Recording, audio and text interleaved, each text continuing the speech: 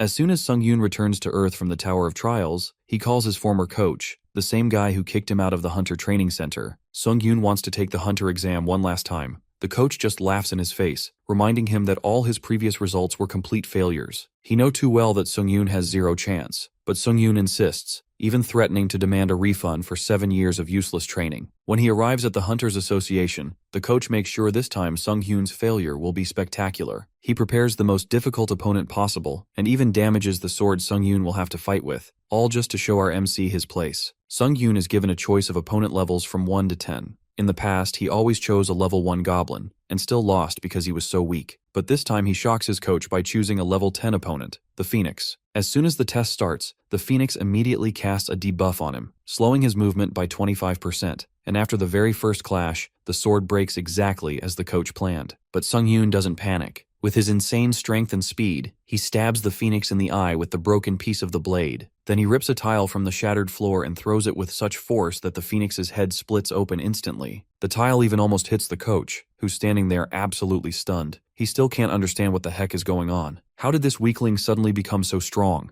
Just a little while ago, he was nothing but a hopeless loser. 7 years ago, a day came when a mysterious calamity struck. A horrifying disaster called Dungeon Break took place. Countless monsters burst out of that dungeon, and because of this incident, countless people suffered. During the catastrophe, Sung-yoon's parents couldn't escape and passed away. That day, our boy lost everything in an instant, and made a pledge to himself while he cried tears of blood. From that moment on, he swore he would become a hunter, rip monsters apart, and kill them all, or so he thought. 7 years later, on the very same day the disaster occurred, he was kicked out of the Hunter Training Center, left completely hopeless. His trainer didn't hold back in the slightest when telling him how much absolute trash his talent was. Normally, people who awaken get a few months to train in the exclusive training hall before debuting as hunters. But our guy had already gone way past that limit. He had been training for 7 whole years. And his trainer didn't want some so-called trash ruining the Institute's reputation. Despite his constant persistence, the trainer denied him again and again, even beating the crap out of him whenever he came back to his house. All that remained was a broken boy, with only one wish left, which is to somehow get stronger, or awaken an innate trait of his own. While it all seemed over for him, his strong will and burning desire to grow didn't go unnoticed. The Tower of Trials was searching for worthy challengers across the planet, and because of his iron will, our boy earned a spot among them. As he was pulled into the void where the Tower of Trials gave him an option to choose the difficulty level for the trial ahead. The higher the difficulty, the greater the rewards. At that moment, Sung-yoon had no idea what was going on, but his gut told him this was his chance. So, he seized it, choosing the difficulty level he desired. With the level chosen, he was sent straight to the very first stage of the Tower of Trials. He finds himself in a boundless desert, where he has been granted nothing but a sword to defend himself. Now, his goal is to survive this place, and in return, unlock the innate trait he had always dreamed of. Yes, the same trait he had worked his ass off for in the real world, only to get nothing in return. So, seeing this chance handed to him feels unbelievable. But little does he know, this innate trait isn't going to be served on a silver platter. He realizes this the moment a massive sand golem erupts from the ground, hell-bent on crushing him under its weight. His mission now is to survive against the sand golem for the next 10 minutes. And get this, it isn't going to be a piece of cake, because bro had chosen hard mode for his trial difficulty level. And here's the real kicker, if he fails the mission, the penalty is death. Han breaks into a desperate run for survival, but a thought crosses his mind, reckoning if he can really escape the sand golems by scampering like this. The monster chases him in a frantic blur, and our guy infers that this sand golem is faster than it seems because of its size. Our guy theoretically reckons that it's impossible for him to run away for 9 minutes straight with his stamina in this desert biome in the first place. Han runs out of breath as he sprints and ponders that this realm only gave him a sword and told him to survive. But even so, he longs for someone's guidance on what exactly he's supposed to do. Either he dies trying to run away, or he dies fighting. In the meantime, the sand golem is 2 steps away from crushing Sung-yoon, while our guy screams in a frenzy. Our guy finds himself clueless about how the hell he's supposed to win against this monster. In this life-threatening moment, his thoughts take a shift when a vision unfolds, and Han recalls all the mocking faces that made him feel that he's nothing in this world. It's as if he was being trampled under those brutal words, and he wonders if he's going to die a pathetic death just by trying to run away. At that moment, our guy comes back stronger as he refuses to just run away cowardly. 7 years of trying to be a hunter, and now Han can confidently say that he knows better than most hunters on the field when it comes to theory. Our guy, with his heart pounding, knows for sure that there's no answer if he keeps running away, so at the very least, he needs to find a way to survive. That's when Sung-yoon conjectures that monsters like sand golems will stop moving if he destroys their core. However, their cores are usually in places that are hard to reach. Our guy simply decides to make it easier to reach the core, and with that, he drifts his feet through the sand to halt his movements. Just like that, Han impressively takes a leap and slashes the sword across the monster. While he manages to stumble on the sand golem, Sung-yoon takes the golden chance to reach the core as he spots it. He begins to break the big red core with the sword, and while it bears some cracks, the monster gets up, making our guy slip away. A surge of frustration rises as Han was just a second away from destroying the core. As our guy attempts to hit it one more time, he's grabbed by the sand golem, who squeezes the poor fella to death. Our guy shrieks in pain as he's on the brink of death while his thoughts circle around the echoes of humiliating words, belittling and breaking him. That's when our guy breaks through those voices in his head. At that moment, Han hurls his sword with unyielding fury, aimed straight for the heart of the enemy's core. Fortunately, the sword clashes with the core, and our guy succeeds in destroying the core of the sand golem. The monster withers away, and Han Sung-yoon plummets as the sand showers upon him. He sits in disbelief, wondering if he really killed the monster by himself. But even so, he barely won against it. With that, Han clears the first floor of the Tower of Trials, and with blood dripping from his body, he couldn't be happier that he survived. As a reward, he unlocks unique traits, obtains 1,000 points, and earns a skill, Fast Recovery, as a bonus. The rewards leave Han bewildered because it all seems so surreal. He never got a reward even after 7 years of grinding efforts. Instead, the only things that he got in return were scorn and mockery. After that, he unlocks a unique trait, and Sung-yoon is titled with the trait Necromancy. That's when it occurs to our guy that he can become a hunter too. But all of this is possible if he survives. Suddenly, a gust of red aura reappears, and Han notices that it's the fog where the sand golem died. It turns out that his new skill, Necromancy, gets activated, and now he can choose to absorb the sand golem's spirit. Our guy processes that this black fog is his unique trait. Nonetheless, he decides to absorb the monster's spirit, and the fog violently hurtles towards Han, making him scared. Han absorbs the spirit of the sand golem, which increases his efficiency by 7%. Strangely, that red orb of energy gets engulfed into our boy's body, making him freak out. Since our guy can feel the spirit inside him, he comes to realize that he can store it if he absorbs it. Han uses the spirit energy to increase his stats permanently and feels a surge of energy filling his body. This makes our guy barely able to process the miracle unfolding before him, since his stats have really increased, because never once in 7 years was he able to raise his stats. But now, Sung-yoon is finally able to raise his stats permanently with the help of this unique necromancy trait. A wave of stunned joy washes over him when he realizes that he can become a hunter now if he returns to the real world with this skill. Shortly after that, the system informs Han to move to the waiting room. The moment our guy enters the portal, he collapses since he lost too much blood, and his injuries get worse than he thought. Suddenly, a green gust surrounds Sung-yoon, and in the next moment, our fella is all healed up. Given the amount of blood he spilled, our guy assumes that he'll be healed once the trial is over. But what's even more shocking is when our guy spots a big bed, wondering how they could just put a single bed in a big room. Nonetheless, he hops onto the bed and ponders about his next plan. While our guy wonders if he'll be able to escape the tower, the thing that doesn't settle with him is the reason why this tower called him to this place. Just then, he's interrupted by the system. He's notified that he is able to use the 5 commands: info, store, community, inventory, and trial. Saying the following words will activate the commands. Han Sung-yoon's mind is flooding with questions, but he snaps out of it and focuses on surviving for now. He then calls the word trial to activate it and gets to know that 23 hours are left until the second floor trial. Our guy now apprehends that he needs to go through more trials and activates a community where the people who were also forced into this tower are conversing with each other. Han discovers that the people in the chat are confused, and on top of that, the people who weren't hunters like him were also dragged into this place. Suddenly, the admin enters the chat, disabling the other players from messaging since he seems to have an important message for those who have cleared the tutorial. Our guy is still clueless about a way to return, but he plans to memorize all the info whatsoever. The admin reveals that the points earned during trials are used as currency within the Tower of Trials. More importantly, they can't get even a single drop of water without points. Lastly, the only way to earn points is through trials. While this sounds like a true survival game, Han learns that he needs to do everything he can to get used to the rules within the tower. Otherwise, he dies. The fact that he can't even get water without points means that, in order to earn points, he needs to keep clearing the trials. With that, the admin exits the chat after giving a shocker,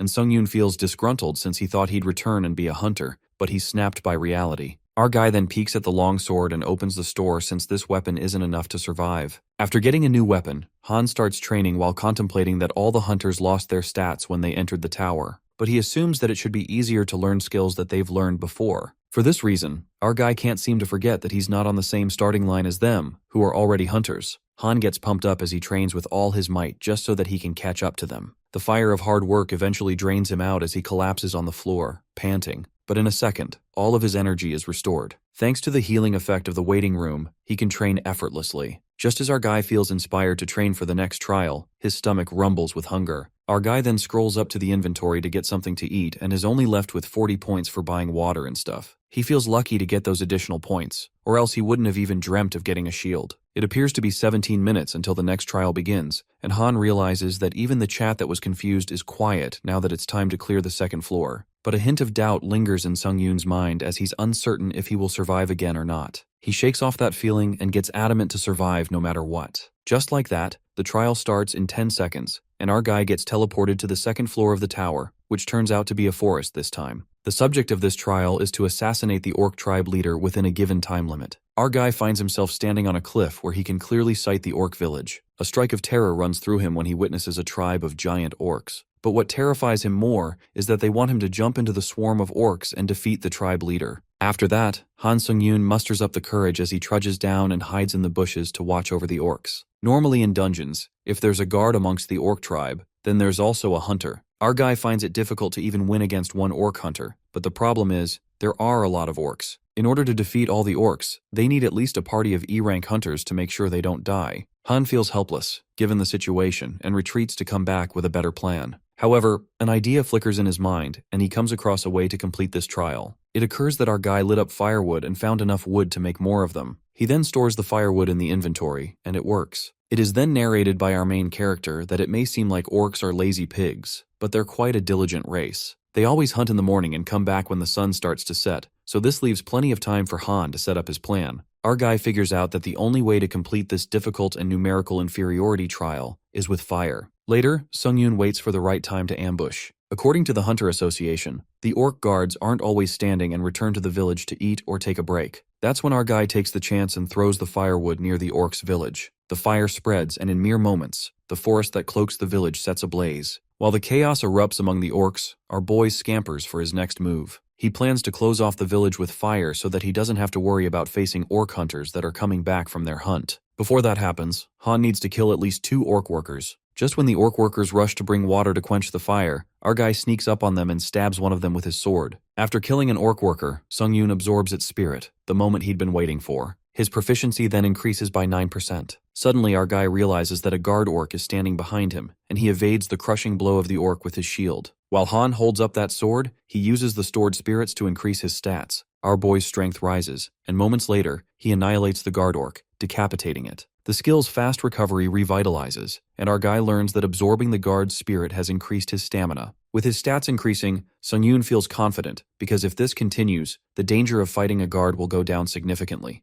The determination is apparent, and our boy reckons that there are 3 orc workers, 1 guard, and an old clan head. Our boy knows for sure that if he manages to take down the guard, then he'll have no problem defeating the old clan head. On top of that, Han feels high-spirited after absorbing the guard spirit since wiping out the workers isn't threatening at all. Just like that, our guy attacks the orcs, and after killing the workers, he notices that the guard orc has separated from the clan head, which means it has given up on guarding it. Simply put, this guard orc is the last obstacle he needs to overcome. Our guy slashes through the monsters, tearing them apart, and after killing most of them, he's left with the guard. Suddenly, the clan head creates a fire attack and strikes Sung-yoon. The blaze tears through the air, wild and unstoppable, but Han's shield saves him from the flames that could burn him to a crisp. That fire is stopped by the shield while the head orc is relieved that he's finished off the perpetrator. Promptly, the dust settles, and our guy appears alive with his clothes burnt and his shield bearing marks. It turns out that Han accomplishes an achievement to endure the fire, and with that, the skill fire resistance is created.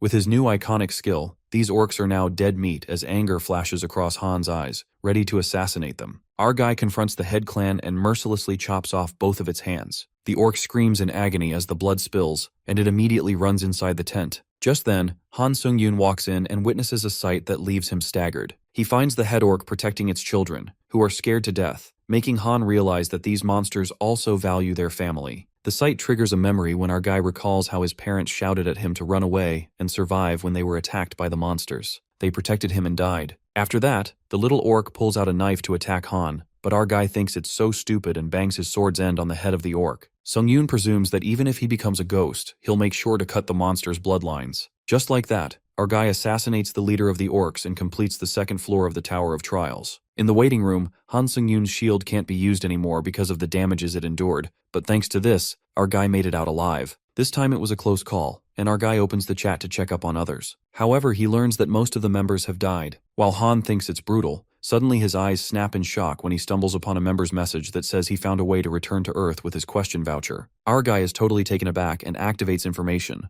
one of the 5 commands. It occurs that Han can use a question voucher to get a reply from the moderator, and each time he enters a new floor, he'll get a question voucher. It is revealed to us that by sharing the information they've found through the question vouchers, the chat room's atmosphere has naturally turned into a place to share what they've found. This is the main point of the chat room. The crucial part of info is that there's a temporary return stone for sale that one can use to return to Earth for a couple of days when they complete the 5th floor. Furthermore, there's also info beyond the 7th floor. An extensive system expansion will occur, and items that can make one permanently return to Earth are sold. After processing all the info, Han Sung-yoon presumes that if he returns to Earth with his current abilities, he'll easily become an E-rank hunter. But this pressure takes a toll on our guy, because if he had this ability on Earth, it would be a complete scam. The more Han urges to go back to Earth, the thoughts make him low-spirited. He thinks logically that he barely just completed the 2nd floor, and reaching the 8th floor seems far-fetched. Even so, our guy decides to stay positive since his stats, which were nothing, are now averaging and heading towards 20. First, our guy absorbs all the 5 spirits he got by putting his life on the line, which increases his status, and his body overflows with strength. As soon as those spirits are swept in, Han finally gets it,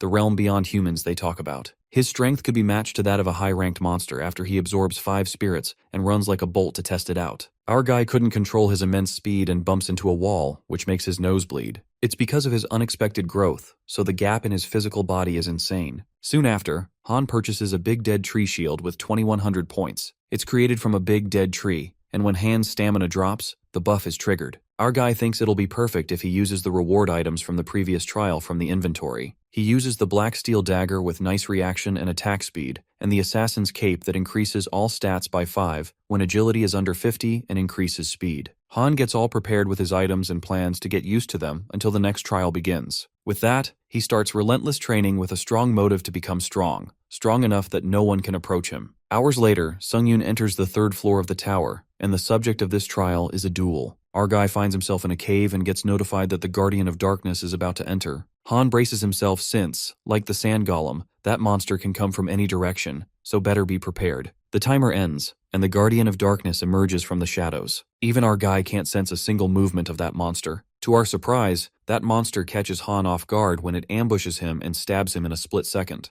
The Guardian of Darkness appears more dangerous than expected as it smirks while our guy groans in pain, disoriented by the sudden occurrence. He's then instructed to defeat the Guardian of Darkness, the doppelganger, who moves like Han's shadow. Han Sung-yoon struggles to defeat the Guardian of Darkness and activates his skill, Fast Recovery. Our guy realizes his spine would have been cut if he hadn't moved, but then he notices something. Sung-yoon observes the position of his opponent, which is the same as his, and notices the doppelganger is copying his moves. Our guy decides to figure it out by clashing with it once, and succeeds in attacking him, but then he learns that it can use a healing skill. In an instant, the Guardian of Darkness leaps onto our guy with the exact same moves Sung-yoon pulled off earlier. Han grasps the situation quickly and decides to use his own skills to take his enemy down, but is left stunned when it attacks him, and somehow, the doppelganger manages to grow stronger in a short time. Han Sung-yoon uses the assassin's cape, activating its innate effect. He decides to end this in a minute. Our guy manages to do some damage to its body, but as he assumes it worked, his arm is cut off, making him scream in pain. Sung-yoon observes the Guardian of Darkness and finds him not moving. Our guy is aware that it will take some time to heal and sees this as a chance to kill it. But since his hand is cut off, our guy thinks of a way to do it without having the sword in his hands.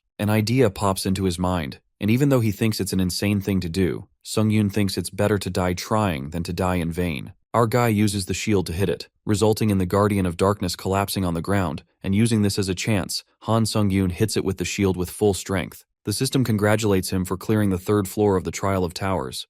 Upon entering the 4th floor's waiting room, Han Sung-yoon has been healed of all debuffs and injuries. As he tests it out on a wall, he's glad he healed perfectly and ponders about the spirit of doppelganger he earned in the cave after clearing the 3rd floor trial. He believes that the spirit is incomparable to the other monsters he faced. Meanwhile, the system notifies him that his trait, necromancy, has reached 100% proficiency. With his rank being improved by 1, Sung-yoon reaches necromancy level E and finds out he can absorb their skills. In addition to that, our guy now also has an additional effect from which he can randomly obtain one of the awakened skills of the spirit when absorbing the spirit of death. Our guy realizes that's how he managed to obtain fast recovery after experiencing near death, being well aware that skills aren't easy to get. Not expecting to have a broken trait like this, Han Sung-yoon decides to test his fate. With that, he enters the community of the 4th floor and feels at home, waiting in the lobby. As our guy is about to swipe the screen, he sees the information given about the next trial, which is an integrated trial in which they would have to work as a party. Sung-yoon sees the comment of one of the competitors, stating that the competition among the hunters would mean killing each other, leaving our guy stunned.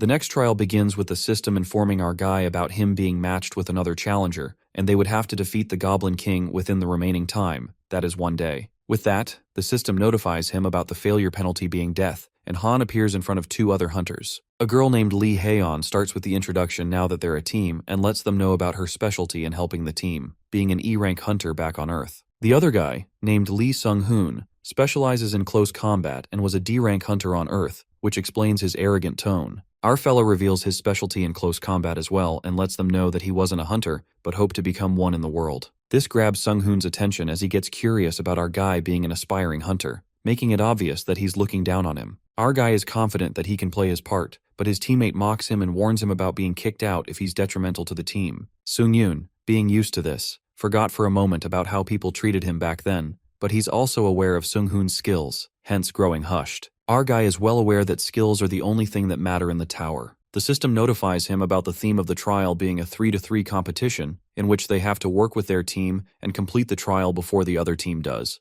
And with that, the doors of the castle open. Lee struggles to take down the goblins, wondering how the hell they're moving in such an organized way, and calls out the newbie, who's our guy, yelling at him to fight. While our guy complains about him not even paying attention to his surroundings, Lee Haeon announces to help him after she's done with her spell, but is interrupted when Sung-hoon screams at her, ordering her to buff him right now. She reveals her supportive spells are all used up, not knowing what to do when Sung-yoon steps in and informs her that he is going to help his teammate since he needs his help. Haeon tries to stop our guy but fails, concerned about who's going to watch her back, and as she turns around, she is left speechless to witness all the goblins dead. Sung-hoon loses his cool as he fails to defeat the goblins and blames the newbie for his failure. He's about to get hit when someone appears in front of him and kills the goblin. Turns out, it's Han Sung-yoon, who orders him to stay back since he's just getting in his way as his aura now changes completely. Defeating all the goblins, he slices them like butter and accomplishes the title of a goblin hunter. Our guy pulls an Uno reverse on that big guy and says that he's a fucking bother right now. With that,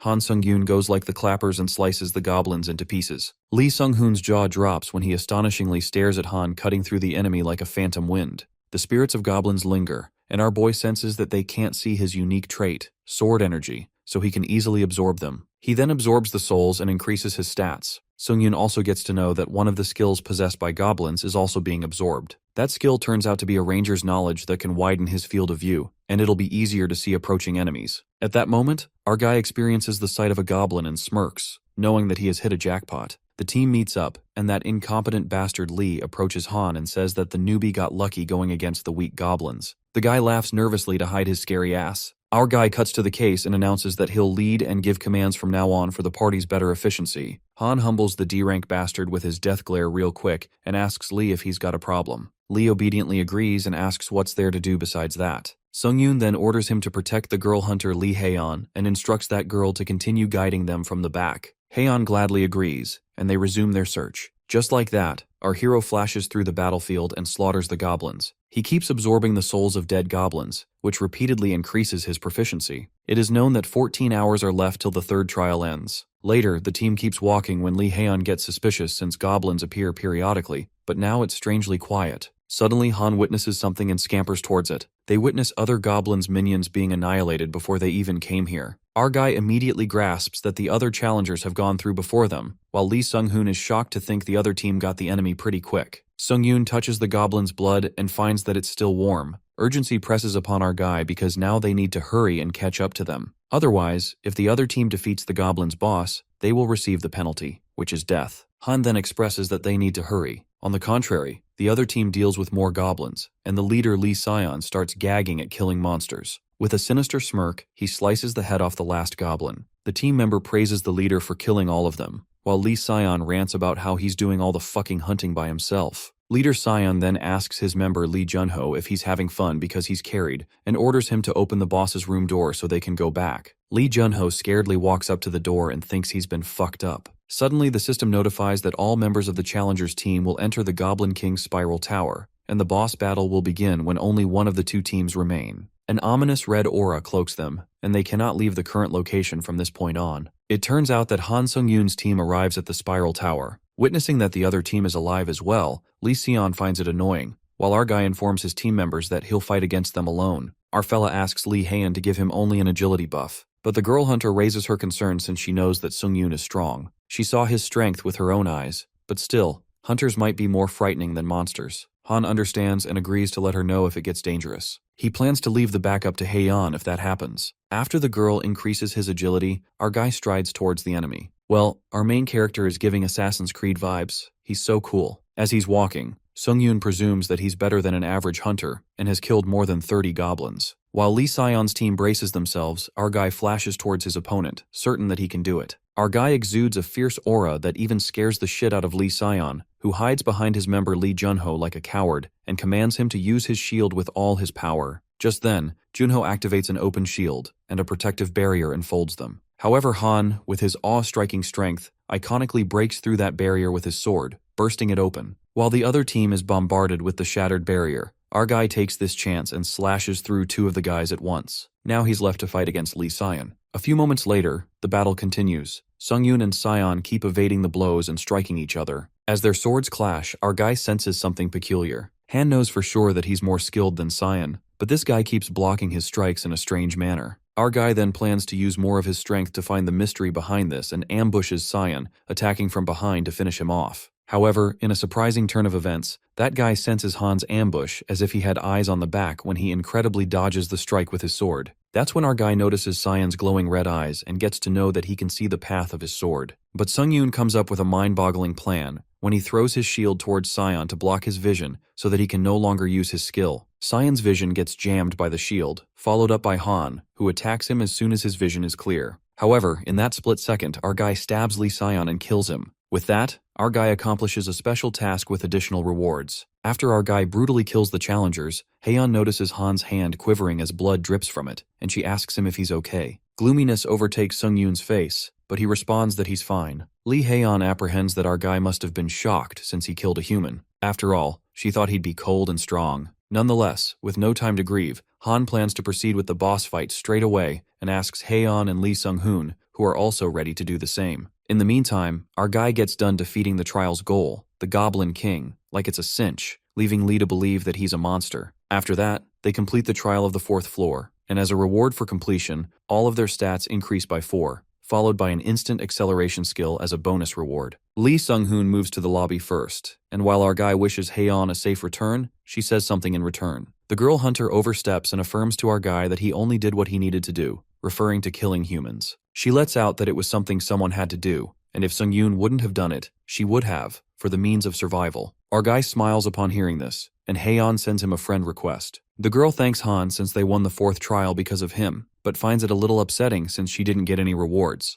Haeun blushes and asks our guy to look for her when he returns to Earth later, adding that she's from the White Silver Guild. With that, the girl leaves and our guy turns red. Since he's left alone, our guy is left to make a decision on whether he's going to absorb the human souls or not. Our guy narrates that when he first found out he could do this, he put it off because he knew that if he did it, then he would have crossed a line and couldn't go back. A smirk spreads across his face, reeking of malice, and that's when he makes up his mind. Han thinks rationally and concludes that he'll get stronger. He won't kill people to achieve that unless the situation demands him to do it. Han proceeds to absorb the human soul, driven by a fierce motive. It occurs that Sung-yoon's dream of becoming a hunter brought up his other internal desires. The Tower of Trials gave him a chance, so there's no way our guy is letting this chance slip away. Our guy has his burning desire to keep progressing through this tower. After that, Han enters the lobby of the 5th floor where the system expands. Trial totalization has been created, a system that will grade every challenger's rank. The system asks our guy to enter a username, and he goes with the Hunter. In the challenger's rank panel, the first 5 positions are held by SS rank hunters. Our guy finds it intrusive and wonders if he's also in the rankings. He scrolls up and surprisingly comes across his username that's ranked 16th. Sung-yoon is taken aback by his rank since it's a lot higher than he expected. The system, on the other hand, elaborates that the challengers in the top 50 will be called pioneers. They will obtain benefits on the 8th floor, and if these players remain pioneers until the 8th floor, they will obtain a privilege called Halo. Han wonders if this is some sort of skill and knows that he'll figure out what happens when he gets to it. Our guy absorbs the 3 human souls, and as the energy is howling, Sung-yoon feels like he's really surpassed the limits of a human. Later, Han purchases a return stone that can be used to return where he came from for 3 days. Our guy then decides to test it and see if he can bring equipment with him. Using the stone, Han returns back to Earth, and his powers are now on a whole other level. Player Han's wish to return to Earth gets accepted, and after consuming the return stone, our guy returns to Earth as he plummets into a portal. Our boy comes back to his residence, and he has to return to the Tower of Trials in 3 days. Moments later, Sung-yoon opens his eyes and finds himself in his room. He's left surprised and admits that he's really home. Before anything else, our guy prioritizes his sleep because, comparing this bed to the waiting room, it's heaven. But then a pungent stench crawls up his nose, and Han realizes that he stinks real bad and needs to wash up. As he gets up, our guy discovers the weapons from the tower he brought just in case, and it turns out that bringing weapons from the tower back to Earth really works, which means the other players can also bring their items back to Earth. Our guy then decides to move quickly since he's got a lot of things to do within 3 days. It is then revealed to us that when people start returning to Earth, items will also become plentiful, and the price for the hunter supplies could plummet. Sung-yoon presumes that he needs to sell the dagger before the price drops, and peeking at his notes, he remembers he originally wanted to apply for a hunter exam test and take the exam when he next returned to Earth. It appears he's going to be busier than he thought. In the center, the director of the White Lotus Hunter Training Center, Hwang Manhwa, receives a call from our guy Han Sung-yoon. Han makes the director recall who he is, and there's no way Manhwa would have forgotten him. Manhwa urges to send the membership fees online to Han, but our guy refuses since he doesn't need a refund. While the director corroborates if he can keep the fee, our guy asks him a favor in return. Hwang doesn't permit him to use the training center for practice, but Sung-yoon cuts to the chase and asks assistance in taking the hunter exam. Director Hwang remembers that Han failed the test last time and tells our guy not to forget his overall ability results.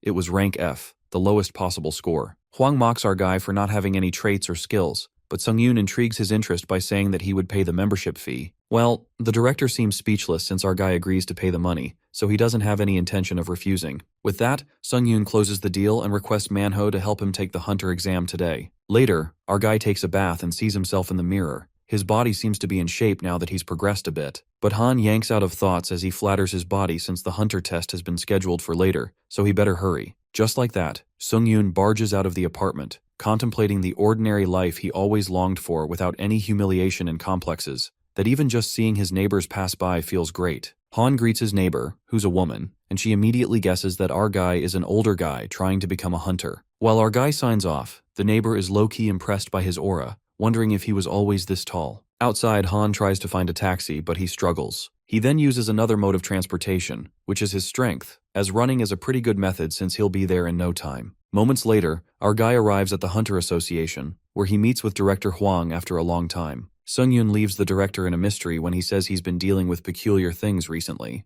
Hwang Manhwa renders speechless, wondering what that boy meant, and in the meantime, Inspector Kim In-hoo informs Han that he'll be responsible for grading the hunter test. Inspector Kim explains that our guy is exempt from theory tests, and the interview due to Hwang being an observer. Since Sung-yoon is already familiar with the test procedures, they proceed with the hunter test. In the test area, Sung-yoon has a sword, and Manhwa asks Inspector Kim to make the test difficult in order to make Han fail. Inspector Kim In-hoo assures the director that he's prepared the most difficult opponent for a sword user. After that, Kim asks our guy to choose the difficulty level between levels 1 to 10. The events replay in his head when Sung-yoon recalls that he always did the level 1 test, and failed a goblin in the previous tests, only because he was weak. Meanwhile, Director Hwang is certain that Han's going to choose one. Things take a drastic turn when our fella chooses level 10 for difficulty, making Hwang's eyes snap in shock, and he calls him a crazy bastard. Soon after, the hunter test begins, and Sung-yoon is put to hunt down the phoenix. As soon as the phoenix roars, Han's movement decreases by 25% due to the ability Predator's Roar. That's when Han also notices that his sword bears cracks, and shortly, we get to know that bastard Hwang Manhwa messed up with his weapon to make sure our guy fails this test. While Hwang is certain that this bastard Han could never win the test, he brutally wants to show Sung-yoon when he doesn't know his place and starts acting out. On the contrary, Sung-yoon confronts the phoenix, who seems to be soaring his way while he stands stiff. The next scene begins with Director Hwang's point of view, where it is revealed to us that he passed the hunter exam. When he first became a hunter, he felt like he was the best, gushing with pride and joy.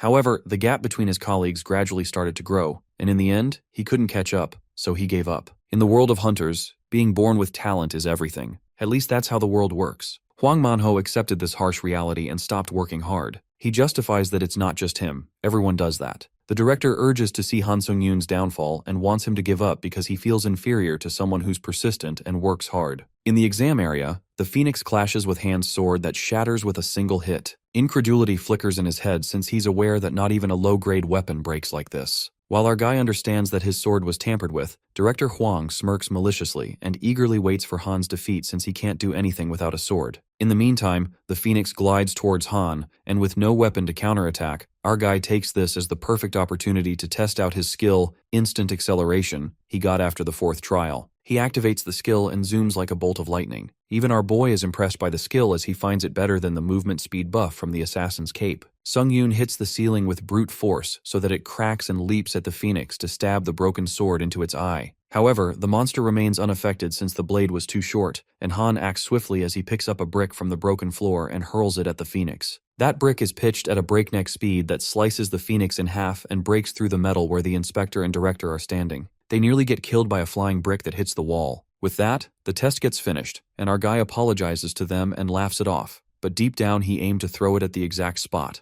After that, Han finally becomes an official hunter as he gets registered in the Hunter Association. Now that he's a hunter, our boy can enter a dungeon and sell items as well. On the contrary, Director Hwang is boiling with rage as he asks Inspector Kim to explain the recent occurrence, not to mention that he also asked Kim to fail Han in 10 seconds. The inspector finds it funny and affirms they did the best they could. As per Hwang's request, with Han's abilities, they made the test so he couldn't pass. That bastard director persuades Kim In-hoo to at least lower his rank to A. I mean, the director is such a dumb fuck. Bro got mad at our protagonist just because he worked harder and didn't end up like him. Nonetheless, the inspector couldn't lower it anymore since Sung-yoon killed a monster in a test that would at least set him at D rank in freaking 10 seconds. While that sounds jaw-dropping, Inspector Kim clarifies that if he gave Sung-yoon a D rank, he would have gotten a complaint from the association. As Hwang Manho is utterly jealous of Sung-yoon, he forces Kim to change the rank whatsoever when shortly, our guy enters the room, flaunting his hunter's license. Inspector Kim congratulates Han, who walks up to the director and asks if something happened because he doesn't look well. The director nervously wishes him and addresses him as Hunter Sung-yoon. It appears that Han Sung-yoon is here to seek retaliation for all the times he's been humiliated by the director's words. Tension crackles in the air when our guy breaks the ice and reminds Director Hwang that he was a C rank before he retired. The director asks where this conversation is headed while Sung-yoon makes Manho remember how he called him a failure the other time. Abruptly, Hwang loses his shit when he runs to smack Han, and it turns out our guy's provocation worked well as expected. With that, Han effortlessly evades the punch coming from the director, and as a counteract, our guy smacks Hwang straight in the gut, calling it self-defense. Han ends it with an iconic slap across the director's face since this was the payback.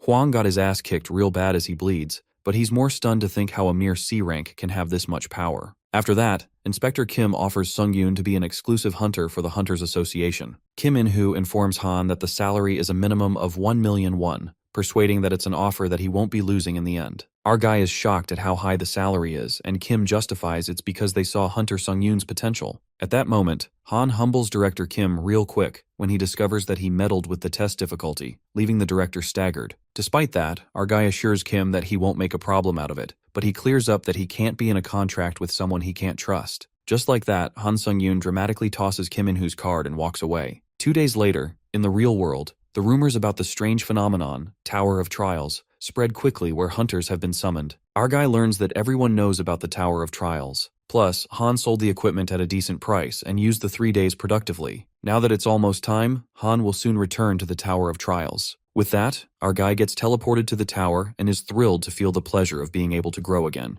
Our guy smirks and thinks he'll be busy when he returns. Eventually, Han is back at the tower, and as expected, he is able to use his items freely both in the tower and in the real world. The items brought back from Earth, Han put these in the inventory. Without cutting off some slack, our boy gets warmed up and prepares for the 5th floor trial. Just then, Sung-yoon is welcomed by an achievement known as the First Returner, and the skill Eyes of Truth is created. The skill Eyes of Truth gets activated, exuding purple aura, and using this magic power allows him to view the details of anything, even determine the truth of a person's words. Our fella strikes it rich with this skill as he realizes that not only can he view the details behind items, but also determine if someone's lying. Han calls it unexpected luck. After that, our boy purchases a thunder sword and a secretive hunter's shield at a heavy cost. Although it's expensive, Sung-yoon looks for the good sword's bonus effects, which is when he hits the opponent, they will have a 10% chance of being paralyzed. Sounds like a nice prerogative. He then gets ready for the 5th floor trial since it's been a while. Han enters the 5th floor of the Tower of Trials, and the title of the trial is Hunt, with the remaining time of 1 day. The condition to win the trial is to defeat the wolf person, the boss of the Wolf Gorge,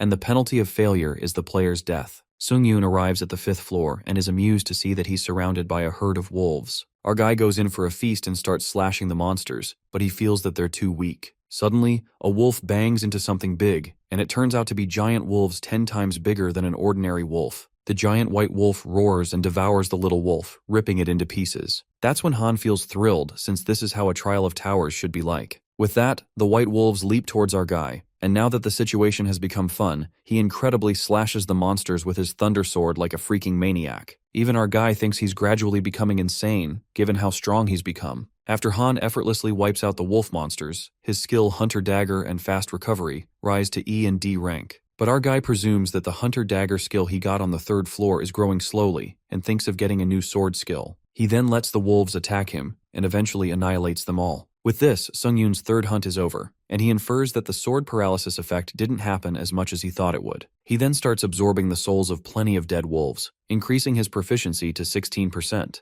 Our guy is surprised to see his necromancy skills proficiency increasing nicely, and if he keeps at it, he might be able to grow his unique trait. He then moves forth and senses that he's getting closer to the center of the Wolf Gorge. As he goes deeper, our guy witnesses brutally annihilated white wolves, which makes him wonder if there was a territory fight. But analyzing their injuries, Han supposes they were made by a sword, which means these monsters were killed by someone insanely powerful. He also notices traces carved on walls, and to unravel the truth, our fella activates the skill Eyes of Truth, and learns that these are traces of D-rank aura, made from a very proficient aura which created a clean slice in the wall. However, Han is still baffled since there are many things he's unaware of. Our boy finds it a little unsettling as the ominous aura creeps in, and suddenly, Sung-yoon senses that energy is close by and runs after it. He dashes with full speed to catch up with it, and what he witnesses there leaves him totally astounded. It appears that someone mysterious is fighting the Wolf Gorge. Eventually, that creature defeats the wolf person, hence the passing conditions of the trials have been met. That's when the system analyzes the cause,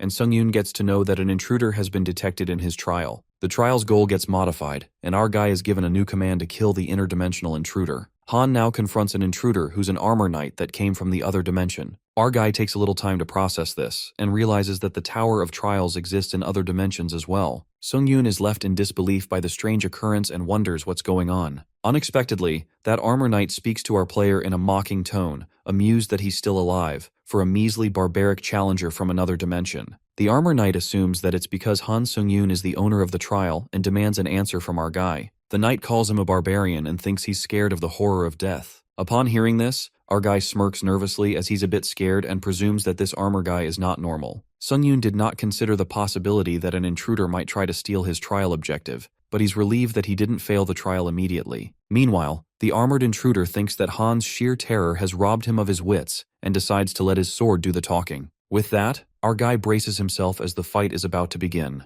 As the armored player runs forth to attack Sung-yoon, our guy hurls the dead wolf in his way. While the intruder gets distracted as it slashes the wolf, Han seizes the chance to ambush and goes for the attack. However, our guy fails miserably when his thunder sword doesn't penetrate that player's heavy armor. Our dude's futile attempt to cut through the armor and cleave it in half is left undone as he discovers that's not how it's going to be. At that moment, the intruder's sword unleashes a dark aura, and as soon as it strikes Sung-yoon, he drifts away with brute force. Our guy gets smashed into the ground to the point that one of his wrists gets twisted. Han's arm bleeds, and the armored player is impressed that his aura is blocked. But still, that arm of his is more useless than if he had severed it entirely. That's when our guy gets worked up and frantically asks the intruder who he is, since no one mentioned anything like this to him. The armored player steps forward, and is not surprised that the primitive ape is ignorant of trial invasion. It's just as he suspected, referring to Sung-yoon. With a broken arm, our guy is now utterly helpless, and questions the intruder why the hell he had to invade his trial. The intruder states that lamentations will not avail him.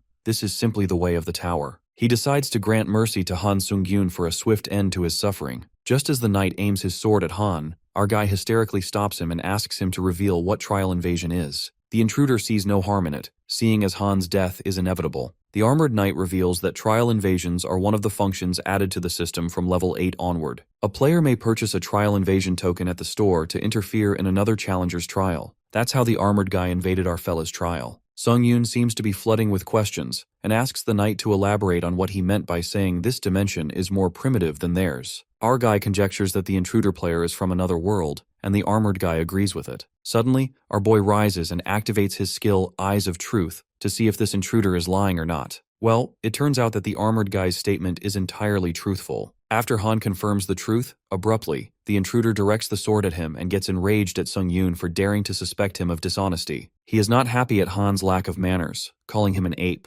While the intruder furiously swings the sword, our guy gets cocky and asks what he's going to do about it. The armored guy gets mad and calls Han a puny primitive fool for acting cocky. That's when Han Sung-yoon spills the beans. Since the intruder gave him some valuable information, he decides to tell him something in return. Han confesses that his twisted arm doesn't feel too bad, thanks to his pain resistance skill. What's more shocking is that our dude is not holding his arm like this because it hurts. It occurs that as soon as our boy lets go of his arm, his fast regeneration skill heals him automatically, figuring the intruder would let his guard down if he looked hurt. Our guy literally flips the tables and makes it exhilarating as his arm looks perfect, as if it was never broken. The armored player is flabbergasted when he learns that our boy is a swordsman and a healer. However, he states that the inevitability of his demise remains unchanged if he has no more to offer. But our guy lets out that it's hard to say since he just keeps getting stronger and stronger. That's the turning point. His real power awakens. Han Sung-yoon's power shines through when he uses all the dead souls in possession to increase his stats. The energy overflows, and his strength drastically increases.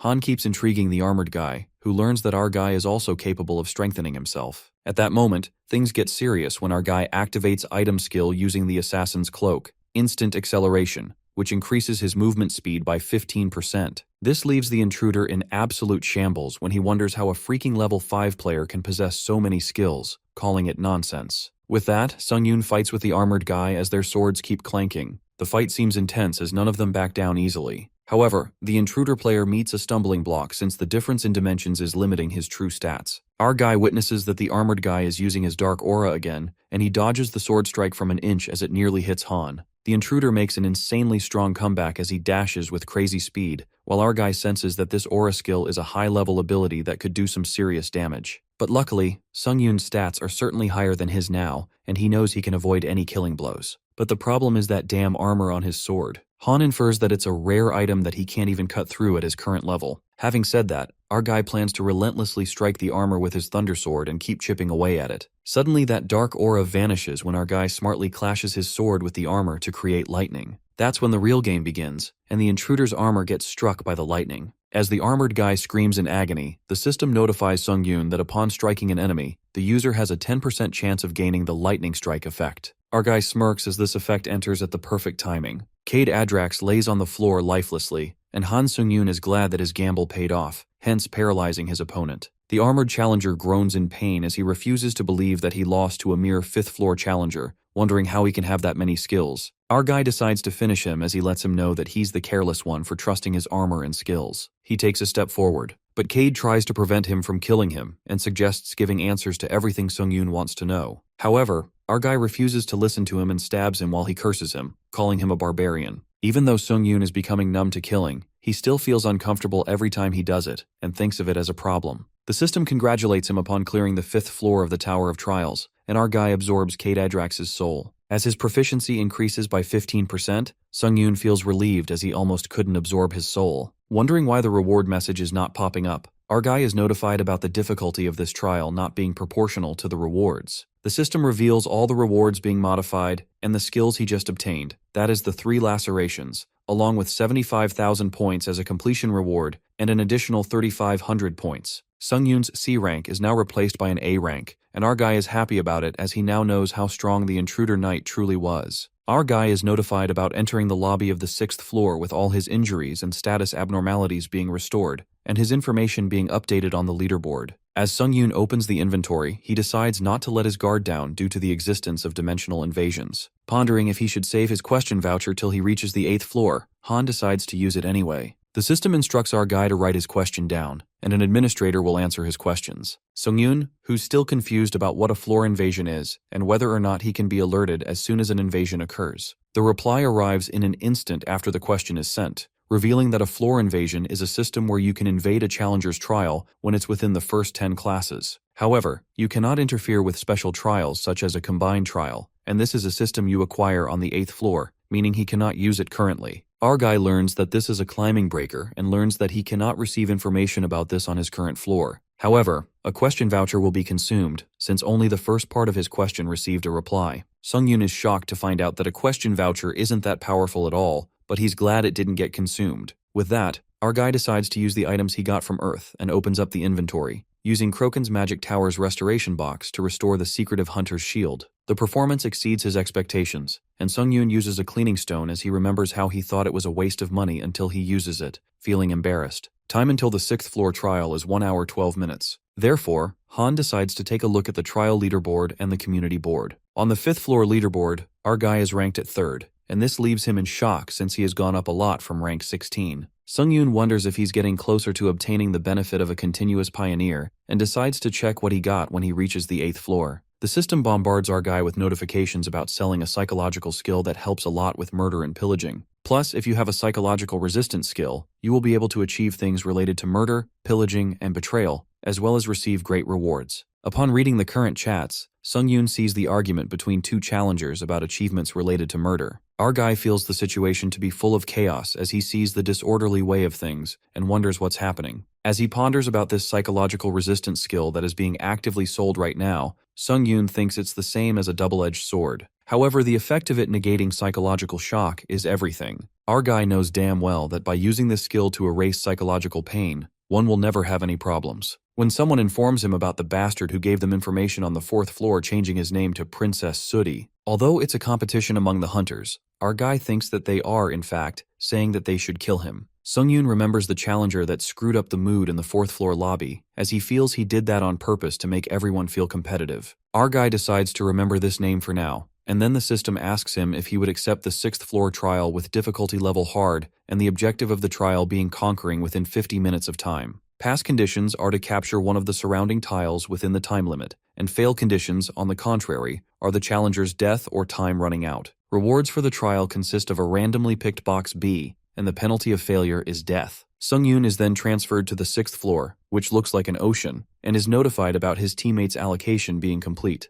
The system suggests cooperating with his teammate and completing the trial. Our guy, who has been waiting, looks concerned when his teammate doesn't come out, but then a spear appears right on top of him as he instantly moves aside, grabbing the spear. A guy also comes out along with the spear, and it seems like he was attacking Han on purpose, making him wonder what and why he's doing that. The guy justifies his actions by stating that murdering a teammate is the easiest way to obtain achievements, while Sung-yoon doesn't like the idea of it. His teammate calls our guy a bastard for acting all hypocritical, reminding him to look around him before he pretends to have a conscience. Flashbacks of people being betrayed by their teammates appear, and the guy laughs mockingly at Sung-yoon, calling him a hypocrite. Two challengers exchange greetings, and one of them pretends to combine their strengths with one another as they witness how the hunters are betraying each other. Just as the challenger thought he got a loyal teammate, his teammate stabs him, knowing he can't get a hold of his sword while he's shaking hands with him. By playing this dirty trick, the challenger gets the title of the achievement that is Dirty Murderer, with his durability increasing by 1. Moving back to Han, who has been listening to his teammate yap about him being a hypocrite, etc.,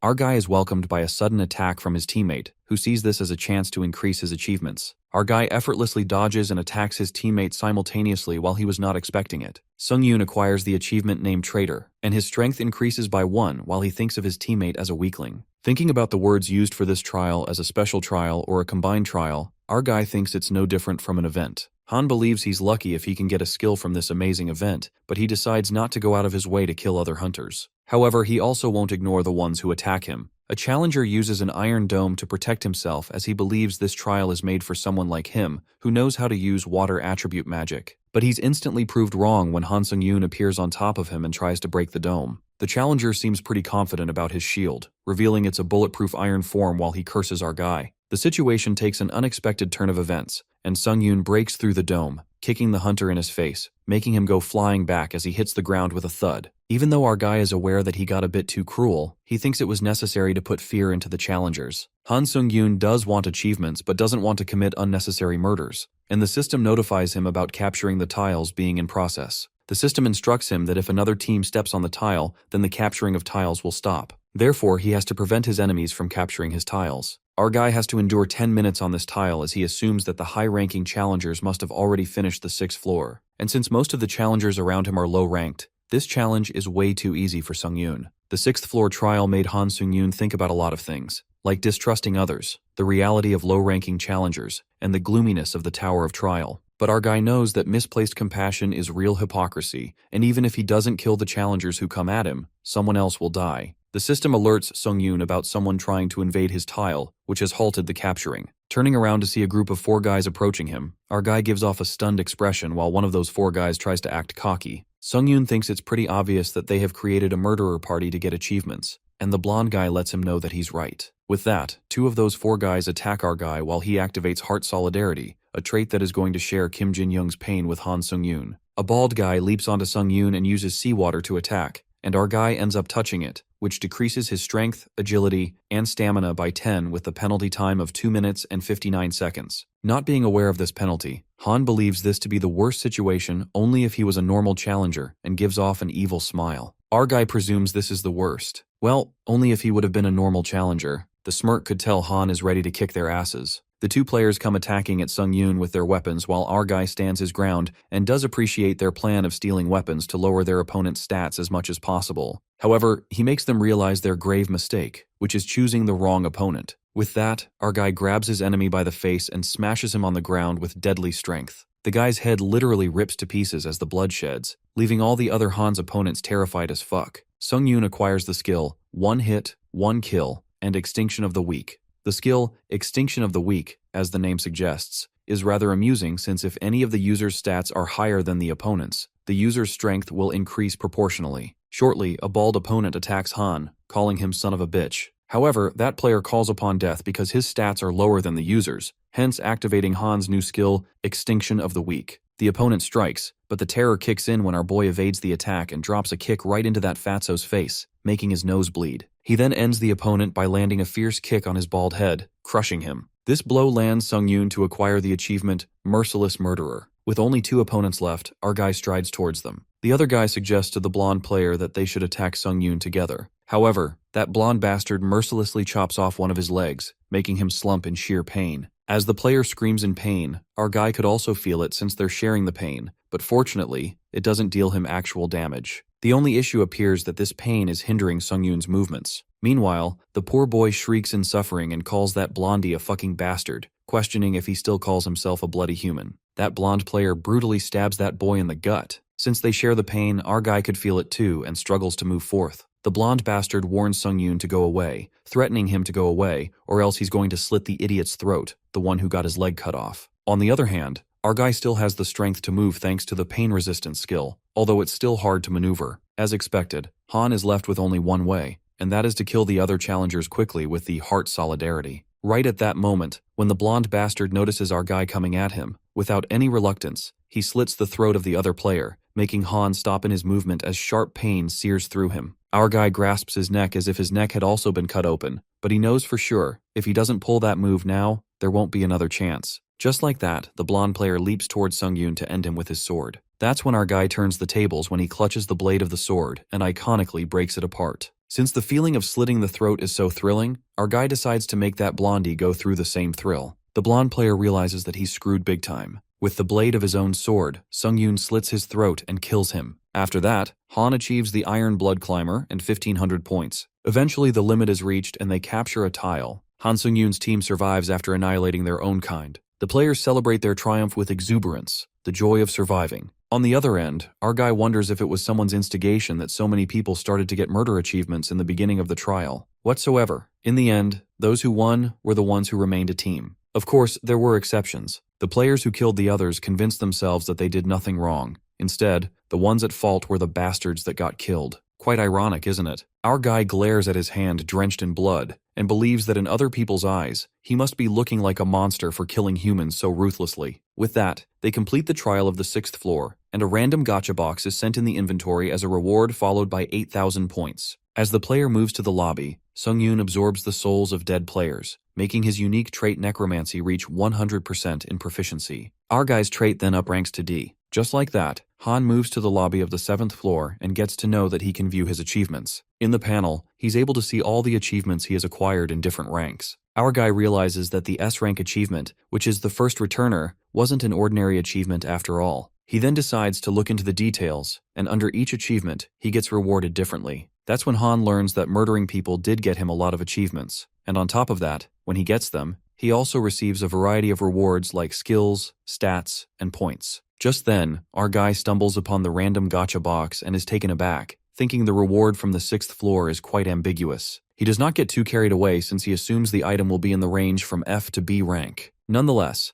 Han decides to get whatever there is in the box and proceed to absorbing the souls. But what happens is totally unexpected. The light flashes from a box, and a little green creature jumps out of it. Our guy is left baffled and wonders if he has to catch this little thing. Without much thought, Sung-yoon begins the catch hunt and chases after the green little monster. After struggling a bit, he manages to grasp the monster. However, it bites Han's hand with its sharp fangs. Our poor fella groans in pain, bawling his eyes out. The little monster flips back like a ninja demon and smirks, while our guy looks done since he went easy on this little one as it was cute. But now he decides to go all out. Sung-yoon chases the little shit like a maniac, but he keeps failing. Eventually, our boy leaps and lands a critical hit, a crushing punch directly onto the monster's head. After the punch, the monster breaks away, and our guy obtains an item of the best rank from the gacha box. Since it's the best rank, Han believes that it's a B rank item. And yes, it turns out to be a wrought iron pendant, which increases sword skill effects by 7%, and using magic power will activate the exclusive effect, Iron Protection. The pendant materializes in his hands and our guy decides to check it out. The item gets activated, and his skin develops a property that absorbs 10% of all physical damage. Sung-yoon himself is amazed as it's better than most A-rank items since the pendant increases the sword skill effect by 7%, followed by 10% of all physical damage absorbed. Simply put, it's an OP item with both attack and defense properties. Our guy feels over the moon since it exceeded his expectations and got a freaking amazing item. But there's a drawback. As soon as Han is done using the pendant, all his magic power gets consumed by it. It occurs that the exclusive skill of the wrought iron pendant, Iron Protection, gets deactivated and drains our guy's magic power like crazy. He then decides to save his magic power to only use the pendant during important moments. Han proceeds to check out his trait necromancy that advanced to D rank when suddenly he's interrupted by the panel materializing before him, asking if he wants to enter the trial of the 7th floor. This leaves him confused since they need to wait in order to challenge the next trial. Han whatsoever is all for it. However, he wonders if this is the same for everyone. He then opens up the community where the players are discussing the sudden removal of the waiting time for the trial. But surprisingly, the players, instead of causing mayhem, think about the benefits that will be doubled if they enter the tower faster with no prep time, since it's useless. Sung-yoon discovers that everyone's wait time has disappeared, and no one really fussed about the fact that it had been removed. They aren't really interested in the pioneer benefits, and just seem to want to go home. Our guy presumes that's maybe because they're all low-rank challengers, so it changes nothing for them. Besides, what surprises him more is the atmosphere that's completely shifted from the 6th floor. Sung-yoon believes that the murdering maniacs are all staying quiet since the next trial is an individual one, so there's nothing to gain by standing out. Nonetheless, our fella decides to be more cautious of these murdering maniacs, given that they killed their teammates without hesitation, which just shows they're heartless fuckers. More importantly, Han gets determined to increase his unwavering skill and takes a peek at his necromancy trait status. He notices that the basic effect becomes a little more specific. Previously, it felt like only Sung-yoon's basic stats were being enhanced, but now he can also use souls for magic power restoration, or a shield. Our guy gets a bit disappointed as he was expecting the probability of absorbing a skill to increase, but it didn't happen. However, he did get a defense ability, which he needed. Sung-yoon gets curious as he really wants to test out how great the soul shield is. He tosses the sword in the air and cuts off his own arm, since he still has the lobby recovering effect. With that, the sword cuts through his arm, but in that split second, the soul absorbs the user's injury. The soul of player Song Jin-wook disappears, and our guy absorbs 3 possessed souls. Meanwhile, Han is utterly astonished by the soul shield, thinking it's better than he thought. He thinks he shouldn't absorb all the souls since it's better to leave some to use as shields. Opening up the 6th trial scoreboard, our guy finds himself in the 4th position and thinks it's a shame as he is ranked down by 1. But he remembers that he just needs to be within the top 50 to be a pioneer. That's what is important. Things get a bit boring in the lobby, and now that the wait time is also gone, our guy goes on to the next trial. The trial of the 7th floor begins with the subject being verification. The completion conditions for the players are that they need to complete 3 trials before the time is up, which is 40 minutes. The reward for the trial is a skill, wins grace, and the penalty for failing it is death. Next, Han Sung-yoon enters the place of the 7th trial and is shocked to see a corridor, given that it's completely different from other trials. In the corridor, Han feels annoyed since he can't feel anything, but then he witnesses a bright light at the end of the corridor. Suddenly, he's seeped into that light and enters the area of the first trial, which was the desert. The player is asked to prove that they've overcome their fears. Our guy then enters the desert, the place where it all started, when promptly, a humongous sand golem materializes from within the sand. Han realizes that his gut feeling was right all along. This area is a reproduction of the tutorial trial, which means that this trial is making him go through 3 trials he's already passed. Confident that now he can defeat the sand golem with eyes closed, our guy anticipates that he'll be able to go to the 8th floor quickly if he passes this. In the meantime, the monster emerges, and our fella smirks as the trial has been leveled up. The sand golem appears 3 times bigger than it was before. The giant sand golem attacks Sung-yoon, who's thrilled to fight the big fella. Our boy leaps around the monster, but strangely enough, he doesn't see a core stone, which is the vital point of the sand golem. He ponders on the possibility that the core stone must be deeper in its body because of the size, but these thoughts disrupt Han's focus as the sand golem catches him off guard, trapping him in its hand. Our boy, being stronger than before, bursts out of that giant hand with his magic power and thinks he has no choice but to slice up the monster. He then begins slashing the thunder sword across the sand golem, but slicing sand with a knife doesn't sound like a nice idea to him. Nonetheless, our guy adamantly aims to find that core and destroy it. However, Han realizes that he unintentionally made the sand golem angrier and fucked up things a bit. The giant golem bastard gets frantic as it decides to literally make a puree out of our guy by crushing him to death. The sand golem takes a leap to end Sung-yoon while our guy is scared to death. He starts scampering away, knowing that dodging this big asshole isn't a problem, but if it falls like that, our guy is done for. Sung-yoon hysterically runs for his life because he knows he can't escape it. The sand golem forcefully tumbles while our guy makes a lucky escape, camouflaging himself in the ridge of sand. Our guy gets pissed and confronts the frantic sand golem by activating the skill 3 Lacerations, which multiplies the sword's cutting power after every attack. With that, Sung-yoon levels up the game and cuts off the golem's arm in one go. Even our boy is shocked that he managed to do it in one go. He recalls how frustrated he was when that armored player invaded his trial, but he thinks he should be thankful the knight invaded his floor since he got an iconic skill. Although the sand golem can regenerate its part with sand,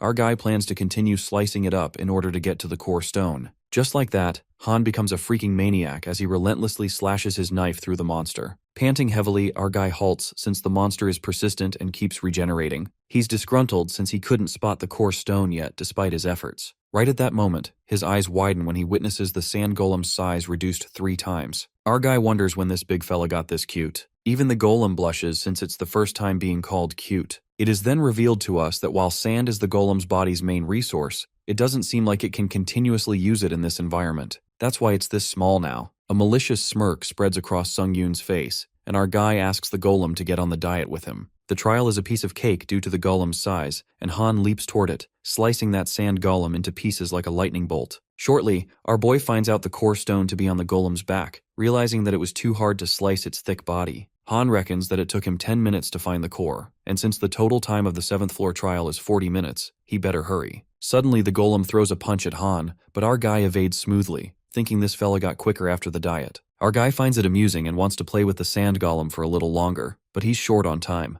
Han gets at the back of the monster and destroys the core stone by piercing his sword, and it shatters into pieces. Just like that, player Han Sung-yoon proves that he has overcome his fear, and the first trial ends. As soon as the first trial ends, our guy gets swept into the portal right away, and he doesn't even get the chance to take the sand golem's spirit. Unfortunately, after trying, Han fails to absorb the dead golem's soul and feels hella frustrated. With that, he enters the second trial zone, and again proves that he has employed his wits. Our guy arrives at the zone and is astounded to see that it's the orc village from the level 2 trial. He finally gets convinced that it is the recreation of the previous trials. The orc village is enfolded in flames, and our guy spots the orc hunters. Sungyun presumes this is what must have happened after he burned the entire settlement. The orc hunters witness their own kind's annihilation, and that's when their eyes burn with rage like a vengeful storm. It is narrated by our guy that it's a phenomenon that sometimes happens to monsters that are engulfed in rage. A berserk orc isn't some mediocre grade E monster anymore, just his luck. The berserk orc hunters dash to seek retaliation and rip Han Sungyun to pieces. On the other hand, Han says something heartless, stating that these filthy monsters have no right to feel bad about their loss, at least not when he's here. Hence, he activates the skill Instant Acceleration and Ultimate Triad.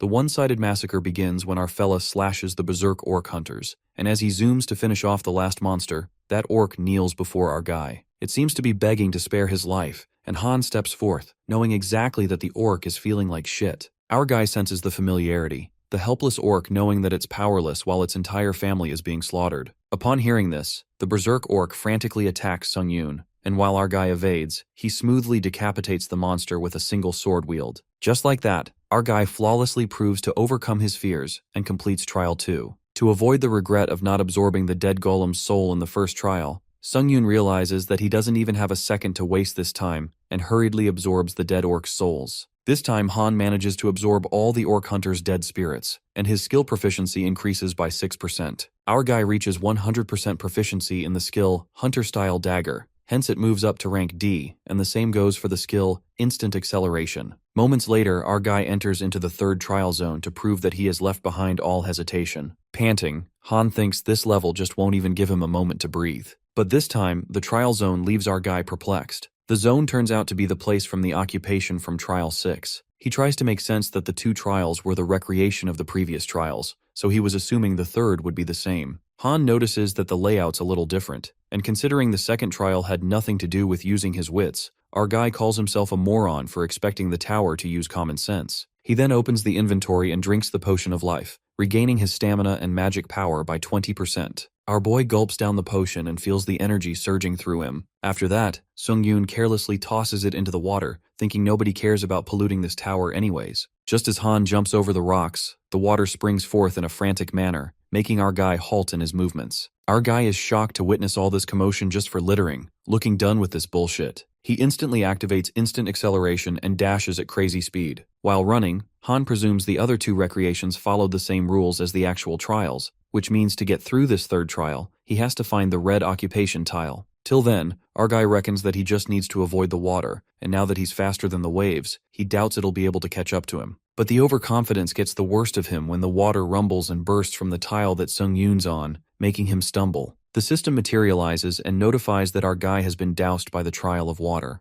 Han Sungyun is fucked up this time since all his stats decrease as he got hit by the water, and again he blames himself for assuming the tiles would fly up in the same order as before. Our guy reminds himself that the tower doesn't abide by common sense, and that's when Han gets a hold of himself. Using Instant Acceleration, he incredibly hops through the floating tiles that are hovering by the water splashes, because if our guy fails, he'd die here. Shortly, our guy spots the red occupation tile at a distance, and just as he's relieved this bullshit trial will end as soon as he jumps on it, his excitement is short-lived when the water splash blocks his way, and Han gets convinced that this water trial is outright trying to kill him. Despite the hurdles, our guy keeps up with his steps, and just when he's almost there, suddenly a splash of water slams into him from behind, catching him off guard and drenching him instantly. Han's plan to complete this trial plummets into ruin. Right at that moment, the unique effect Blessing of Iron using the wrought iron pendant absorbs 10% of the user's damage. The dark aura materializes from the pendant, and it appears that the damage dealt to him has been absorbed by a dead spirit. That's when the spirits of the dead orcs are used up to save Sungyun. While our guy witnesses the souls protecting him, he presumes that he felt the force of the water, but the protective shield absorbed the shock before it could deal any damage. Han takes the chance and leaps, releasing himself from the water torrent, and runs towards the red tile. But talk about a streak of bad luck. The skill Instant Acceleration deactivates as the time ends, hence deliberating Han's speed. Our boy is screwed up real bad because all his magic energy gets drained out, and he's seriously done for if this speeding skill deactivates. At that moment, Sungyun immediately absorbs an orc's soul that replenishes his magic energy. Our guy could feel his strength coming back, and he leaps towards the red tile that's just an inch closer now. But fate has other plans when a water torrent cascades. But this time, our guy does not back down. He's done with this shit and slashes his way through the water. He then takes the leap and jumps across that stream of water, but instead, he's sent soaring into the air right onto the top of the red tile. Our guy screams at the top of his lungs as he's experiencing a fearful plummet. He then crashes onto the red tile and gets his ass saved, thanks to the soul's shield. Our guy gives a deadly stare to the water torrent since he nearly got fucked and died. Finally, this hell of a trial comes to an end, and our boy completes the third trial. But the water seems to have some personal issues with our fella, as it bids him farewell with a last splash of water that soaks him wet. Sung-yoon looks done with everything and curses this ludicrous trial, not to mention it's messing with him all the way to the end. With that, our boy completes the 7th floor trial and obtains the skill Winds of Grace, along with 15,000 points. As Han moves forth to the lobby, he looks disappointed. He contemplates this trial was a total failure. At this rate, he's nowhere near ready to take on the next one. Plus, there's no guarantee that he'll keep getting lucky either, just like he did in this trial. Suddenly, the rumbling ceiling interrupts Han's thoughts. It turns out that the number of players who cleared the 7th floor trial exceeded 1,000. For this reason, the 8th floor is commencing the system expansion, followed by unlocking the skill store, enabling branching choices in trial, enabling permanent returns. This means that Sung-yoon can now access the skill store and even permanently return to Earth. Our guy has been looking forward to these new options, but most important of all, relief washes over him when he's notified that he's selected as a pioneer in all previous levels. Thus, he can select a halo as a bonus. At least something good happened with our main character. It is revealed to us that a halo is a perk that's only given to players who were selected as a pioneer in all previous levels. Moreover, Han learns that each halo can affect the player's innate trait or skills, so they are instructed to choose carefully. This makes our guy realize that the decision about choosing a halo is extremely crucial, given that he's never seen the Tower of Trials ever giving him advice like this. Shortly, Sung-yoon is asked to choose one of the halos, Ruler, Hunter, or Monk. He proceeds to read their descriptions, and the Ruler Halo is the most suitable for him since it's closely linked to the user's innate trait and greatly enhances the user's potential. On top of that, the Tower of Trials is outright telling our guy that it's the most suitable Halo for him. But getting curious, Han looks at the two others, and the Hunter Halo doesn't sound so bad either, as it's closely related to increasing skills and stats, followed by effects which greatly accelerate the growth of stats and skill proficiency. But the Monk one sounds like a dud. So Han respectfully passes on this one and is left to choose between either Hunter or Ruler Halo. It seems that our boy had already made up his mind when he chose the Ruler Halo that evolves his innate trait based on this Halo's unique effect. The options are based on the player's current abilities. There's a summoner that allows the user to expand absorbed dead spirits to raise powerful undead warriors, and the two other options are Sword Mage and Artisan. Our guy simply chooses the summoner since it suits him the best, and it's added to his innate trait Necromancy. After that, the unique power Skill Synthesis gets created, and a new status window materializes before Sung-yoon. At last, our guy gained a halo and feels overwhelmed as the dark aura seeps in. Han then checks out what Skill Synthesis is and learns that he can combine two skills as desired to make new ones, finding it totally incredible. This doesn't end here when our guy is given to select two skills from the opening list, and Han gives it a thought, believing that he should fuse those skills he doesn't use very often. Our boy then chooses Elitism and Swift Charge and synthesizes these two skills. After it gets completed, a light flashes from the panel, and our guy is left stunned as his eyes snap open in shock. The skill Juggernaut is created and is granted to Han Sung-yoon. It allows the user to break the invisible restraints, such as those imposed by a skill or an innate trait, on a condition that a user's magic power must be higher than the caster who cast the invisible restraint. Our guy gasps in disbelief and gets to know this is what Skill Synthesis actually does. He thought he'd be lucky to get a grade E skill, but instead, he ended up with a grade D skill that's seriously overpowered. Sung-yoon finds this power very amusing, so he gives it another try, and this time, he selects Ranger Aptitude and Burn Resistance. He synthesizes the two skills and wonders what it'll be this time. To his surprise, Han is granted a grade E skill Powerful Sight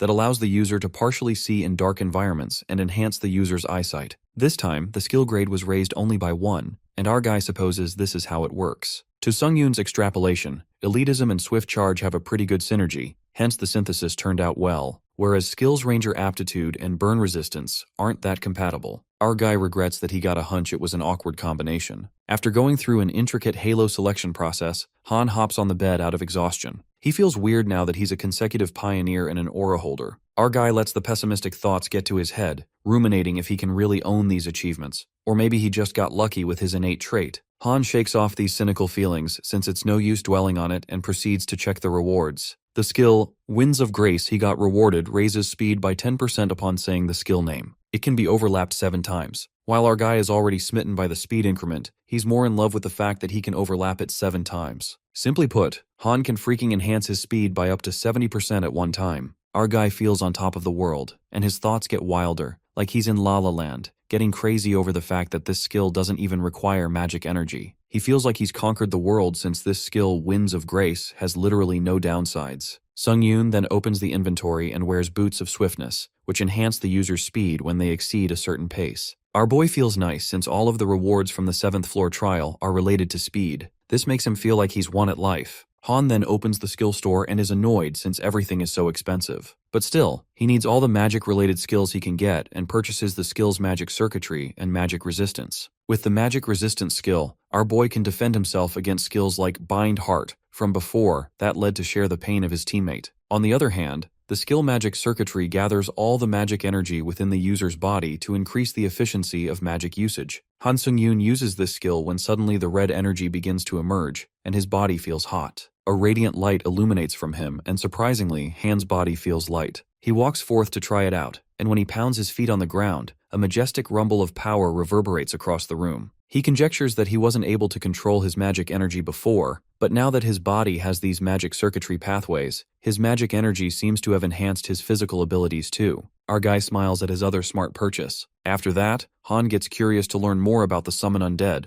the skill he's gained, but he then leaves it for the next trial. Our guy takes a deep breath and decides whether he should take the next trial right away or return to Earth. The next scene takes us to a guy, Cheolwan Lee, who's put up a party recruitment board for a sudden gate appearance. However, no hunters seem to volunteer. Lee is anxious since nobody has signed up yet, and shortly he's approached by a bunch of hunters who snicker at him for having no luck finding party members. The Fatas hunter suggests Cheolwan hand them the gate entry permit. Unless he starts exploring the dungeon before the limit, his entry will be automatically withdrawn. Lee is done with these assholes, but he remains persistent and refuses to give the entry card. The bully hunter tells him not to be a moron and shows how many hunters are waiting to enter the dungeon, but none of them wants to join his party. The bully hunter gives Lee a reality check, revealing that he is grade E, so no one would form a party with a low-level riffraff like him. The other hunters also scoff at the boy, muttering it's a real punch in the gut, and agree with the bully hunter. Suddenly, someone asks that boy if he's still looking for party members. Well, that guy turns out to be our boy Han Sung-yoon, a C-grade hunter. Our guy asks Lee if he's qualified to join,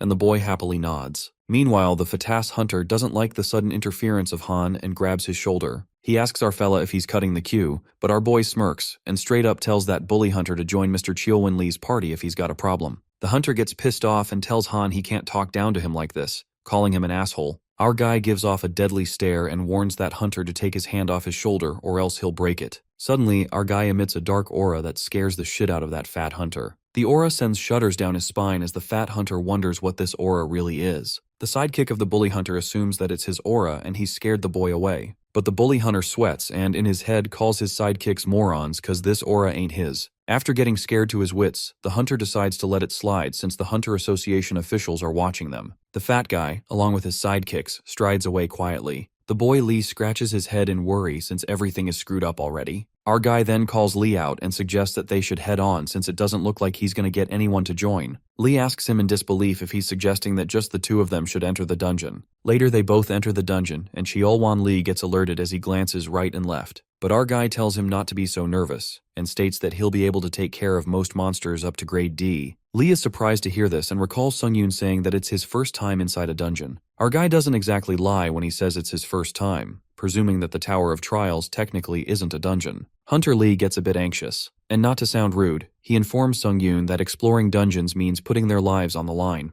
And there's something he tells our boy before they go. Lee explains to Sung-yoon that between grade E and grade C hunters, they might think that low-grade hunters are much weaker so they're more likely to die, but the reality is, the mortality rate of grade C hunters is much higher. Grade E hunters take the side of caution since they're aware of how weak they are, whereas grade C hunters have sky-high confidence, and that's what leads them to make fatal mistakes. Lee warns our boy that dungeons are more dangerous than they think, and frankly, seeing Sung-yoon's confidence is making him worry even more. While our guy understands why he's worried, Hunter Lee takes the role of the leader. Although he may be a low-grade hunter, he has plenty of experience. Our guy doesn't feel so sure about this, since he'd feel better if he led from the front. Nonetheless, Han agrees, and Lee takes the lead for both of their safety. They start going inside, and our guy decides to see how Lee does for now. Shortly, they encounter a lizard man monster, and Lee gets tense as Lizard Man is a skilled weapons user, so it's going to be a tough battle. Cheolwan plans to distract the monster and instructs Han to attack its weak point when he gives the signal. Our guy nods and decides to see how an experienced hunter like Lee handles things. In the meantime, the lizardman leaps forward to attack Lee, and while we all expect this boy to fight back, this dumbass begins swishing his sword and tries to shoo it away like it's a freaking cat. Han, standing at a distance, is baffled as he notices that this dumb fuck Lee is scaring the monster away. Our guy seems to have no time for dilly-dallying since he used a temporary return, so he only has 3 days on Earth, which he can't waste on a single lizard man at the very start of the dungeon. That's when Han Sung-yoon steps in to cut out the bullshit and lends a helping hand to Lee. While Hunter Lee lets out that he'll get hurt if he charges like that, our guy uses instant acceleration and zooms like a rocket. In an instant, our guy slices up the lizard man, making the blood splatter. This leaves Lee slack-jawed while Han poses incredibly and thought he'd help since he's in a rush, hoping Lee would understand. After witnessing that fight, Cheolwan nods, as he has no problem with it. Our guy then makes another suggestion, and Lee nods immediately, as if Han's the boss. Our fella then decides to take the lead from this point on. Just like that, a large number of lizardmen start emerging, and our guy breathtakingly slashes through them, stabbing them to death like it's a breeze. Lee is rendered speechless when he witnesses Han annihilating the monsters, thinking it's nothing more than a one-sided massacre. He just can't believe what he's witnessing, anticipating that this might shake up the entire hunter industry. Meanwhile, our guy yanks out the crystals from the dead monsters. They are magic crystals, gemstones that can be used in metallurgy or alchemy. Han extracts many crystals and stores them in Lee's backpack. Cheolwan then apologizes to our guy and wishes he could help more than just carrying things. The boy lets out that he won't even complain if Han takes the bigger share of the reward. As they are busy talking, suddenly a lizardman ambushes our boy. The moment it's about to stab with the sword, our guy evades the futile attempt smoothly and flings the lizardman upwards with brute force. The monster gets crushed after smashing into the wall, and that even causes the rocks to topple. Sung-yoon then suggests that they should talk about the reward once they are out, or they might get themselves in trouble if they don't focus. He promises to keep Lee safe as best as he can. With that, Han absorbs the dead souls of the lizardmen, and while all the souls are being absorbed, our guy pretends to yawn to avoid suspicions. After all the souls seep in, Sung-yoon isn't quite happy to see a 0.7% raise in proficiency, assuming that grade D monsters won't help with proficiency at this point. Just then, a gate materializes, and Lee can't believe they made it to the boss battle gate. He contemplates that he has never dreamt of attempting the boss battle. In fact, he would be over the moon with clearing the dungeon halfway. But as long as he sticks with Sung-yoon,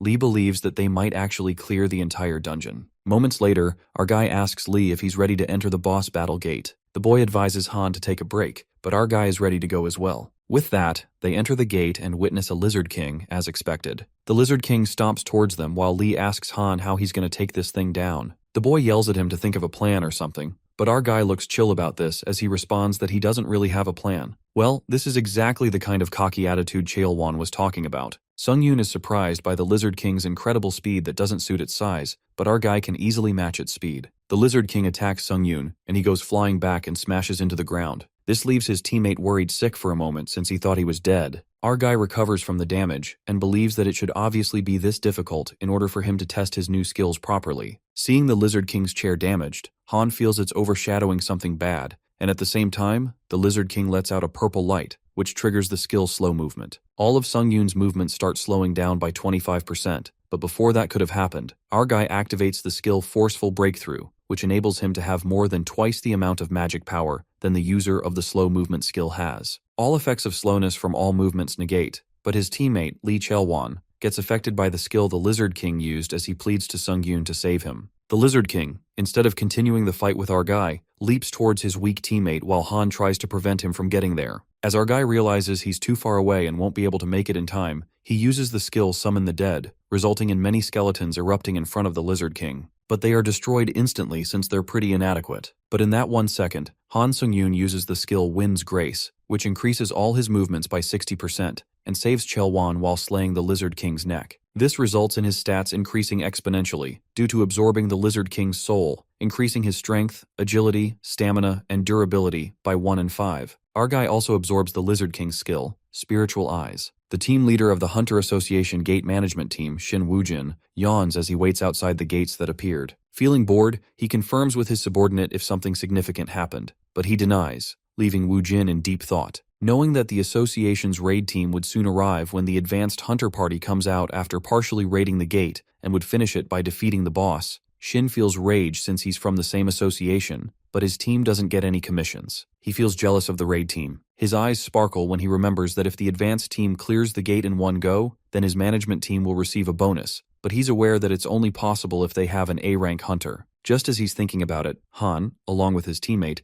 appears out of the gate while it's announced that the third gate advance party has finished their raid and are coming out. Woojin finds it unusual for the raid to be completed so quickly, but after seeing only 2 people coming out of the gate, he assumes that they probably came out after barely clearing one half of the raid. But as the team leader sees the color of the gate turning gray, which indicates that the boss room raid is done, he rushes in front of Sung-yoon as he finds it hard to believe. Shin Woo-jin introduces himself as the one who's in charge of the urgent gates that have appeared in the park, and Lee Chaewon interrupts him, asking him if he's perhaps here to purchase the gate's ownership. Agreeing with Lee, Shin decides to make an offer to the two of them, but Chaewon backs off as he knows that's something he can't decide since our boy raided the dungeon all by himself. This leaves the team leader speechless for a moment, and he believes that if he raided the dungeon all by himself, then he must be an A rank. But our guy interrupts him, letting him know that he's a C rank. Our guy believes that's not important and decides to get to the point, asking Woojin how much he wants for the gate's ownership. The team leader calculates in his head and announces that the team management would like to purchase it for 1.2 billion won,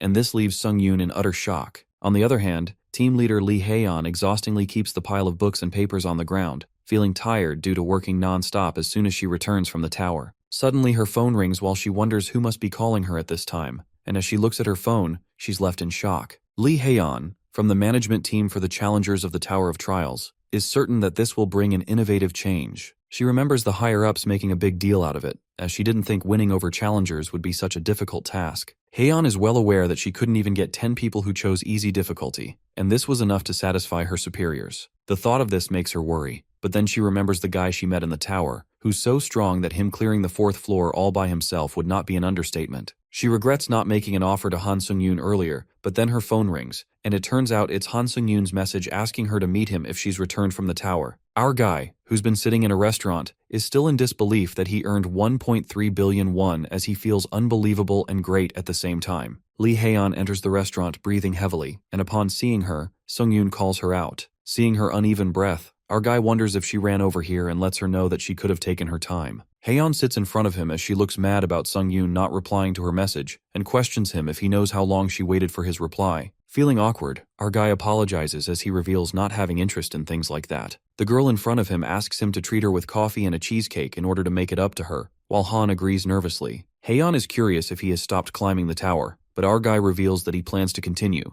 and the reason he contacted her is because he has a favor to ask. Han Sung-yoon tells her that he needs a guild, a place that will let him enter the towers as he pleases and raid the dungeons, but he has some conditions. The first condition is the authority to decline summons from the guild. The second condition is the guild's non-involvement in his activity inside the tower. And the third and last is the authority to use the guild's dungeon whenever he pleases. After putting his conditions on the table, our guy asks her if there's a guild that can agree to these conditions, while he feels the mood change in the environment, which makes him wonder if he asked for too much. Hae-yeon states that the conditions our fella told her are impossible because if he looks from the guild's perspective, they don't gain anything. Just as he believed that he asked for too much, Hae-yeon holds his hand and offers him to join her White-Silver Guild, and she will make his impossible conditions possible. We see Han Sung-yoon lying over a moving truck as he remembers raiding dungeons, selling items, and joining a guild all in one day, feeling productive about it. He thinks about the one thing that's left in order to join the guild, and that is to clear a C-rank dungeon by himself in order to prove that he's skilled enough for Hae-yeon's superior to accept him. She explains that the authority to freely use the guild's dungeons can't be just given to anyone. This leaves our guy deeply unsettled as he processes her words and realizes that only a minority of people can reap the benefits of the White-Silver Guild's dungeons,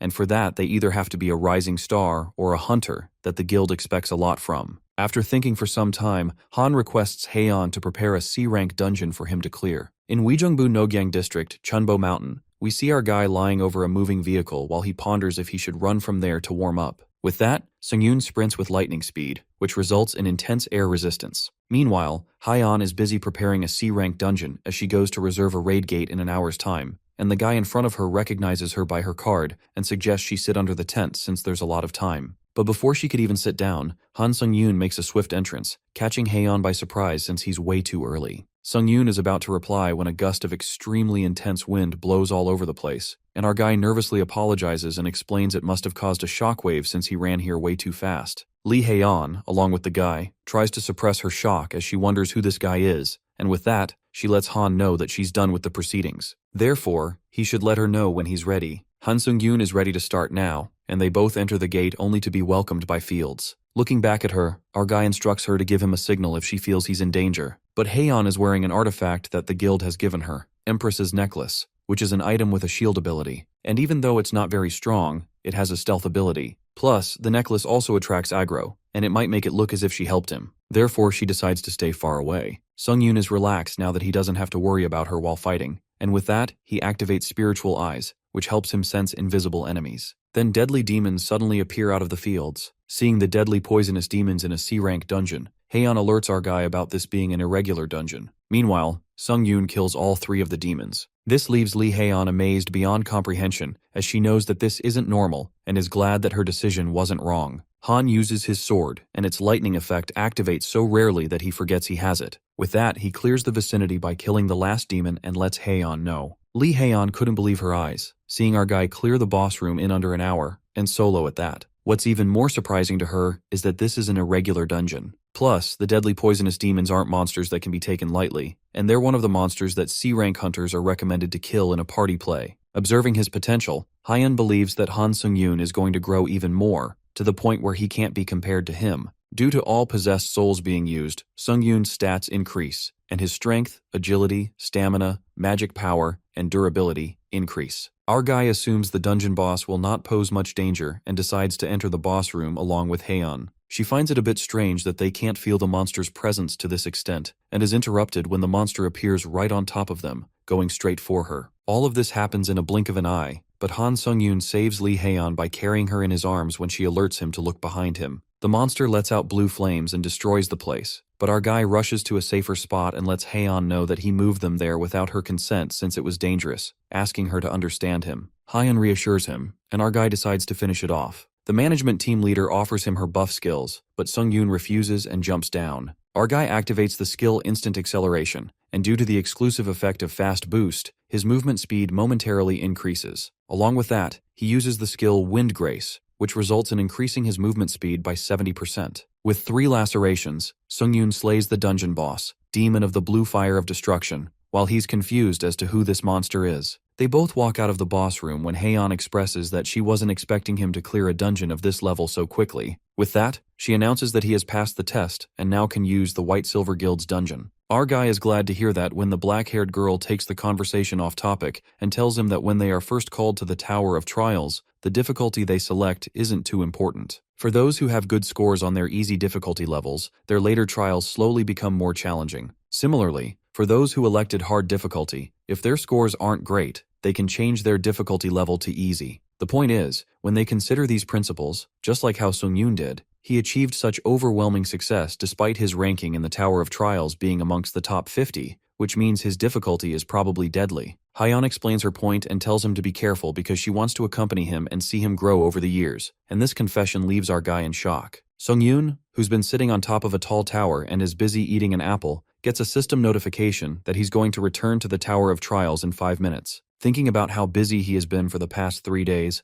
our guy is glad since his stats increased a fair bit, and his confidence too. As he returns to the Tower of Trials, Sung-yoon is welcomed by the system asking him if he wants to accept the 8th floor trial. As he clicks yes, the system asks him to choose the point of trial. With 3 options being given to him to choose from, our guy selects combat in order to increase his proficiency in necromancy, while the system lets him know that he can't change his option after selecting it. Sung-yoon is positive that he won't have the need to change it, and the system notifies him that he has a pioneer qualification. Therefore, a face-to-face chat with the administrator will begin, and after searching for an administrator who specializes in combat, the system lets him know that a chat with the administrator Iron-Blooded Monarch, who specializes in combat, will begin. With that, Han Sung-yoon enters the Iron-Blood world. The consultation begins with the combat route admin Iron-Blood Sovereign. Shortly, our guy gets teleported to a place and learns that he has entered the world of Iron and Blood. To apprehend things, Han activates the Eyes of Truth and gets to know that the world of Iron and Blood is a secret abode of the admin Iron-Blood Sovereign. Our guy smirks at how useful this skill is. However, the admin is displeased with the probing challenger. He then understands that the admin is directly communicating with him through these messages. Just then, a sword rises up from the pile of snow. The admin asks player Sung-yoon to desist from such futile efforts and follow the sword instead. The sword leads the way, and after a long distance, the sword halts in front of a house. Our guy opens the door, and the admin, Ironblood Sovereign, gazes at him. To everyone's surprise, the admin turns out to be a white-haired woman, leaving Han's eyes wide open. The admin greets the pioneer and informs Sung-yoon that she has been tasked with advising him. At first glance, our guy nearly mistook her for a cute foreign influencer,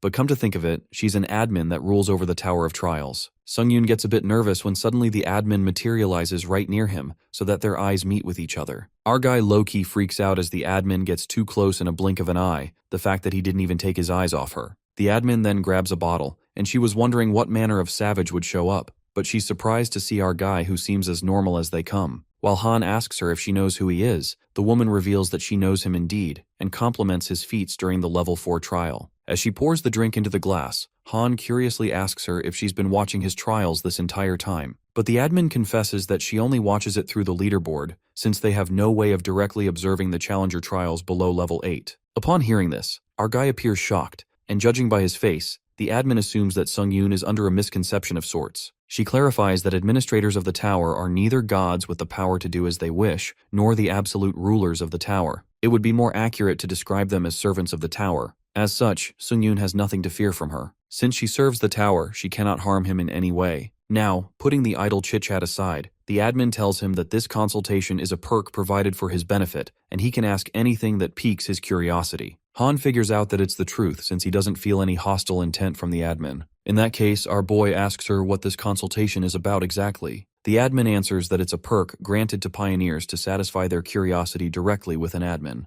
Han then asks that during the level 5 trial, he was almost killed by an invader from another world. He expresses curiosity and asks why he came to him specifically when he could have invaded someone from his world. The admin feels that answer might disappoint him and proceeds to reveal that upon invading a trial level taking place in another world, a challenger may steal the reward from the trial and receive a superior reward. These invaders may hail from worlds where a tower has already existed for decades. As such, they understand the high reward association with defeating challengers from other worlds. Moreover, the tower will eventually merge with the tower of another world one day. Our guy asks her to elaborate, and the woman utters that it is just as she said. From level 20, trials more often take place in groups rather than by individuals. In short, soon, our guy will be pitted against challengers from other worlds. Sung-yoon then realizes that it explains why invaders might want to take out future competitors in advance. After that, the admin assumes Han has quenched his thirst for knowledge, but our fella has one final question, yet the simplest one. He questions what really is the Tower of Trials. This question even makes the admin pause for a moment, and she lets out that she would very much care to know the answer herself. Han is confused that even an admin of the tower doesn't know the answer to a simple question. That's when the truth unravels, and the admin confesses that the administrators were once challengers themselves. Challengers who perish after level 40 are given the opportunity to be resurrected as administrators. She expresses that she dreamed of climbing the zenith of the tower, yet she fell far short in the end. In fact, all the administrators, including herself, are challengers who met their demise before reaching the top of the tower. At last, they had no choice but to serve the tower. After hearing all this, Han clenches his fist in frustration and is disgruntled that the admin was nothing but an ordinary challenger from the start. And here he had high hopes that he'd finally get some answers about what lies at the end of the tower. This makes the admin enraged as she frowns and slams Han against the wall. With a ghastly look in her eyes, she warns our boy that the end of the tower is not to be spoken of so lightly by all. She looks at Sung-yoon's blank face and seems quite unperturbed. The admin asks our guy if there is no fear in his heart, to which he replies that this consultation is his personal reward. Besides, he didn't sense any bloodthirst from her. Right at that moment, Sung-yoon cracks the wall with his strength and forces his way out of the abode, making it clear that he wouldn't let her kill him so easily. The admin is left staggered and bursts into laughter at the fact that in all her time here, she's never once met a challenger who destroyed her abode. Still, she admits that Han's bravado gives her faith and proposes a contract of mentorship to him. Our guy is taken aback by the sudden confession. Later, Han gets back to the lobby of the 8th floor and instantly opens up the contractor store. He peeks at the contract and realizes it wasn't a dream after all. He really has an admin for a mentor. Our boy remembers what the admin said about not being the one to cast aside challengers with skill and grit. He's then asked to sign the mentorship contract, and Han taps yes.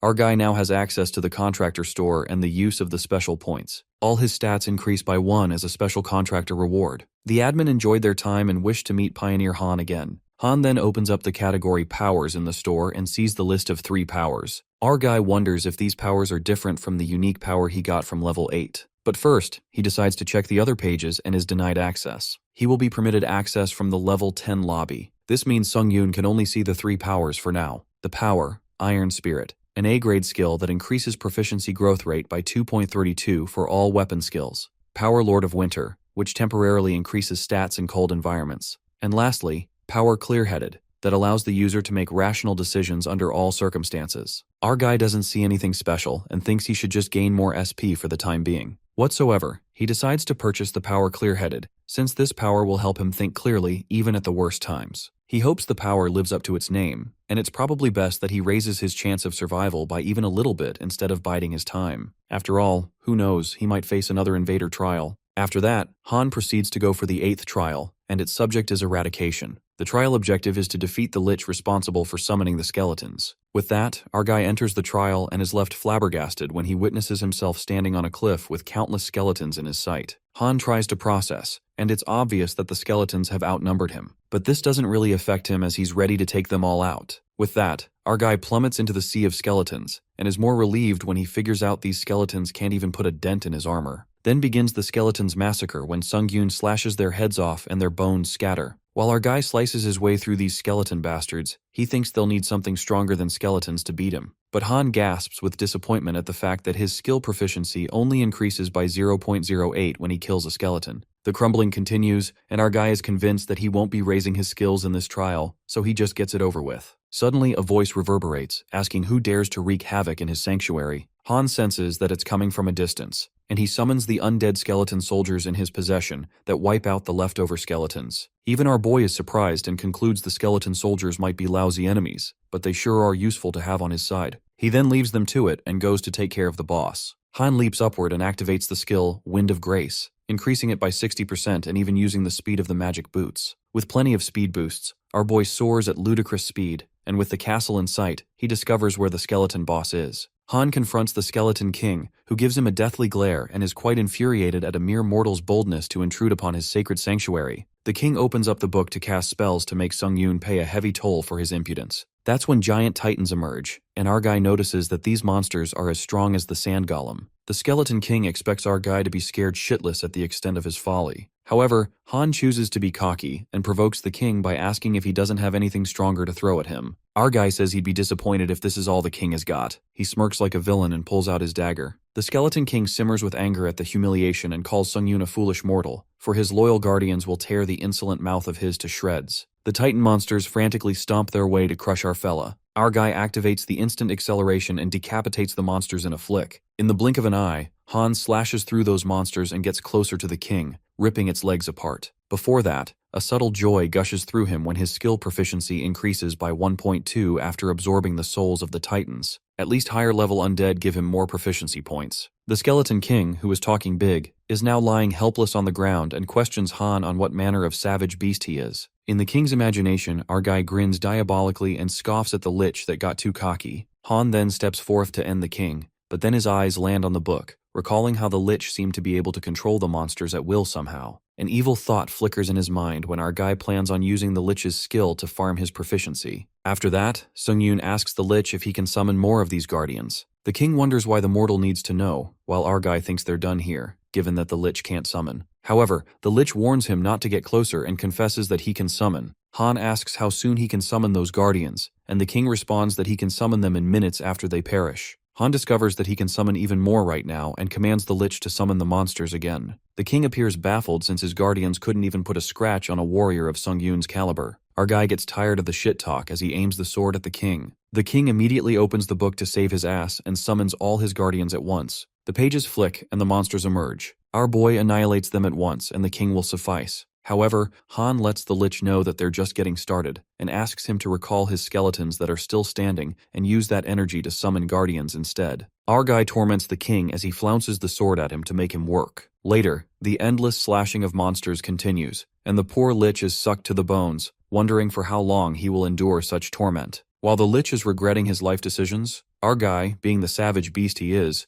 makes it clear that they're only done when he says they're done. Han relentlessly slices up the monsters, and with each kill, his proficiency increases. Moments later, his innate trait necromancy reaches 100% proficiency and increases by 1 grade. which means now his necromancy trait is at grade C. Our guy smiles at this, while the Lich states that Sung-yoon is the true monster here, and the devil himself looks upon him with disgust. The Skeleton King curses our guy's name forevermore, even in death. As the poor Lich laggardly withers away, Han learns that the king's bones are cracking every time he summons a guardian. Hence, he's on the brink of death. With that, our guy strides closer, hoping the Lich would last a bit longer, but unfortunately, it's time that he wraps things up. The king calls him a repugnant human, and Han chops its head off, killing it instantly. He then receives an achievement, The Devil May Weep, and absorbs the Lich's dead spirit. Just like that, Sung-yoon completes the 8th floor trial and obtains 30,000 points along with 700 special points. Our player enters the level 9 lobby and is informed that the trials may now be observed by administrators. Moreover, they can now purchase grade C skills from the skill store. After that, Han opens his status window and learns that absorbing skills is not overpowering.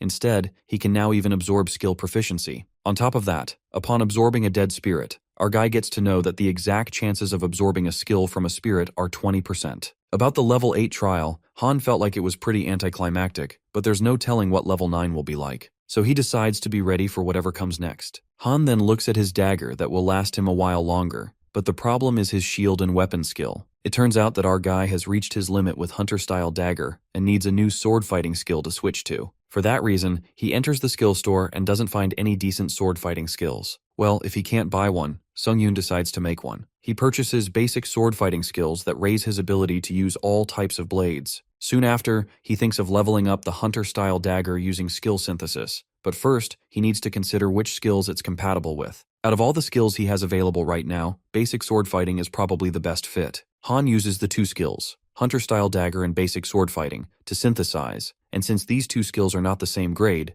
the grade D skill hunter-style dagger will become the focal point. Plus, there's a 75% chance of synthesizing a high-grade skill. Moments later, the magic happens, and our guy hits the jackpot when the skill Demon Slayer style is created, not to mention it's a C grade. The Demon Slayer style skill increases the cutting effect by 3 times when wielding the sword, and increases attack speed by 2 times when facing non-human enemies. Our guy apprehends that it'll be faster when he fights non-human enemies, and it's evident that this skill was designed by a hunter to kill monsters. Han then decides to try synthesizing some of the skills he has left, but the tension creeps in. But our fella tries to tell himself that gambling is a vice, and looks up at the skill compatibility and skill rate first. After testing out the skills, Sung-yoon stumbles upon Ashen Blood and is amazed that it raises his regen ability 3-fold, and it feels like cheating already. Plus, it even reduces 40% pain whenever he takes damage. But unfortunately, he can't test this skill in the lobby since the lobby heals the damage anyway. Our boy then ponders that he's come a long way from when 100 points was a lot to spend. With that, he lifts the lobby's automatic healing function by deducting 50 points. Now that he's used up all the dead spirits in the 8th trial, Han supposes the protective shield shouldn't kick in. He raises his sword and pierces it into his hand multiple times. Thanks to the skill Ashen Blood, Han's arm heals up in no time, and our boy is amazed because he basically has a way of recovering from physical damage without needing to go back to the lobby now. In addition to his new healing ability, he still has his dead spirit shield, which means he doesn't need a shield anymore. But our guy still keeps the shield since it's got sentimental value. He then opens the community, but finds nothing worth reading from the looks of it. Now that Han doesn't even have time to wait, he thinks there's no time for dilly-dallying and goes on to the next trial. The level 9 trial theme is Arena, and the objective is to kill all the monsters inside the arena within the time limit. The reward for the trial is the skill Call of the Wild. Suddenly, a notification alerts Han Sung-yoon that the 9th floor is currently unsafe, and reveals that this trial has been invaded by a challenger from the martial arts world. The invader has seized the objective of the trial. Our guy ends up at the 9th floor trial and encounters the martial arts invader who seems to have wiped out all the monsters. The old man introduces himself as Seonhak Bayek, a senior elder of the Great Martial Alliance, and asks Han to introduce himself. In the meantime, the Tower of Trials changes the objective of the trial, which is to kill Seonhak Bayek from the martial arts world. Han asks Invader Bayek why he wants to know his name, to which he responds that it's simply good etiquette to reveal one's name and title before a match. Our fella frowns and bluntly mutters that he doubts the old man invaded this level with good intentions, so there's no point in introducing themselves. Seonhak thinks the boy is so small-minded to not know anything of honor between martial artists. In his mind, Sung-yoon is done with this bullshit and wonders why the hell there aren't normal people who invade from other worlds. Nonetheless, the martial artist Bayek tells Han to have it his way since he refused to observe proper etiquette, leaving him with no choice. The invader swishes the sword, and the old man soars towards his opponent. Our guy activates the skill Grace in the Wind and increases it by 30%. Han then fights Beck with awe-striking speed. It's like 3 Hans are in the battlefield. As the old man drifts back with brute force, he's rather amazed since he thought such martial prowess a rarity in this dimension. Beck apologizes to Han for underestimating his skills, but our boy doesn't have it and asks him to shove it with the gentleman act. After all, he came here to kill Sungyun and steal his reward. He doesn't beat around the bush and tells Beck that this isn't an etiquette class but a fucking trial. Anger flashes across Han's eyes when he tells the invader to stop pretending there are rules to whatever they're doing,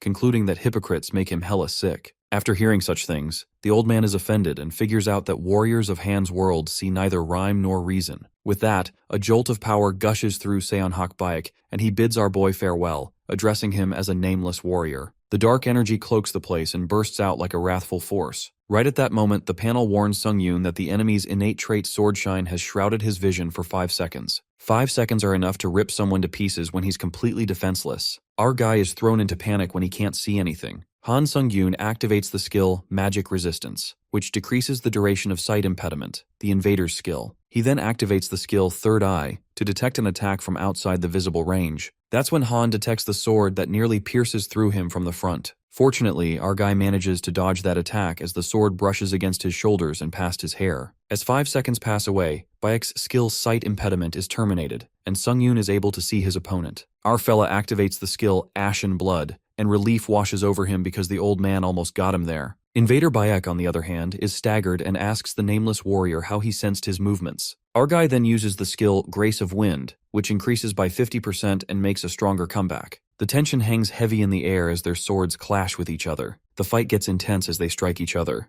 Han spins and lands a kick, but the invader evades and attacks with his sword. But our guy twirls, and at that moment, Seonhak Baek grabs Han's hand and halts his leg movement with the sword. The old man calls out our guy for his peculiar tricks, while Sungyun pauses, presuming that Baek is tougher than he expected. His curiosity peaks when he wonders how their stats can be on the same level when clearly our guy is much stronger. Sungyun then attacks, and Baek warns him, saying he shall hold back no longer. The old man again uses his puny trick and uses the innate trait Swordshine, shrouding his vision for 5 seconds. Our guy is fucked up again and activates the same skill he did before to see through the mist. But Han struggles to keep up with Baek's attacks since his attack speed suddenly gets so much faster. He then activates the skill Blessing of Iron, using the Wrought Iron Pendant, and his skin absorbs 10% of all physical damage. But these skills don't seem to do much, and Han is grabbed tightly by his opponent's magic skill. Shortly, the invader's skill gets terminated, and the mist disappears. At the right time, our guy drifts back as Baek wields his sword and takes the least damage, as only his arm cuts off. Han Sungyun smashes away with crushing force and bites his own hand to activate the healing skill. He heals his arm, and the invader calls this another puny trick. Baek lets out that he fancied Han as a gifted martial artist at first, but now he sees that his little bag of tricks is nothing but a borrowed boon. Han, clenching his fist, tells the old man to speak for himself, and is aware that he got his innate trait from the tower. Our guy returns like thunder after silence and activates the skill Grace in the Wind, escalating it by 70%. Sungyun advises the invader not to be such a hypocrite, while the invader bastard thinks that the nameless warrior will insist on continuing with his gimmicks and blabs about a true swordsman who does not rely on stolen abilities. I mean, this old bastard is flaunting the tower's innate trait like he was fucking born with it, and is calling out our main character for using stolen powers. What a dumb fuck. Our guy seems to have enough of this bullshit when he charges it back with the dagger, but he blocks it with the sword, asking Han if he has no honor. Sungyun responds that apparently he does not, and asks the old man how it feels to die from a parlor trick. Even Baek struggles to hold the attack due to Han's power. The scene then takes us to Seonhak Baek's point of view, where he narrates that he has invaded dozens of trials in dozens of worlds. It was with this very sword that he cut down countless otherworldly players. Those who were hailed from planet Earth were often lacking in every aspect to the point that it was likened to a pot of honey left unguarded, more like treasure that didn't need to be won over. The fact that players of Earth could not even touch a single strand of hair on his hand depicted how useless they were. Not only that, his innate trait, Swordshine,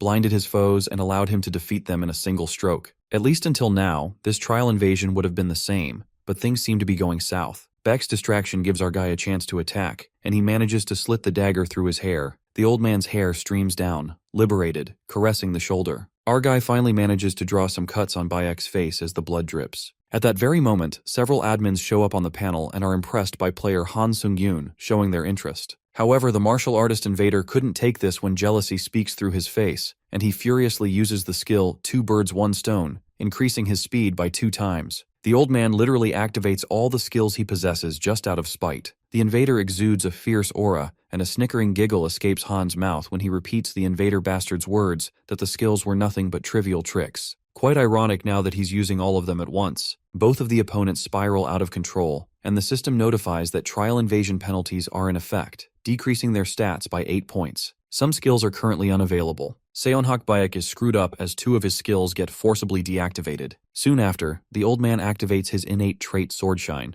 while our guy now starts to get used to his attack pattern. Beck screams and calls Han a devious follower of a demonic path, determined to cleave him in half where he stands. The rage takes over Bayek as the torrent of fire ascends, while Sungyun crouches to save himself from the sparks. Our boy activates the skill Ultimate Triad that will strengthen the next 3 attacks. With that, Han uses immense power to make his way to the invader and kick his ass this time. That ferocious attack of our warrior breaks the beloved sword of the martial artist and pierces the dagger through him. While our guy trips after using uncontrollable power, the invader walks away, dumbfounded. He quivers, calling his defeat preposterous, and suddenly his body cleaves in half. I mean, Gramps was whining about puny tricks, but was the biggest egoistic hypocrite himself. Dude got what he deserved. After a freaking long battle, the invader is annihilated, and Han smirks as he completes the 9th floor trial. After that, Han absorbs Seonhak dead spirit, and his skill level increases by 27%, which is impressive. He then gets rewarded for completing the trial, but for some reason, the reward he received does not match his difficulty level. Hence, the rewards get adjusted. Our guy almost forgot that rewards can change, wondering what he'll get this time. It turns out to be a C-grade skill, 6th Sense, as the trial clearance reward, and he even receives 35,000 points. Han ponders about the skill 6th Sense.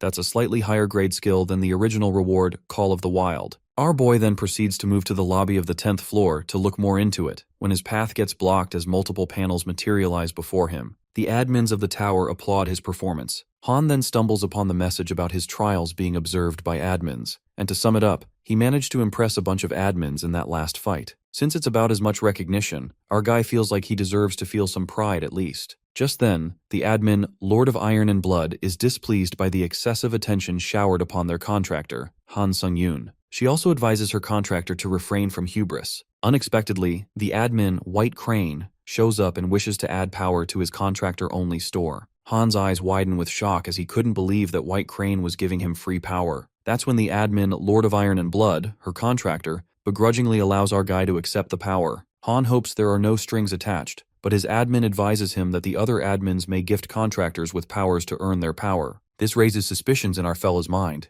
Come to think of it, why would an admin want to get in his good books and earn his favor when he already has a contract? Han then asks if he'll have run-ins with other admins, to which the White Crane smiles bashfully and remarks that he will meet quite a few. Sung-yoon's contractor, Lord of Iron and Blood, remarks that gifts from other admins are mediocre and hardly worth any of his trouble. Our guy, upon hearing this, is even more confused about the admins giving him mediocre gifts just to earn his favor, which certainly means they want something in return. Still, he doesn't need to look a gift horse in the mouth and takes what he can get. The White Crane admin adds the power Intense Aura Sword in Han's contractor store. The admin smiles and bids the player to remember this favor. Our guy promises to use it well. With that, Han moves to the lobby of the 10th floor, the new common area, and wonders if admins can see while he's in the lobby. To confirm it, he calls them out to ask if anyone's watching, but nobody answers. At that moment, our guy feels flattered as he couldn't keep his calm and opens the contractor store. He witnesses the White Crane's skill and learns that he can inject magic energy into his sword to create a sword aura. Here our boy thought it was some kind of mediocre power, but he's amazed by it. Sung-yoon also says that he's got access to a list of new skills. Han gets some OP skills this time.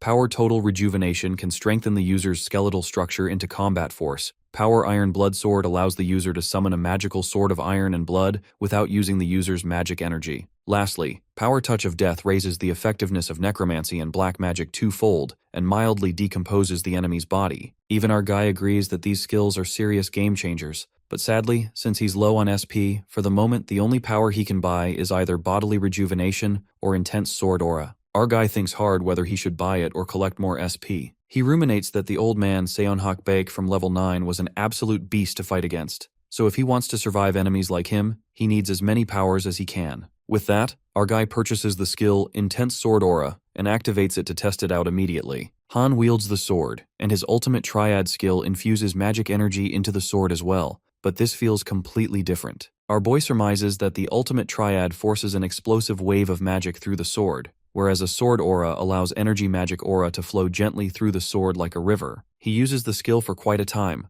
and learns this intense sword skill raises the magic exhaustion rate by 2% every minute, which leads our guy to conclude that his magic exhaustion will be about 100% in 50 minutes. Just then, he deactivates the skill and decides to be careful with his magic reserve from now on. Shortly, Han gets reminded about the reward skill he got from the 9th floor, the 6th sense, which tends to make his instincts sharper. It is useful to him to have a sharp intuition that he can use to make reliable decisions. Nonetheless, our guy is curious about the community, wondering if players are talking about the new common area. In the community, everyone's talking about the common area being full of foreign players and interacting with them. But what catches Sung-yoon's eyes is when he gets to know that he can trade powers with the admins. Since there are so many players here, our guy sees it as a good opportunity. Thus, he decides to go to the common area himself and take a look. Moments later, Han gets teleported to the common area, which seems like a nice place. A mere hunter arrives at the common area. In the meantime, some Korean hunters discreetly peek at the guy, guessing that asshole looks like a Korean hunter. The other guy recognizes that he's a grade A hunter from South Korea. Suddenly, a murderous intent comes creeping in when the guy lets out that he's sick of Korean hunters acting all high and mighty, asking if they're allowed to kill other players outside the common area. The grade A hunter who's walking away is suddenly struck by magic energy, hindering his movements. The hunters from earlier emerge from the bushes, and one of them tosses out his sword. While the poor boy has no way to escape, the evil hunter assumes that these Korean hunters knew everything there was to know about the hunter world. The guy gets a bad feeling from this, and since they're not in trial, he didn't expect player killers here. The player killer aims his sword at the boy when suddenly a nun hunter interrupts and warns the murder maniacs to stop, or else she'll use the community chat room to expose them to everyone. The bastard player rises up and agrees on one condition. He asks that girl hunter to take her clothes off, ending it with a malicious smirk. This killer bastard tells them to put down every item they have and do as they say, so they might let one of them live. The murder maniac's preposterous intentions are obvious, while the girl hunter freaks out at their obscene demand. The guy decides to do it forcibly, and just as he approaches his hand to take off her clothes, someone comes walking from behind. It turns out to be our boy, who doesn't care to bother with what's happening around him. As he's walking away, the killer bastard gets curious to see Han in a cloak and calls him out. Our guy takes off the hood, and the killer guy supposes that Sung-yoon is a Korean too. Right at that moment, the evilness drips from their faces, and they make their life's biggest mistake. They attack Han all at once. Well, Han hoped to pass by quietly, but he's got no choice now. With that, our guy uses the skill Juggernaut, and surprisingly, he uses his new skill Intense Sword Aura, and a magic sword emerges out of the blue. Sung-yoon then tells the killer guys to remember they're the ones who started this mess and gets ready to kick their ass. Our guy loses his cool and activates instant acceleration. He dashes at the speed of light, and by the next second, he slashes the killer player's sidekicks across the neck with his dagger like a freaking child's play. Han smirks like a true villain and bolts towards the killer freak, who hides his ass by drawing an ice shield. Our guy whacks the ice shield to break through it and shatters it instantly. A strike of terror runs through that coward killer player, who begs for mercy and asks Han to spare his life. But our guy doesn't spare a useless life and stabs that dagger through his throat. After killing the 3 bastards, Han absorbs their dead souls and increases his proficiency by 6.4%. The girl hunter apologizes to Sung-yoon as she wanted to help him, but the fight was over before she knew it. While she heads back, the boy asks Han if he's a ranker, to which he nods. At least he's always been in the top 10 on the leaderboard. The boy is happy to cross paths with Han and shows him gratitude since he would have been dead if he didn't come along. Our guy says that it's nothing and warns him to be careful on his way, but he's not really a goody two-shoes. Han helped this boy just in case those thugs were going to attack him next. As our fella is about to depart, the boy stops him and makes an odd request. He requests Sung-yoon to let him keep these thugs' corpses. The boy elucidates that if Han lets him keep them, on top of saving his life earlier, he agrees to give our guy a power for free as a token of thanks. Of course, our guy couldn't miss out on a free power. After that, the guy uses his skill Devourer and consumes those dead bodies. As promised, he sends one of his powers to Sung-yoon,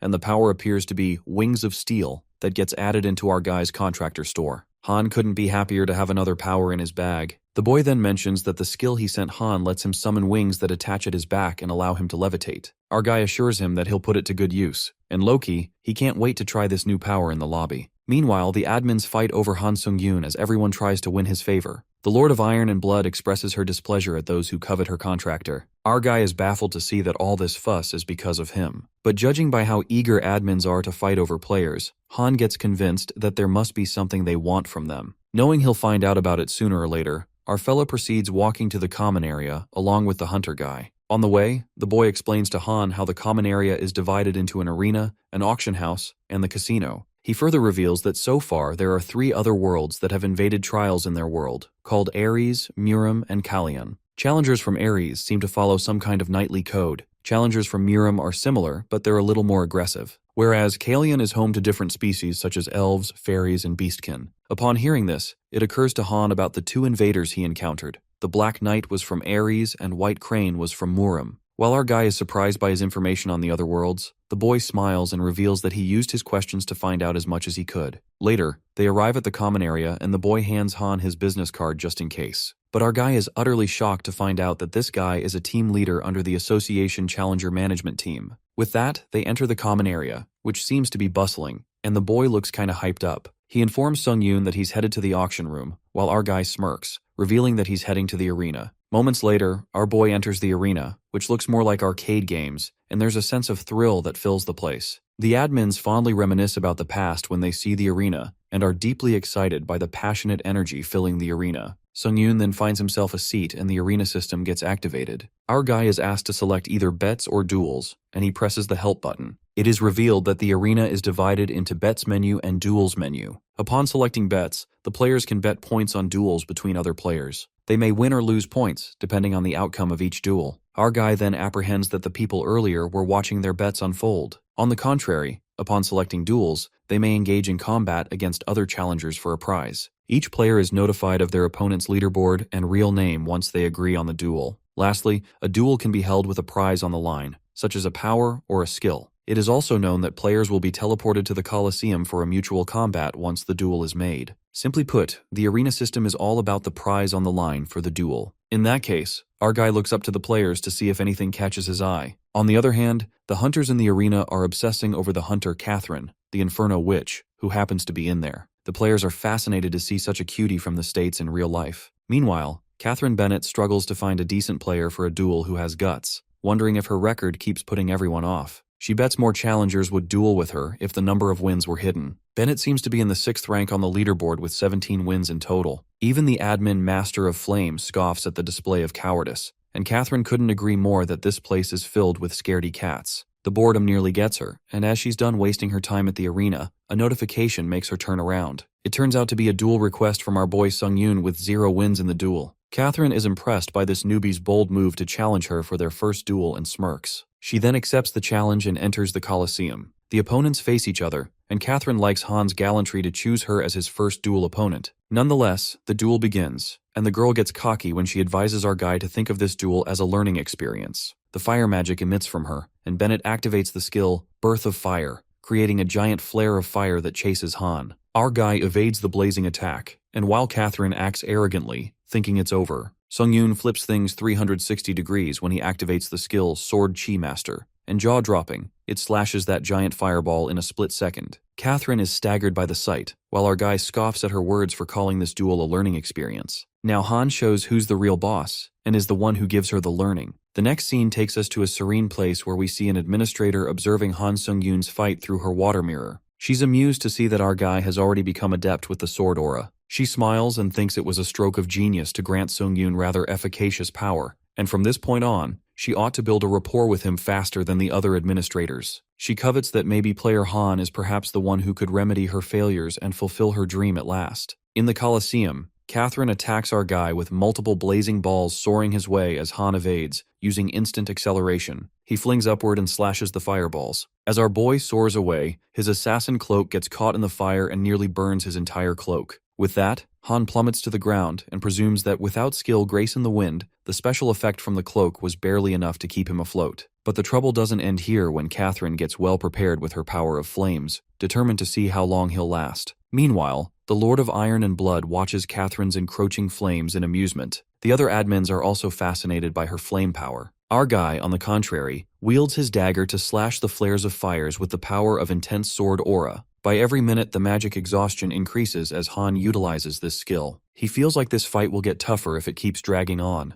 At that moment, our guy absorbs Seonhakbaek's dead spirit that increases all his stats. He absorbs the electric sword aura skill from the old man. This skill imbues the user's sword aura with electric charge and lightning damage, along with allowing the user to strike with a sword wave. Our guy is confused about what sword wave really is, supposing it's referring to the fact that he can use a long-range attack with his sword aura. While our guy is distracted, Catherine disrupts his thoughts and tells him to quit daydreaming. Sung-yoon yanks out of his thoughts and witnesses blazing arrows above him that are waiting for a signal to attack him. The encroaching fire arrows follow Han like shadows while our boy keeps running away to dodge them. They strike him from all directions. Just then, our fella activates the skill Ashen Blood and takes the risk of making this work the first time. Nonetheless, Han decides to do it since it'll be a good practice. He holds his sword upward that faces the flames and activates two swords' aura power at once. The dagger enfolds in the powerful aura, and when Han wields his weapon, a radiant yet violent power breaks free that tears through that blazing orb majestically. While Catherine is too busy gasping at the terrifying yet breathtaking sight, she realizes that the magic aura is about to hit her. She immediately forms a fire shield to protect herself and plans to strike back. But our guy ruins her sweet plans when he emerges from behind and aims the sword at her neck. Catherine Bennett is scared shitless and accepts her defeat. Just like that,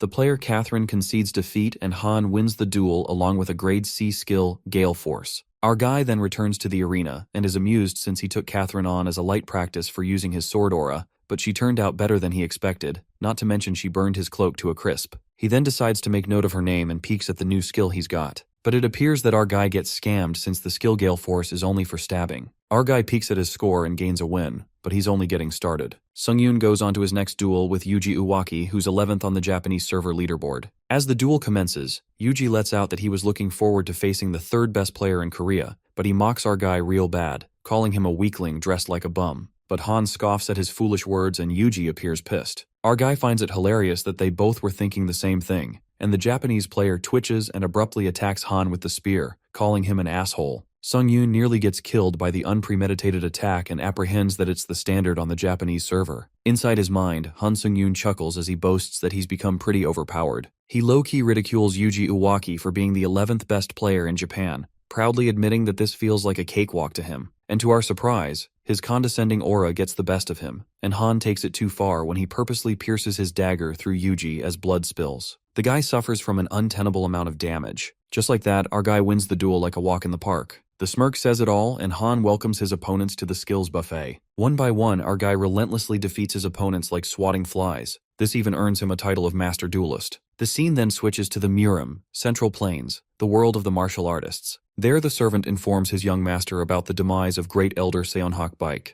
According to the last update from the Great Elder, he discovered a new connection to a dimension called Earth, to which he was intent on mounting a trial invasion. Abruptly, they are interrupted by something that dashes towards them frantically, and the stomping echoes nearer. That's when a dragon-like creature emerges. The young master who was meditating confesses that it's been 5 years since he suspended his ascent of the tower. The sword moves into the owner's hand like a tamed pet, and the young master flips smoothly. In a single move, he pierces his sword onto the monster's head, killing the giant beast instantly. The servant is taken aback to see how his master made easy work of a divine beast with such might, concluding that the young master's martial prowess truly is terrifyingly powerful. The swordmaster yanks out his sword from the beast's head and finds this world Earth intriguing. He then orders his servant to spare no means or methods in finding out against whom he should avenge Elder Beck's death. Well, it looks like another prey will soon fall into our main character's skills buffet. Later, Han gets back to the lobby and feels relieved after his fatigue washes away. He feels overwhelmed about the power he unexpectedly stumbled into,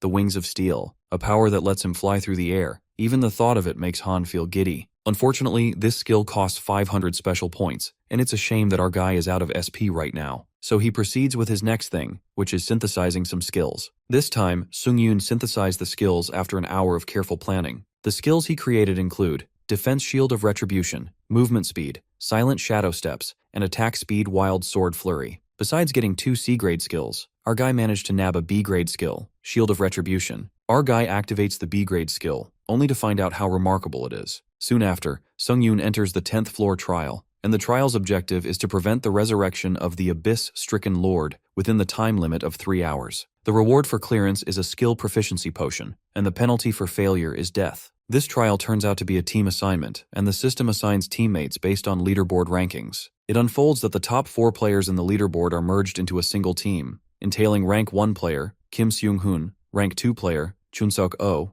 rank 3 player, Han Sung-yoon, and rank 4 player, Pseudo-Princess. The pre-trial period of 30 minutes starts. The Tower of Trials gives this pre-trial to foster teamwork and coordinate to defeat the boss monster. The rank 1 player Seung is intimidated by a group trial, and Chun-Sok, who's the second in the leaderboard, is excited to see him since he's back to taking on trials again. Meanwhile, our guy now gets to know the top 2 players, assuming they must have met each other before in another trial. While Kim and Chun-Sok are chattering, suddenly the blonde player, ranked 4, frantically gestures at our guy, revealing that he saw him in level 4. Kim Sung-eun figures out that rank 3 and 4 have met each other before, and judging from the blonde guy's reaction, he gathered that it wasn't pleasant. Strangely, the blonde player quivers in fear and confesses that Sung-yoon is the huntsman they met in the group trial on level 4. He also remarks that our guy is a murderer who uses killing achievements to gain power. It is then revealed to us that Seungjun Kim, also known as Pseudo-Princess, is a compulsive liar, so deceiving others was simply second nature to him. This guy stirred up fights using any means possible and reaped the rewards amid the chaos. So he basically stole the rewards by tangling everyone into a fight.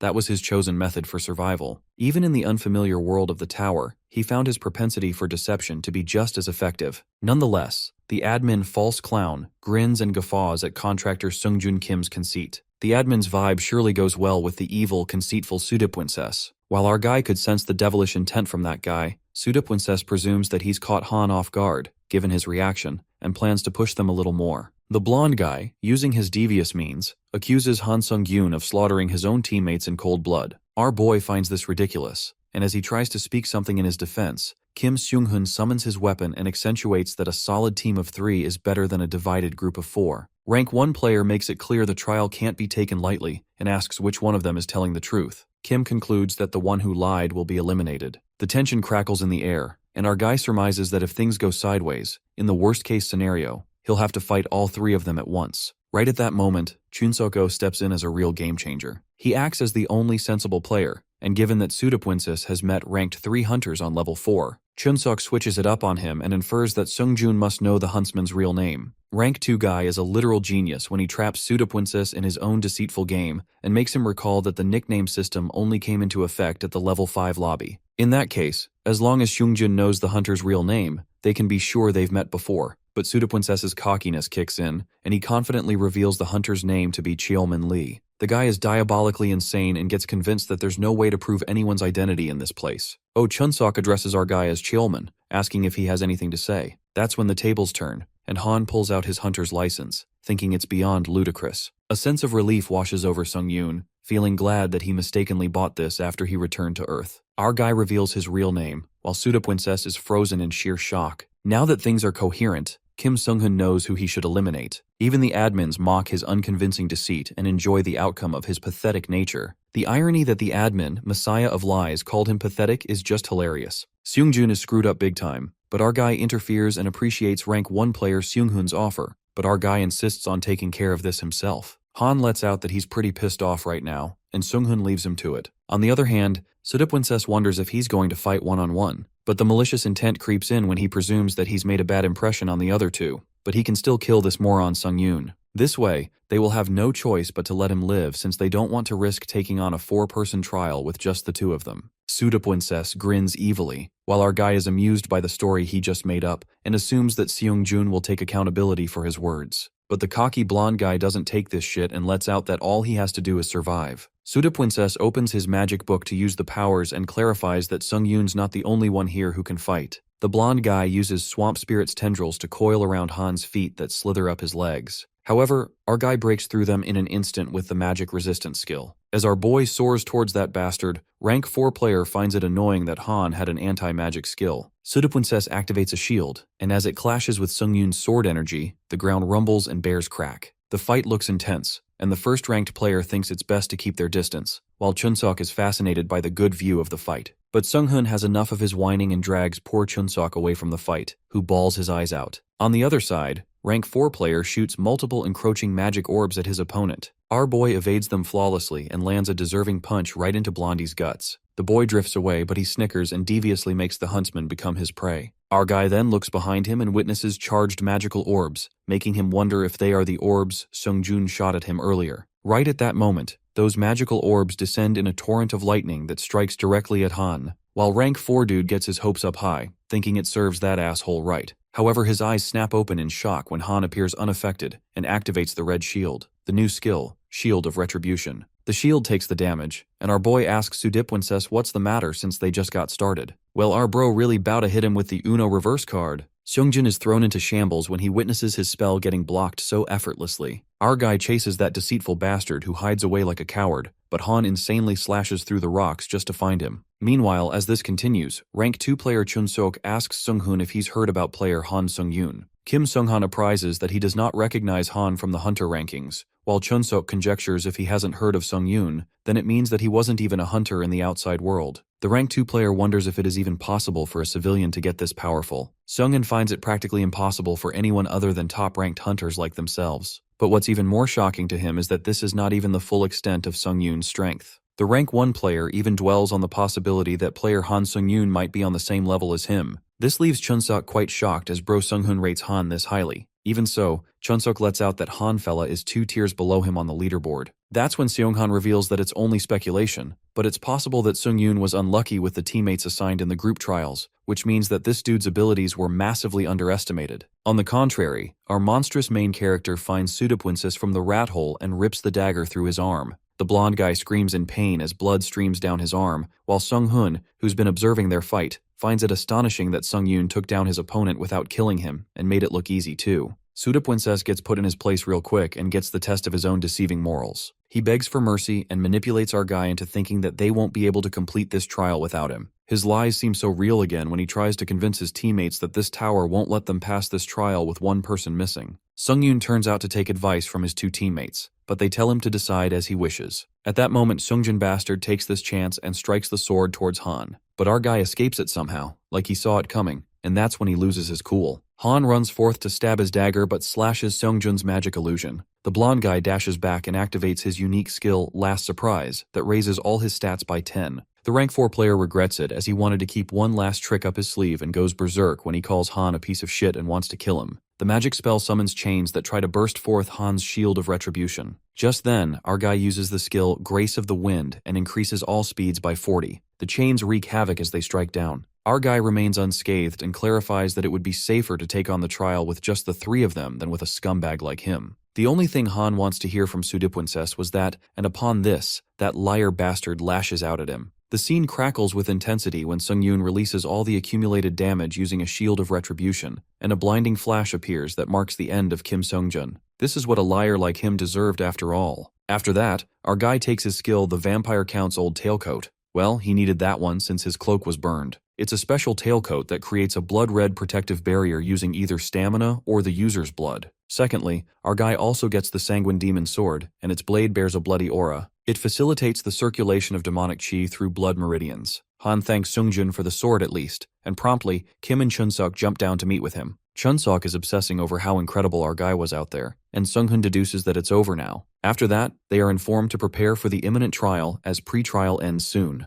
The 3 of them get moving, and as they walk forth, they pass by a massive horseman statue. Oh, Chun-sok speaks his wild thoughts and hopes that the statue does not spring to life or something, but Kim Sung-hoon states that it's entirely possible since it's the Tower of Trials, not Night at the museum. At that moment, our guy dubiously peeks at the statue and could feel the ominous vibe creeping in. Later, they arrive at the place of trial that's lightened up by blue crystals, where they witness 3 more creepy statues tied by chains. They find themselves standing in front of a headless armor statue and believe that it's the abyss-stricken Lord himself. That's when the 10th trial begins, and the system alerts that the abyssal guards will spawn. The players must stop the resurrection of the abyss-stricken Lord. Suddenly, the place begins to rumble, and the abyssal guards come to life as they break through the chains and surround the 3 of them. Sung-hoon is all up for a nice warm-up while our guy advises them to aim for the guards' heads. Han elaborates his logic that they need to stop the guards from reaching their lord with the head that they are carrying on their backs. Since this sounds easy and simple, Player 1 suggests they each take 1 guard, and with that, the 3 strongest hunters confront the statue guards. The guards stomp with their heavy steps and a big-ass sword. Sung-yoon plans to take the guard in one go with his sword aura and swishes his sword towards the enemy. However, the guard makes our guy drift back when it swings its sword. Our guy suspiciously glares at the Abyssal Guard and realizes they're not exactly walkovers. He then wonders how the others are doing. Kim Seong-han is fighting a guard which seems to have a similar weapon as him. This dude is also smashed by the statue's brute force. As the guard scampers towards the Abyss Lord, a loud exploding sound is heard, and rank 1 player makes a comeback as he bursts out of the rubble with his magic weapon. Kim Seong-han figures out that all these guards are boss-level monsters and warns his teammates not to let their guard down. Oh, Chun-sok speaks through the hat and makes fun of Kim as he got caught by the guard just now. Chun-sok settles that hat on his head, and he doesn't want to pull it out because it cramps his style. This guy appears serious for the very first time, and now that the guard made him wear this ridiculous thing, it's good as dead. The second rank dude creates an iconic magic bow and arrow. He shoots 3 arrows that burst like bathing bombs, but the guard evades them and leaps towards him. Oh, Chun-sok guesses that charging long-range caster is the textbook tactic, at least if he was just an ordinary mage. Watching the first 2 players in their element, Han Sung-yoon gets to know that they're like the weak challengers, and this gets him all fired up to fight even more fiercely. Finally, our boy can just focus on his fight. With that, Han dodges the sword strike of the guard that hits the ground. The rocks fling upwards, and our guy spins in a classic way to kick those rocks directly in the guard's direction. Sung-yoon activates the Wind Grace skill and increases all speed by 50%. But strangely, he runs past the guard, and it turns out that he steps on the guard's shadow. He uses the skill Silent Shadow Steps to increase attack speed for blade weapons by 10%. Just like that, Sung-yoon jumps high and slashes his dagger charged with electric aura, tearing apart the guard's mask. On the contrary, player Kim Seong-han uses lightning strikes to destroy the guard's mask, and Oh Chun-sok incredibly pierces his weapon that cleaves the guard's head in half. Unexpectedly, those 3 statues get away, and Sung-hoon infers that it's because their lord's head has been smashed to pieces, so they won't be able to revive it anytime soon. They seize the chance to strike while the iron's hot and leap towards the statues. As they sprint after those guards, suddenly a rumbling sound distracts our guy. It turns out that those cunning abyssal guards were running towards the statue from the entrance that was riding on the horse. To everyone's imagination, that statue comes to life, and with the help of the guards, it makes a leap to reach the Abyss Lord. That horse guard flips the tables when it jumps from the horse with a mask to put on the Lord's head, while Sung-han runs as fast as he could, and our boy gets too late since he won't be able to reach on foot. At that crucial moment, our guy uses the last card up his sleeve, and using all his strength, Han yanks that dagger with crushing force that hits the mask, breaking it into pieces. Chun-sok calls it a nice shot, while the horse knight shouts in disbelief and wears the crown that had fallen from the mask. The horse knight appears enraged and puts on the crown. What it does next leaves everyone in absolute shambles. The horse knight slits its own throat, and the players scamper to stop this disaster. They get too late as the knight tears its head apart and puts it on the Lord's head. As the hunters jump in for an attack, a violent cascade of energy hits them, and the conditions get fulfilled when the Abyss Lord gets resurrected. Our guy is left speechless, and now their special objective of the trial is to defeat the Abyss-stricken Lord. The system nullifies all the damage with the power of invulnerability. They also get to know that this boss monster can only be hurt by a challenger with higher average stats than itself. Han Sung-yoon wonders what kind of power the boss monster even possesses. Meanwhile, the Abyss Lord summons a sword and exudes a dangerous aura when it holds the sword. The Lord's sword strikes the ground that literally could rip one to pieces since the ground breaks apart, and all 3 of them drift away to escape the deadly power. Our guy is utterly staggered, and he's really curious to know what kind of overpowered ability it is. The fact that they can't even hurt it makes Han question himself. How the hell are they supposed to take it down? In the meantime, the boss monster leans closer to Sung-yoon. While our guy tries to run for his life, the Lord swishes his sword that nearly pierces him, but our boy gets away with the least damage. Han blames himself for dragging his feet, and when he peeks at the abyssal guards, something clicks in his mind. After that, Kim and Chun-sok come running to Han, asking if he's alright. The first-rank guy briefs that they need to find a way to take down the boss monster and plan to take out the guards first. Out of the blue, Han asks for a favor,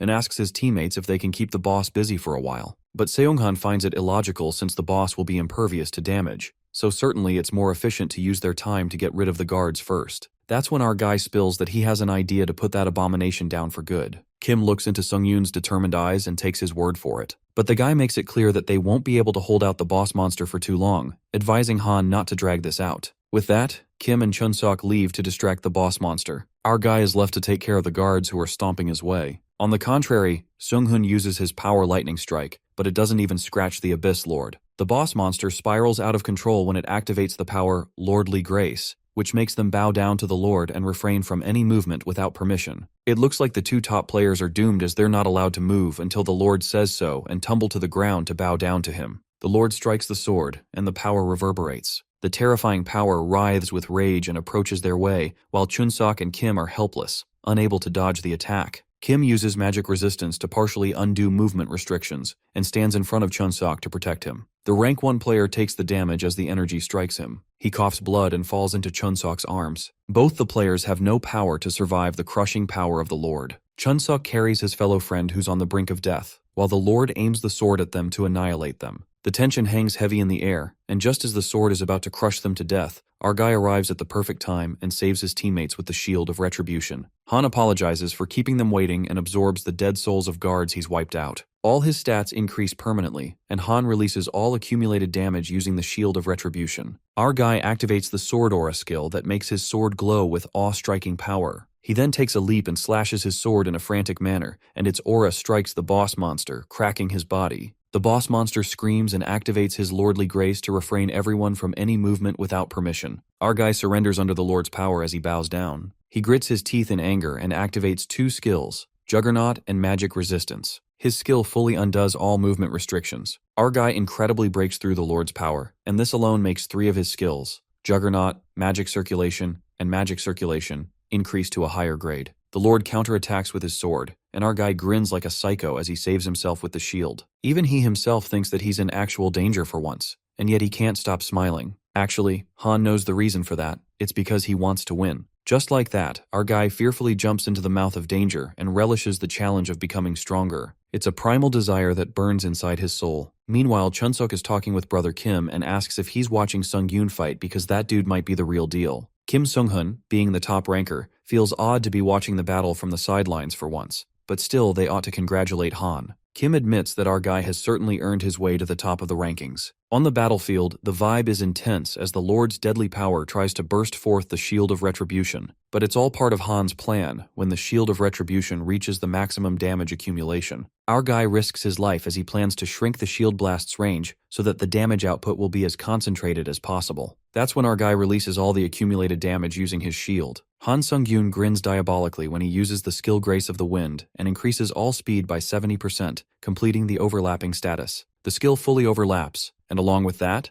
Han increases his speed for blade weapons by 10% using the skill Wild Sword Flurry. Just like a true monster, our guy slashes the sword across the boss monster's head, decapitating it in an instant. Finally, Han destroys the abyss-stricken Lord, the target of the trial. It appears the admin, Lord of Iron and Blood, is smitten as she watches her player's potential, and believes that it may be boundless. It is then revealed to us that ordinary players who dare to ascend the tower prepare themselves so stringently as if to eliminate even the mere hint of danger, and painstakingly climb the levels one by one while wasting their precious time. Player Han Sung-yoon, on the other hand, is the total opposite. He embodies an extraordinary talent that would be a rarity in any dimension. It's as if he's possessed by some preternatural will to become stronger. Well, that's exactly it. According to the Lord of Iron and Blood, the dilemma is that as time passes and Han ascends higher, the other administrators will certainly begin to take interest in him. So the admin ensures that her bond with Sung-yoon cannot be outdone by her rivals, so that she may achieve her long-awaited ambition. Well, the burning desire to achieve her ambition is similar to our main character. Han Sung-yoon defeats the Dark Monarch, hence completing the 10th floor of the Tower of Trials,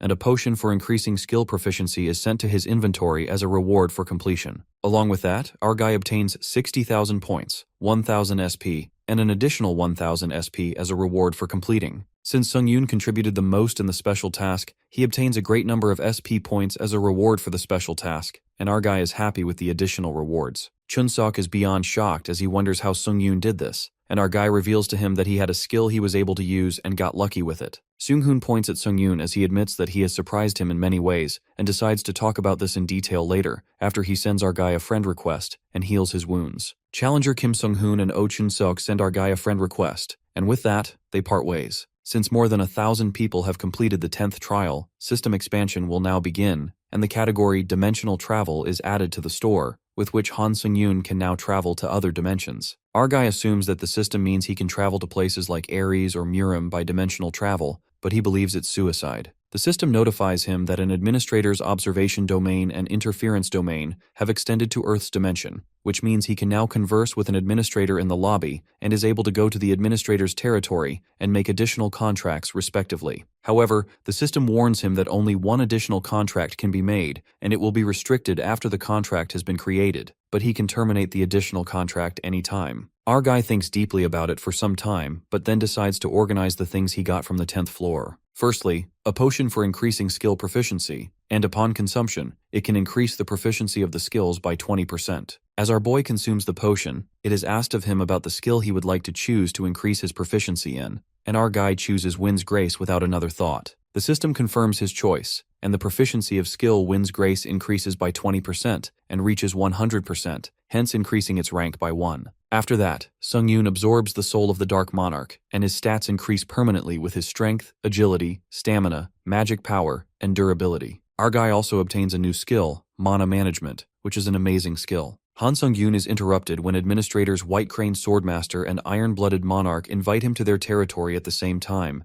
and this leaves our guy in a tough spot. It sounds more like a double date. Sung-yoon accepts the invitation and arrives at the Iron and Blood territory, where he meets the admin, the Lord of Iron and Blood, who laughs confidently, knowing he would choose her. She reveals that she won a bet because of him, and our guy realizes the reason why he was invited at the same time is just because of a bet. Noticing her clothes, Sung-yoon asks her if she's not cold. Our guy decides to ask her about the mana management skill he obtained, wondering if she should tell him anything about it. The admin believes it's a very good skill, and decides to talk about it briefly before they enter the abode. She instructs him to try bringing up all the magic power within his body as intensely as he can with the new mana management skill. As Sung-yoon does that, his mana circuit is greatly affected due to the activation of the skill mana management and is forcefully increased by it. A ridiculously powerful amount of mana takes over his body, and our guy tests it out, which results in strong winds, due to which the piece of thin clothing covering the administrator's body is blown away, and Han Sung-yoon witnesses this. After that, when they both are eating, the white-haired woman expresses disbelief about Sung-yoon being such a devious guy. Our guy gets flustered and tries to explain that she's mistaken, but she laughs and tells him to try activating his magic skills one by one with mana management when he has time,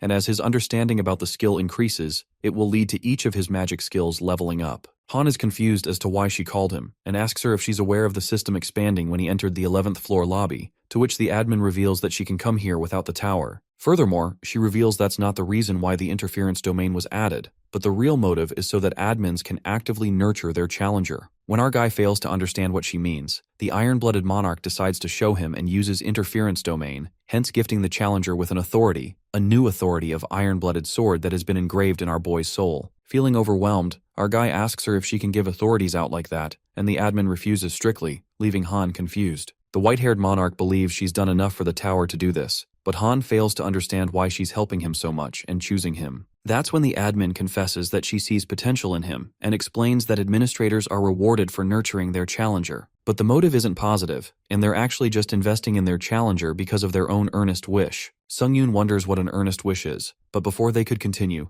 the admin White Crane Swordmaster invites him again to his territory, not once but multiple times. The Lord of Iron and Blood decides to end the conversation upon seeing an impatient fellow and bids our guy farewell. Sung-yoon accepts the invitation and is moved to the administrator's territory, the forest. Our guy looks around him and finds the place to be perfect for his training. Since he was curious about the training method the Iron-Blooded Monarch told him about, he decides to test it out now and uses mana management. His proficiency of skill. 3 laceration increases by 8%. Instant acceleration is forcefully increased and ranked up to rank B. And lastly, the proficiency of skill Counter Shield increases by 7% due to mana management as well. With that, Han decides to use Sword Chi too, but it doesn't activate through mana management, which leaves our guy confused as he finds it strange. The system reminds him about the White Crane Swordmaster, who's waiting earnestly for him, and our guy decides to do this and walks ahead. While walking, Han Sung-yoon assumes the admin to be an old man due to the nickname they're using, and as he reaches his destination,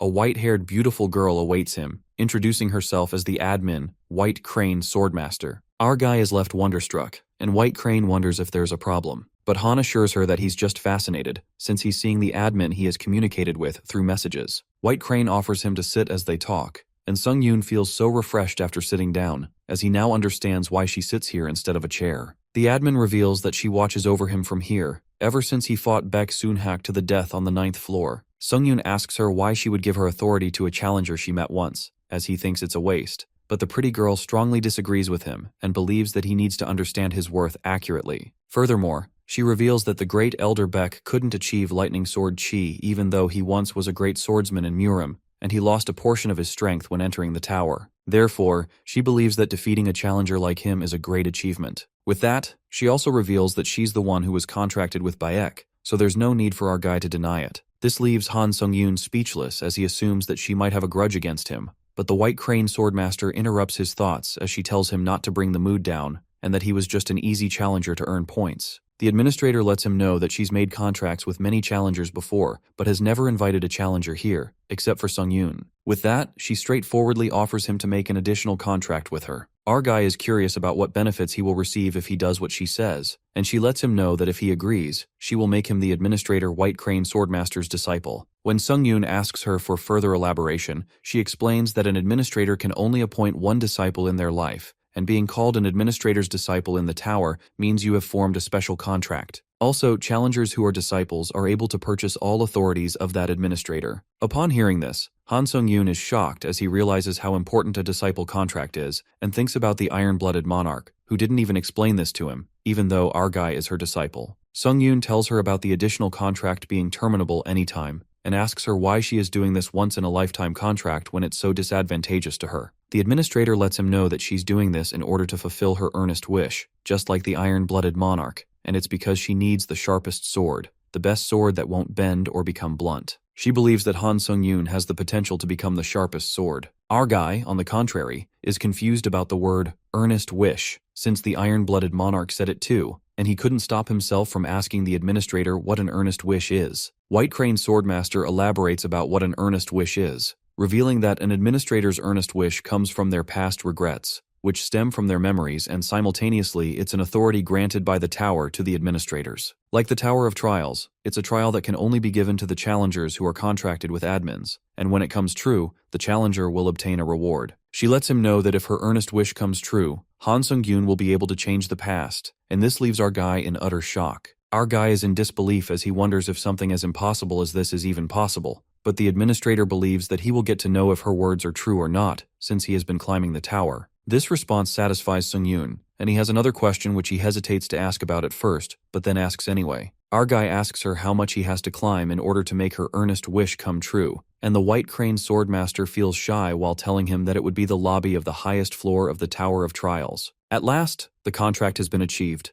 and the administrator is overjoyed over the great decision our guy made, as she claims that he won't regret it. Han Sung-yoon is now acknowledged as Administrator White Crane Swordmaster's true disciple, and due to the disciple's benefit, the effectiveness of authority and skills of the Murim dimension will increase by 10%. Plus, the mana has increased by 3 due to the disciple benefit, and with that, our guy is now acknowledged as a disciple of 2 administrators and as a benefit of being a disciple. Our guy feels like he can't let go of a chance where he can instantly get stronger, but his thoughts are interrupted when the pretty administrator asks him if he's heard anything else from the iron-blooded monarch about the person who is looking for him. Sung-yoon refuses, and the admin's head hurts as she wonders what Ironblood is thinking because it definitely looks like she trusts our guy completely. White Crane Swordmaster states that she trusts him, however, she must tell him something, but it's going to use all of Han Sung-yoon's question vouchers as she asks him if that's okay. Sung-yoon doesn't have a problem with that since he's just been saving them up and doesn't really have a use for them. Challenger Han has used all of his question vouchers, and the administrator reveals that in the Murim dimension, there is a great power called the Murim Alliance, and Bayek, the person our guy killed on the 9th floor, held a high position as a High Elder of the Murim Alliance. Due to that, there is someone who's looking for our guy in the Murim dimension, and this info leaves our hero in denial because he definitely does not want someone from the Murim Alliance looking for him to kill him. But the administrator assures him that instead of that, the Murim Alliance is currently in a clutter because of the battle for the High Elder's vacant position. As our guy wonders who is the person that wants him dead, the pretty white-haired girl lets him know that it's the sword dragon from a Namgung family in Tokyo, Shinjuku, the Blue Heaven sword dragon, Namgung Hyuk. He is someone who has made a name for himself among the martial arts champions that have lived in the Murim dimension for centuries and is called a genius. Although the ultimate reason he's looking for our guy is for revenge, the real reason is because he's just simply curious. The administrator warns Sung-yoon as she doesn't know when it will be, but if our guy ends up facing Namgung Hyuk, he needs to prepare to put his life on the line. With that, Sung-yoon is moved to the lobby of the 11th floor while he summarizes the information he just got, that the Murim's psychotic murderer is looking for him. Our guy purchases the Authority Wings of Steel C+, and Return Stone F+, and decides to level up like crazy before running into Hyuk Namgung, his bloodthirsty enemy. Sung-yoon returns to Earth using a return stone and gets confused after seeing countless messages and missed calls from Hyon, making him wonder if something happened. Our guy uses the Wings of Steel and departs for the Hunter Association, where we see people gossiping about something that happened in Japan. Han Sung-yoon reaches there, leaving people shocked as they wonder if that guy did just fly. Inside the building, Haeyeon, along with her senior, welcomes our guy while they apologize for troubling him inside the tower. Sung-yoon, after some formalities, asks them if something is wrong since they called him so urgently here. Haeyeon breaks it to him about something big that just happened in Japan, and since she was worried that our guy might end up flying there alone after hearing about the incident, that's why she called him here. The senior, instead of telling Sung-yoon about it, decides to show him the body cam footage since the situation is pretty bad. This footage is of a Japanese hunter that's been shared with them by Japan, and the location is Shinjuku, Tokyo. The senior informs that the Japanese Hunter Association had detected a strong wavelength from a gate and sent a team composed of 7 A-rank hunters to the scene, and in result, the human that came out of the gate murdered 6 of the A-rank hunters in a few seconds. Although it's been speculated that he's an otherworldly challenger who has invaded Earth's dimension, Sung-yoon suggests all hunters should go and support Japan, but the senior interrupts, saying that in an unparalleled situation, almost all countries try to protect their hunters. Therefore, they are blocking their hunter resources from being dispatched to Japan. It's the same for their country, hence the hunters cannot be sent to support Japan. With that, the senior shows the body cam footage of the only survivor of the 7, where we see the Blue Heaven Sword Dragon Namgung-hyuk telling the world that he has come back to avenge Baek Sun-hak. After hearing the name, a wave of uneasiness runs through Han Sung-yoon as he was not expecting to meet him this quickly. Upon seeing our guy's serious reaction, Lee Haeyeon lets him know that it's not compulsory to go, and with that, she suggests that they should go and eat something first since it's been a while since they've seen each other. Han Sung-yoon tries to say something but the black-haired girl looks concerned, and our guy announces that, as per the request from Japan, he will go to Shinjuku in Tokyo. Lee Haeyeon loses her cool as she questions him why he keeps doing such reckless things, not even thinking about other people's feelings, even if it's just a little. Our guy pats her head in a reassuring way and lets her know that it's something he needs to resolve. The scene takes us to Hyuk's past, where young Hyuk holds a sword while the kids in front of him look at him with fear as they think it's too much for a light spar. Baek appears and praises Hyuk as he witnesses the sword chi at the age of 13 and believes that he's achieved more than he did when he was young. The old man pats little Hyuk's head and warns him that martial arts are not to harm humans, but are a path for transcendence. Therefore, he shouldn't harm anyone without a reason. The Tower of Trials selects a challenger from the Murim dimension, and as time passes, Namgung-hyuk grows strong while people cheer for him, but he's not satisfied. His desire isn't satisfied just by climbing the tower. He's sorry to his grandfather as he uses dimensional invasion tickets because he has the most fun when destroying humans. Hyuk no longer feels satisfied by killing evil people, and going around Murim to kill people is not allowed, but he thinks that a guy named Han Sung-yoon might make this fun for him as he smiles evilly. Han Sung-yoon reaches Japan, and a lady shows him the way inside the room, escorting him through the way. Upon entering the room, our guy sees Cheon-suk and Sung-hoon already there, while they are glad to meet him again after the 10th floor. Our guy was expecting to see them since he heard from the association, and wonders if this is everyone who's gathered in response to Japan's support request. Sung-hoon reveals that an additional challenger from America will arrive soon, while our guy calculates in his head that the otherworldly challenger that appeared in Shinjuku is an unknown monster that might defeat all of them.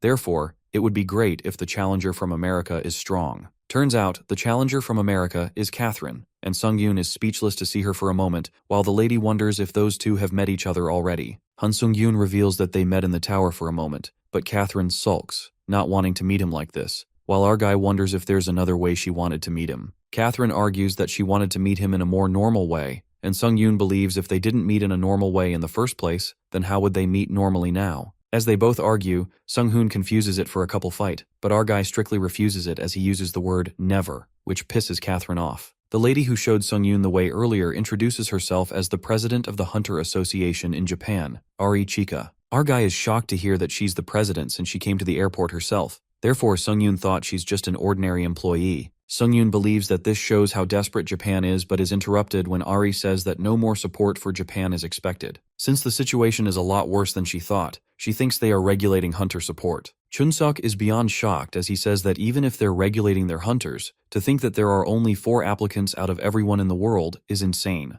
Catherine also finds the situation to be more chaotic than she expected. Arya Chika states that there's no country actively willing to help Japan, while her body trembles. She bows in front of everyone out of gratitude, feeling sincerely thankful to all of them who came here when everyone else turned their backs on them. Han Sung-yoon pulls her up as he believes that now is not the time to be bowing heads, and this creates an impression on Catherine, who's starting to believe that our guy is cold on the outside, but soft deep down. But our guy completes his sentence as he says that instead of bowing, the president should increase their award right now. Sungyun requests that she increase the promised reward twofold, and he will actively give them all his support to solve this issue. The red-haired girl, when she heard this, takes her words back as she just had a wrong impression of him. Meanwhile, Han Sung-yoon smiles cockily since he didn't come here to become a hero. Instead, he came here because of the reward and growth he will get when he kills Namgung-hyuk. Ari regains her composure and believes that the entity that has appeared within Shinjuku is an abnormal monster, and since they all are putting their lives on the line, she promises to increase the reward twofold. With that, she points at Catherine Bennett and claims that they have a shot at victory because the ability the red-haired challenger possesses can flip the results of the fight. One of the authorities Catherine possesses is called fire suppression. If an opponent who is stronger than her touches the fire that triggers this authority, all their stats will decrease by 10,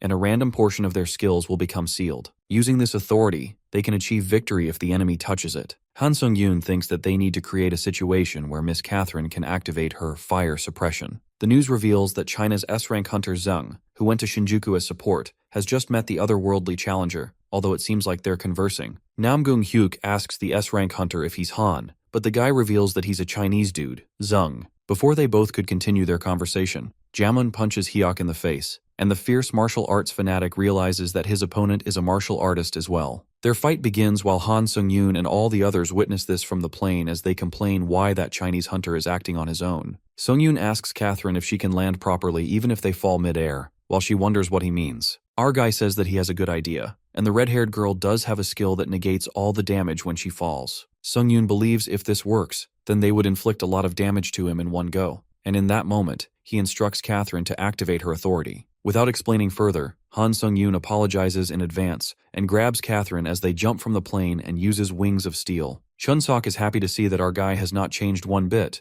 and with that, they both jump off the plane as well. Catherine, in midair, argues with Sung-yoon, but our guy is not even listening to her as he finds it good that the Chinese hunter is taking up Namgung-hyuk's attention. Our guy instructs the red-haired girl to use her authority if she sees an opening, and with that, he decides to go first. Meanwhile, Jamun and Hyuk are busy fighting as Namgung wonders what type of martial art that is and pushes the Chinese hunter back as he goes flying. Before Hyuk could take a breather, something hits him with full force, and then we see Han Sung-yoon standing right in front of him. Namgung-hyuk gives our guy a sharp look as he questions who he is. Sung-yoon smiles at Hyuk as he says that he was looking for him so much, and now that he's here, he doesn't even know who he is. On the contrary, young Master Hyuk's hands swell and throb with pain while our guy makes a destructive entrance, admitting that it wasn't the best idea to plummet full speed from the sky. While Hyuk asks Han who he is, our guy activates Ashen Blood to reduce all types of pain inflicted on him by 40%. Now that Han is all set, he is surprised that the dude can't recognize him when he's been desperately looking for him. That's when Hyuk realizes that it's the infamous guy he's been searching for. Our guy introduces himself and charges his sword with the Sword Aura skill. Hyuk clenches his fists, eager in anticipation to finally face his quarry. But the young master now figures out that Han is nothing but a fraud who wields a false sword aura. The young master smashes his hands together, bursting the bumps on his hand. His hands bleed, and Hyuk fiercely states that his vexation knows no bounds. But our guy doesn't give a shit about it and dashes towards his enemy since he's unarmed. Han decides to land the first strike, but Hyuk summons his sword in an instant. The sword fight begins as their weapons clash, and our guy gets saved by a thread since a direct hit would have been fatal. Han then uses Ashen Blood to reduce his damage, and for the time being, he hides behind the shield. He expected Hyuk to take a fair bit of damage after his flying attack, but it was in vain.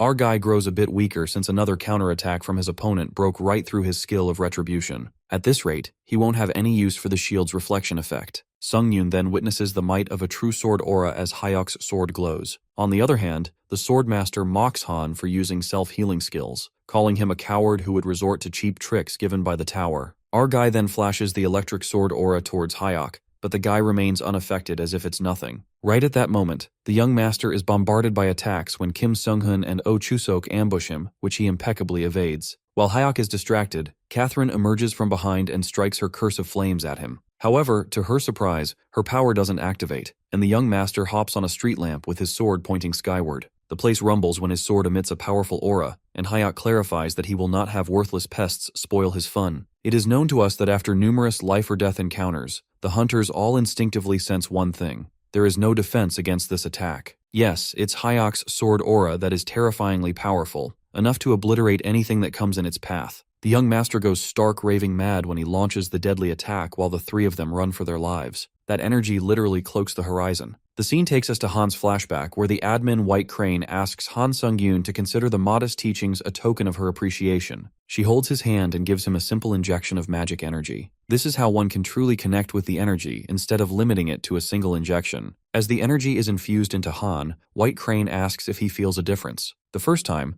our guy only felt an influx of magic energy, but the second time, it was like the admin had somehow manifested inside him. White Crane smiles briskly and suggests to Han that he apply the energy to a sword, but she warns him to try it after he leaves the place, since he could be penalized for receiving an unfair advantage from an administrator. Coming to the present scene, Hyok's flaring power echoes across the sky, engulfing the horizon. On the contrary, our guy becomes the first self-taught sword aura user through independent enlightenment alone in the Earth dimension. The Tower of Trials applauds Han for his achievement. He receives the achievement Sword Body Unity, and with that, Sung-yoon's sword aura finally completes. Han asks if everyone is alright, and Catherine assures him that everyone's okay thanks to him. Deep down, Catherine ponders how Han neutralized Hyok's sword arc by meeting it with his own in a split second. The realization hits her that these two players are far beyond their level. The young master laughs maliciously since he expected nothing less from Sung-yoon and says that he almost disappointed him. Hyok contemplates that the more work and care that go into a sandcastle, the more satisfying it is to knock it down.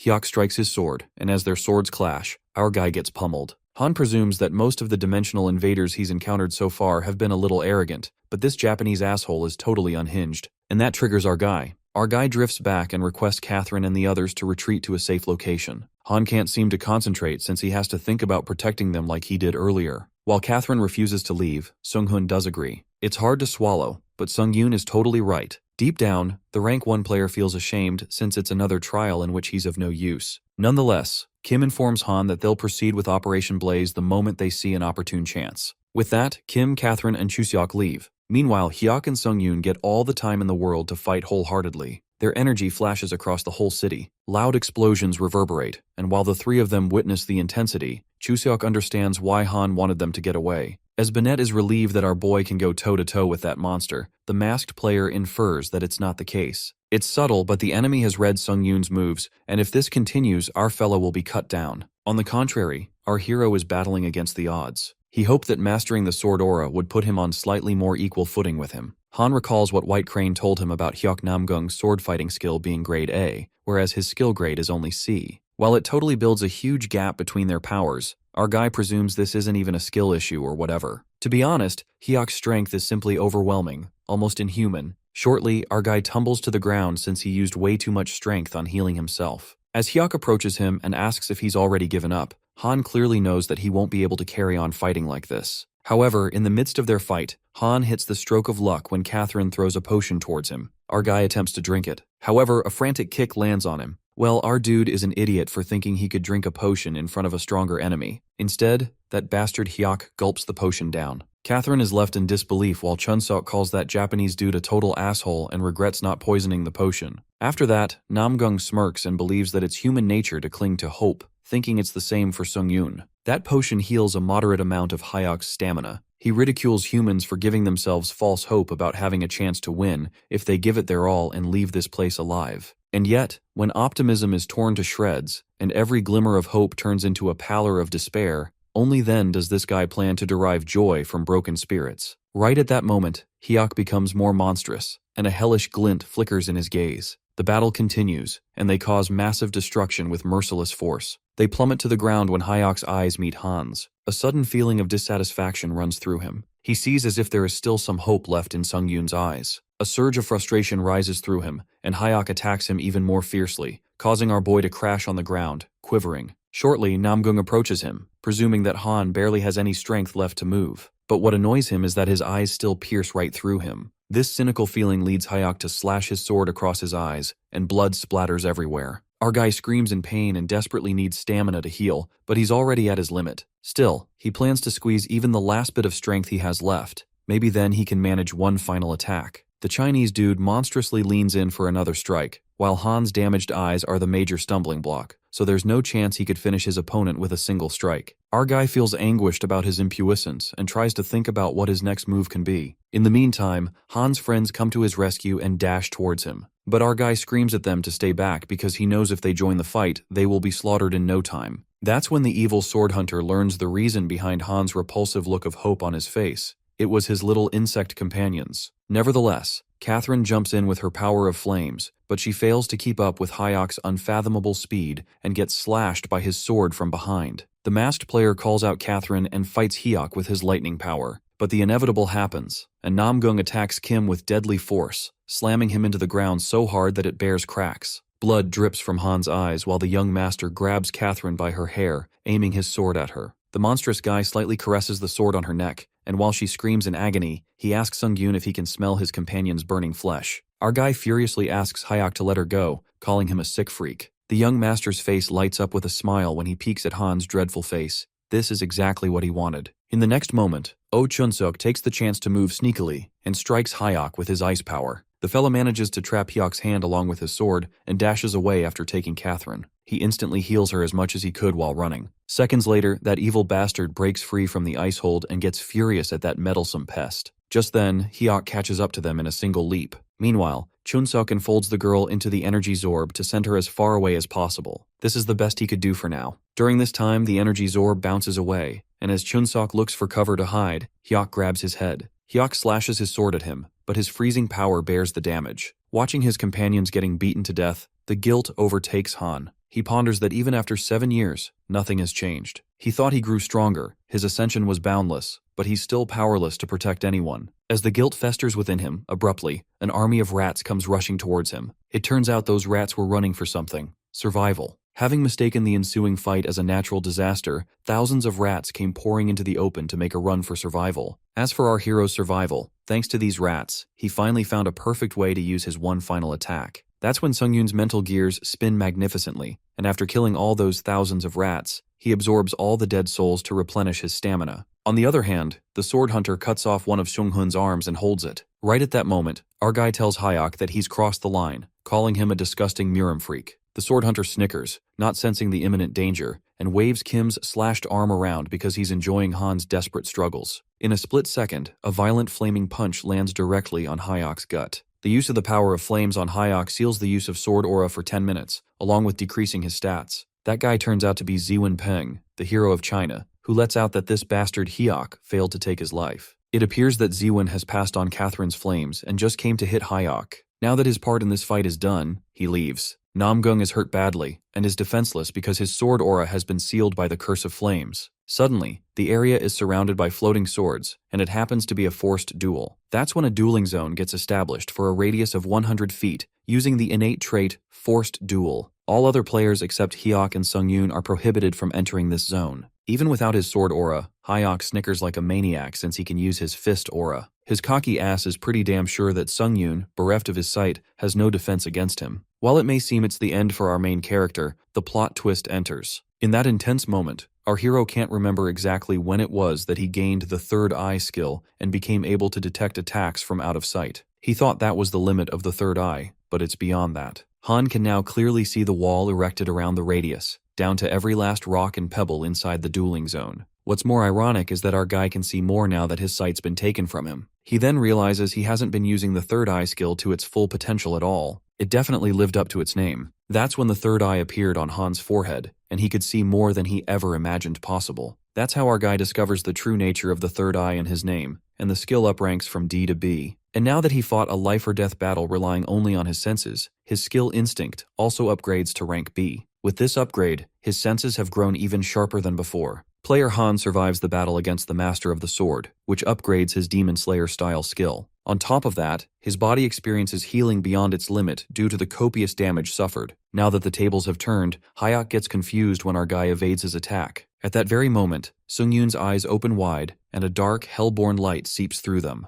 Because finally, he can fight on an equal footing against Hyok Namgung in his weakened state. Well, things take a drastic turn when Murim Master struggles to fight with our guy, wondering what manner of trickery this is. Hyok feels his movements growing sharper at every turn, and so does the edge of his blade. Well, it's because our guy activates the skill Silent Shadow, which makes him move in the shadows. Han goes all out when he maximizes all his speed skills, including Grace of the Wind and Instant Acceleration. He moves at the speed of light and increases his attack speed for the blade using the Wild Sword Flurry skill. Our guy launches his sword attack, but Namgung evades impeccably. At that moment, Han ponders that he's using every last ounce of his power, but this is barely an even match. He feels like he can't go on like this. And the thing is, His stamina is going to deplete when Hyok's stat debuffs are lifted in 10 minutes. Simply put, Sungyun has to end this while Murim Master is still under the Curse of Flames. Hence, there's only one thing that can break this stalemate: a wild card. Our hero raises the sword and flings it with overwhelming force. Namgung smirks like a devil and dodges that sword like a breeze. He calls Han's attempt moronic and a foolish gambit born of desperation. The swordmaster's cockiness gets the best of him when he leans in to land a blazing punch, and a chilling stare flashes across Han's eyes when he calls out, "Iron Blood Sword." Right at that moment, the sword materializes out of the blue and, on Han's command, pierces right through Hyok. The guy is left staggered by the sudden occurrence and blood drips from his mouth. With the sword stabbed inside him, Hyok realizes that Sungyun has struck his chi core, so he must act with all haste to recover fully. It appears that the 10 minutes pass away, the Curse of Flames ends, and the forced duel also gets lifted. The duel's barrier starts fading away, while the swordmaster regrets getting distracted by this child's play. He yanks away that sword and tells Han they should continue this duel another time. Hyok holds a red stone when the gate materializes, leaving everyone slack-jawed. The Chinese dude Ziwen figures out that he's trying to return to the Murim dimension. In that moment, they all had a powerful sense of premonition. If they failed to kill Hyok Namgung once and for all, he would return to Earth one day to cause an even greater calamity. But they can't let him get away, and Chunsuk, Catherine, Kim, and Ziwen charge at the swordmaster. The words "get away" pound in Hyok's ear, and his pride crumbles badly. A blaze bursts forth from the blade, rattling the entire Shinjuku district and drowning the horizon in glow. The buildings crumble and the blaze breaks through Sungyun's shield of retribution. That power burns one of our guy's arms. It withers away like the wind. While Catherine sobs as she witnesses his arm, she shouts, but Han tells her to calm down, reminding them that the enemy is still standing in front of them. At that moment, the swordmaster calls out Han and clarifies that from their very first encounter, he would have slain him in a heartbeat if he desired, asking him if he dares to continue. These words make our guy's blood boil, but he's got nothing to say to that. Murim Master turns back and assures Han not to fret, as he shall come again for him soon. After the guy leaves, Sungyun falls to the ground while everyone runs to him. In the Murim dimension, the servants greet their young master who's just returned. But Hyok is in pretty rough condition as he coughs up blood. He simmers with anger, determined to drown Han Sungyun in the depths of despair, even if it's the last thing he does. The scene takes us to the hospital near Tokyo, where President Eri rushes to Han, who's finally awake, and his body is wrapped in bandages due to severe injuries. Watching his arm, the president lets out that he has sacrificed so much and expresses gratitude toward our boy. Abruptly, our fella activates the skill Ashen Blood, and his arm regenerates in a split second, leaving Eri slack-jawed. After that, our guy looks for other members and goes to check on Catherine first. Han slid open the curtains only to find Catherine sitting undressed. Our guy is welcomed by a slap. Outside, Oh Chun-suk is walking with the help of crutches when he finds our guy in the hallway with a slap mark printed on his face. Our guy lets out that he was in Catherine's room, who was full of energy. Nonetheless, Han asks him about Kim Sung-hun since he hasn't seen him around. Chun-suk responds that he did see him in the morning, adding he has got a lot on his mind. The guy elaborates that Seung-hun Hyung lost his right arm in the last battle. Later, at the hospital roof, Han finds Kim there, who greets the sword demon. Our guy is confused by that nickname while Sung-hun glances at his arm, which is now all healed up. The masked guy asks Sung-yoon if he healed with a skill, and he's amazed by our guy's incredible power. The masked dude admits that Han has a knack for surprising him and proceeds to reveal his arm, which is halfway healed, saying he was not so fortunate. Just then, Han apologizes and blames himself, saying things wouldn't have been this bad if only he had been stronger. But Sung-hun replies that there's no reason for an apology since he has a skill that allows him to function normally. Han speaks his mind and confesses that he's rushing his way up the tower like a man possessed, for the sake of getting stronger. He admits that he was completely obsessed with no regard for anything else. He became an emotionless monster. Well, Kim finds nothing wrong in fueling himself with the greed of getting more powerful, and yet he also believes that it is just as important for the mighty to protect the weak. At least, this is the conviction which he fights for. Han seems to have learned a lot from this mission, something crucial he shouldn't have forgotten. Hearing this puts Kim's mind at ease, to know that someone powerful like Han is not a bloodthirsty monster. But being honest, when they first met in the tower, Sung-hun wasn't sure of his intentions. At that moment, Kim lifts his mask to smoke a cigarette, and as our guy takes a glance at his face, his eyes snap open in shock. Our boy recognizes who he is while Kim grins, apologizing for not introducing himself earlier. After that, all the hunters who'd been back from the mission are photographed, and Han gives an interview. Later, our boy hands Catherine a choker she'd lost. All the hunters wear their tower costumes and leave. Since our boy is the only one left, he drapes his red tailcoat and feels different. He smiles and ponders that the association guys must have upgraded it during repairs. In fact, all of his gear is in perfect shape. But this is the least they could do after the hunters put a stop to a national disaster. He hops on the bed and thinks how the last 3 days with the return stone went by in a flash. Han wasn't hoping to become so famous and stumbled upon an image from the fight that had already spread. He assumes the Japanese association must have been filming them from a chopper and reads the comments that give him the nickname Sword Demon. He learns the reason why Sung-hun called him by that name earlier. Nonetheless, our guy is surprised since he had no idea that under that mask was the Lightning Lord. It is then revealed to us that the Lightning Lord stood head and shoulders above everyone, even among the 30 grade S hunters in Korea. He brought down gate after gate at a speed no S-grade hunter could match. He was worshipped as a hero in Korea. The scene then takes us to Sung-yoon's flashback, where the Lightning Lord, Kim Seung-hoon, hands him a card and tells him to consider this a recruitment call. Kim asks our boy to reach out whenever he'd like. Coming to the present, Han's stay on Earth comes to an end, and he decides to hold up that recruitment call for now, since he'd better train and live up to the Sword Demon nickname. With that, our boy travels back to the Tower of Trials. He enters the lobby of the 11th floor and ponders about the lessons he's learned in his fight with Hyok. Han learns that he doesn't have enough stamina. Although the skill Ashen Blood heals up most wounds more than any other skill, the Regen effect doesn't kick in when the stamina is low. This is why our guy thinks it's time he learned a new way to cover stamina. Sung-yoon keeps scrolling the skill store since he finds nothing to his liking, but then he stumbles on a way to stop overthinking and just buy everything he can. With that, our guy buys every skill he finds helpful. He gets Auto Stamina Regen that restores a total of 0.07 stamina every 180 seconds. He also purchases the skill Lunar and Solar Synthesis, which increases base stamina by 100% when exposed to light. Our guy then activates Skill Synthesis and synthesizes the most compatible skills, the Solar and Lunar Synthesis. It is created into a C-grade skill, Photosynthesis, that increases base stamina by 200% and allows users to absorb magic energy from light sources, combining the advantages of both skills. Han is happy with this new skill and presumes that if he synthesizes the vampire skill Call of Blood and Photosynthesis, he'll surely hit a jackpot. However, to his disappointment, the new skill Blood Covenant that is generated didn't raise a skill and completely wiped out the effect of photosynthesis. Sung-yoon concludes this skill was a dud, and in that case he buys another vampire skill and tries combining the failed Blood Covenant and Call of Blood one more time. After they are merged, a new B-grade skill Blood Prophet is generated, and he can now extract health, stamina, and magic energy from the blood of a living being, and control blood as well. Our guy wonders what it even means and cuts his hand in order to find out. As the blood begins to pour out, it turns out that Han can control blood in a literal sense, as the blood droplets move on his command. He can make it into whatever shape he wants, and even push drops of blood out without having to cut himself open. This sounds hella impressive, and Sung-yoon decides to save that for when he needs a lot of blood. Our guy gets certain that the Blood Prophet skill will come in handy. After that, our guy made the most of his time. He upgrades Eyes of Truth using the synthesis menu. An A-grade skill, Fireworm's Eye, is created that imbues Han's eyes with the fireworm's power and allows him to see things that can't be seen normally. On top of that, this skill has a secondary effect that allows him to gain info on objects, and the user can discern when someone is lying through Dragon Sight. Our guy activates this skill and reads info of every single object he's wearing,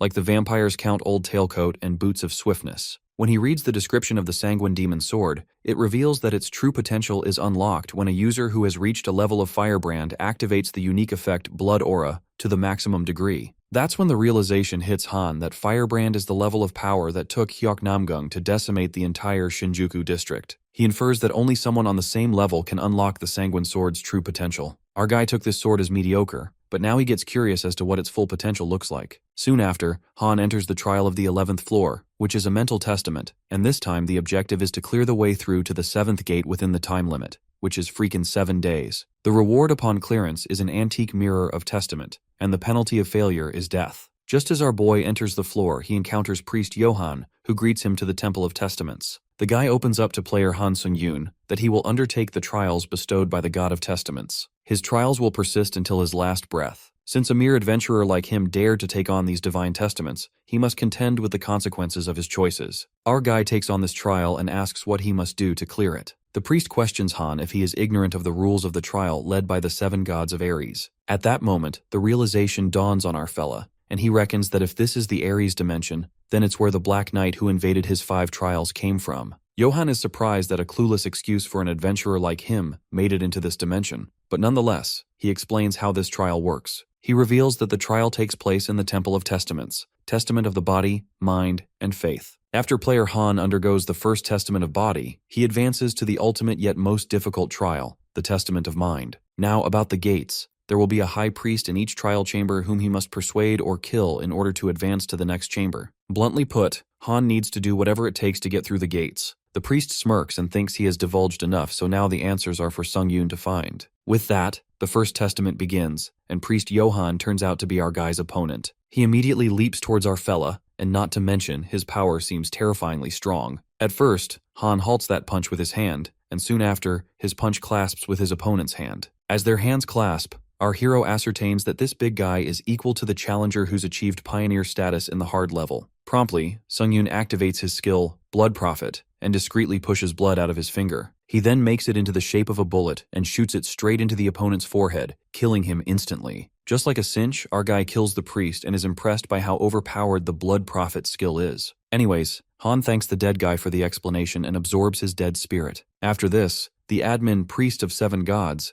is shocked to witness Han's outrageous behavior and compliments him as an interesting player to watch, nodding at his mercilessness. Judging by the names of the admins, our guy presumes that the god part of this trial got a bunch of them all riled up. Meanwhile, the admins White Crane and Lord of Iron and Blood are disappointed to see that Han undertook the trial without prior mention. Our guy justifies that he doesn't have a way to contact them. After that, he rummages through the priest's clothes and finds an item, while Ares' admins are impressed by his greed, and the Godslayer nods to affirm that they understand his actions. Nonetheless, to read the info of the mirror item, our guy activates the fireworm's eye and gets to know it's the priest's divine mirror. He then jumps onto the real info of the item through the dragon eye, discovering that the holy energy of the God of Testament is instilled in this divine mirror, which can also lead the user to determine their own fate. Han is left utterly baffled when he ponders on determining his own fate, guessing this item is good for a one-time protective barrier at least. Shortly, our boy continues walking to the next gate, hoping it's the Testament of Body too. As soon as he opens the gate, he meets a pretty girl priest who's surprised that he reached the chamber so quickly. She supposes that Priest Johan is no longer fit to dispense judgment. The girl reveals that she's Jane, priest of the Second Testament. Unexpectedly, she frantically flings a chair at him, and Han is not so pleased by such a violent welcome.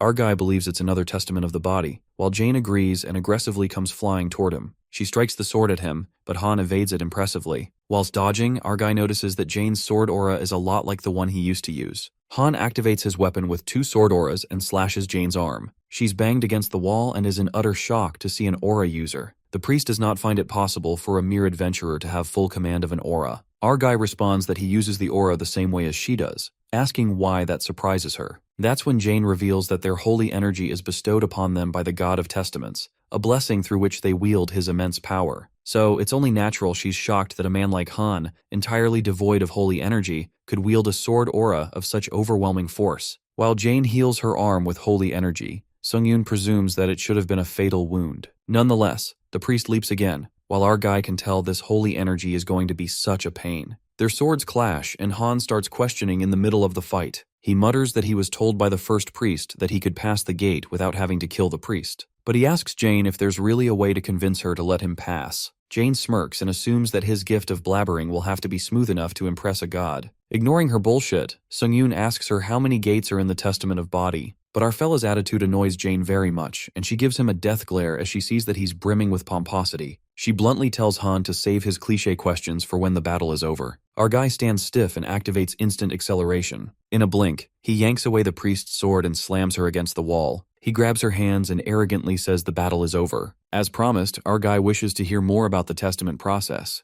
The priest nervously asks Han if he's going to have his way with her. While the admins anticipated our guy's response and some gazed at him with narrowed eyes, Sung-yoon makes it clear that he's not going to do anything of the kind. Jane laughs and thinks how fortunate she is, while the Lord of Iron and Blood heartily agrees with the priest, and White Crane expresses relief. Our guy doubts anyone who's capable of something like that can make it all this way, and Jane unbelievably asks him if he truly believes his words. If so, she calls him exceptionally naive for a hunter. Either way, Han lets her know that she's going to tell him everything as promised. Being a good girl, Jane spills that there are 2 remaining goods in the Testament of Body, and the Testament of Faith will begin at the 5th gate and end at the 6th gate, which means the Testament of Mind takes place at the 7th gate. Before he reaches the 7th gate, Jane advises our hero to consider abandoning this trial altogether. She unfolds that the 7th gate of the temple has never been breached by a single soul. All those who step through the gate either go mad or die bleeding from every orifice of their bodies. Sung-yoon uses his Dragon Eye skill and figures out that she isn't lying about this. Now that the priest is done with her piece, Jane says her final words and pays Han gratitude for a battle well fought. At that moment, our boy asks her one last question, wondering if there's a way to pass this gate without killing her. But Jane believes that such a feat would surpass his current abilities, which makes our guy wonder if she isn't afraid of her own death. Jane smiles like a maniac, with not a hint of fear on her face, and believes that death, too, is a testament that brings them closer to God.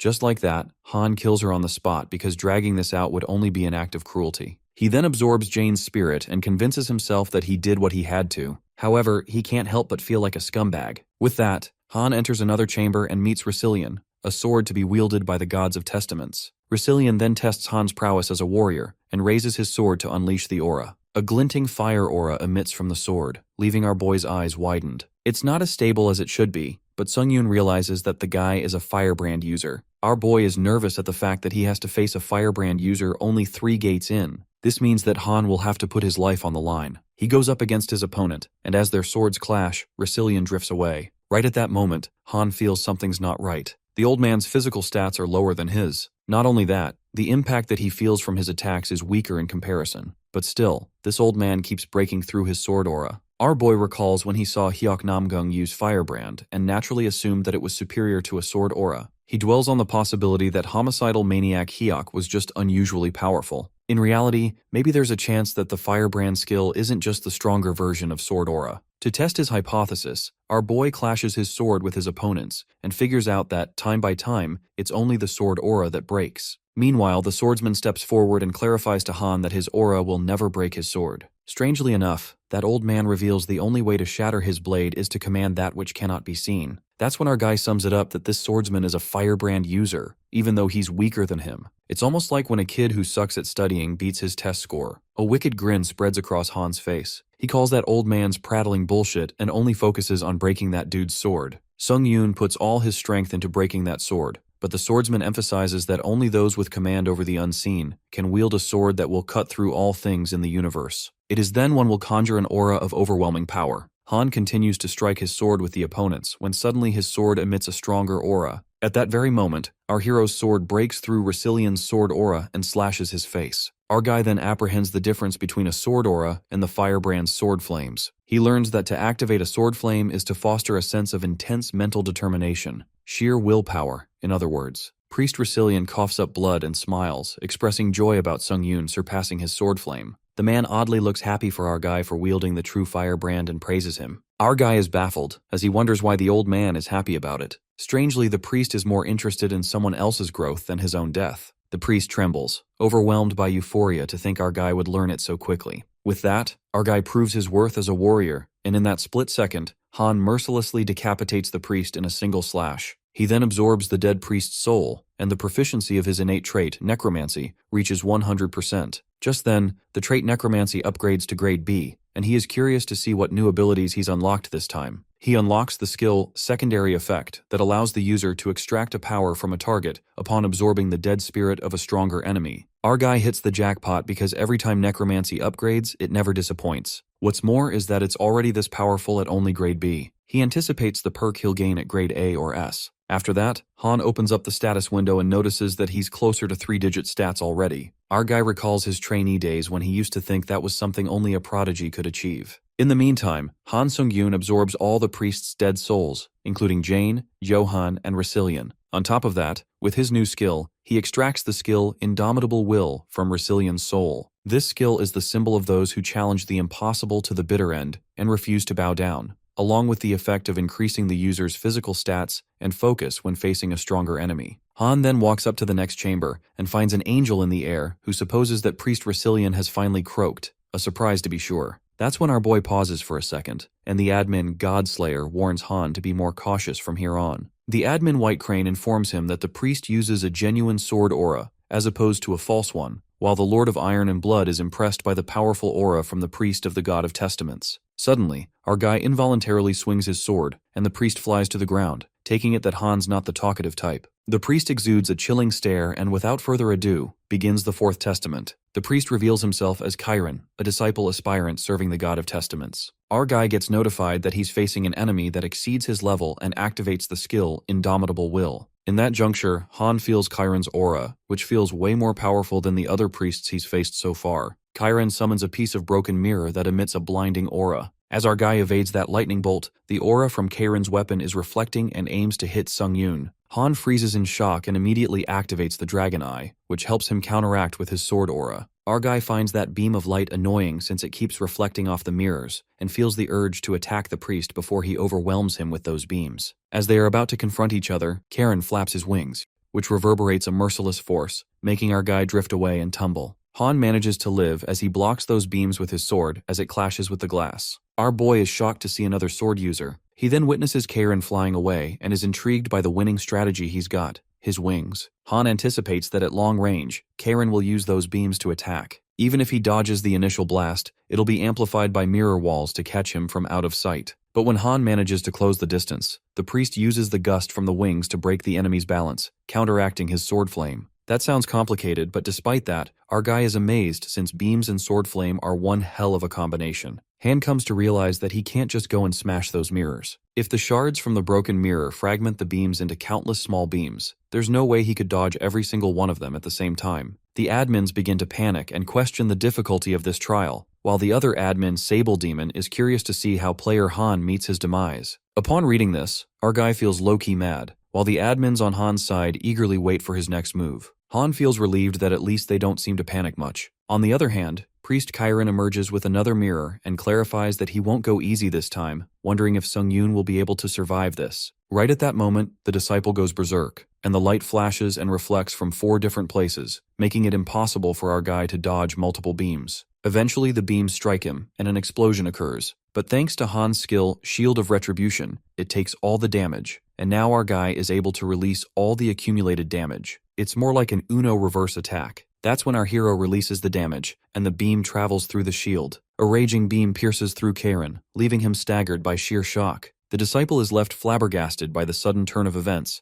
and as he's coughing up blood, he's certain that Han wasn't a trained mage, supposing that he has been blessed by God. But our guy responds that he doesn't know anything about God's blessings. With a hole pierced in his body, Priest Chiron concludes that Han neither fled from his testament nor suffered defeat from it. Hereby, he's proven himself worthy. After this, the priest collapses, and Han absorbs the dead disciple's body. He also extracts a power from Chiron's dead soul, who was more powerful than the user. Abruptly, our boy's soul gets imbued with the power of holy energy that he gets from the priest, and he realizes that must be the power the priests here were using, just like hunters use magic energy. Our boy feels a certain energy in his chest, but he finds it hard to move, sensing that it's totally different from magic energy. The admin White Crane wonders why Han's central energy core has been imbued with holy energy, and the Lord of Iron and Blood is flustered upon witnessing that his heart bears no traces of any god. After a while, Han walks to the next chamber and encounters an old man who calls Han the one who's driven by the frenzy of battle. Our guy appears confused and asks the old lady what he meant by that. The old man mentions Han's ultimate calling, which is to keep marching from one victory to the next until he achieves boundless growth to become the pinnacle of strength.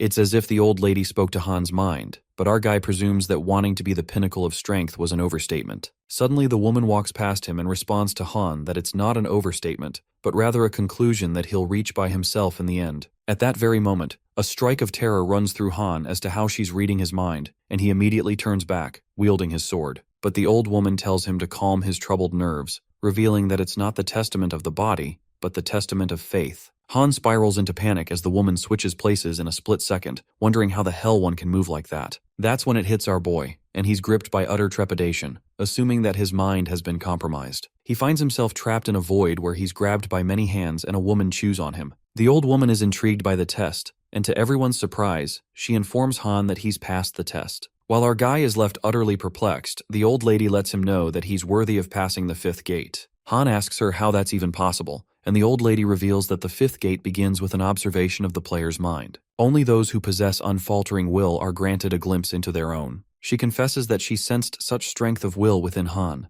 the will to do violence, ready to cut down anyone who stands in the way of his quest for power. The lady senses the desire of Han to become stronger, even at the cost of killing indiscriminately. It lurks deep within his subconsciousness. Lady Henier tells Han to make it quick if he falls to his ambition, whether it's by his sword or the vicissitude of faith. But our guy makes it clear that he has no desire to kill her since he passed the test already. The lady finds it a rare surprise and provokes our boy, saying that she perhaps ought to unleash the full brunt of the testament of faith. Sung-yoon gets ready to slash her due to her cockiness, but the lady changes her words and passes him. She then grants Han a safe passage and pats him. With that, our fella strides for the next testament and finds himself engulfed in darkness as he goes further. Soon after, he notices the mirrors turning black and finds himself plunged into total darkness. Right at that moment, a woman whispers in his ears, scaring the shit out of him as he swishes his sword. He hopes it's not the same shit again, but the Holy Maiden disappointingly informs Sung-yoon that he's already lost in the prison of his mind. The woman reveals to Sung-yoon that Lady Henier planted a clever little seed to guide him deeper into his own mind. Our guy realizes that Eileen's talking about the old lady from earlier who patted him on the back, but she actually planted a seed. It appears the Holy Maiden is inside Han's mind.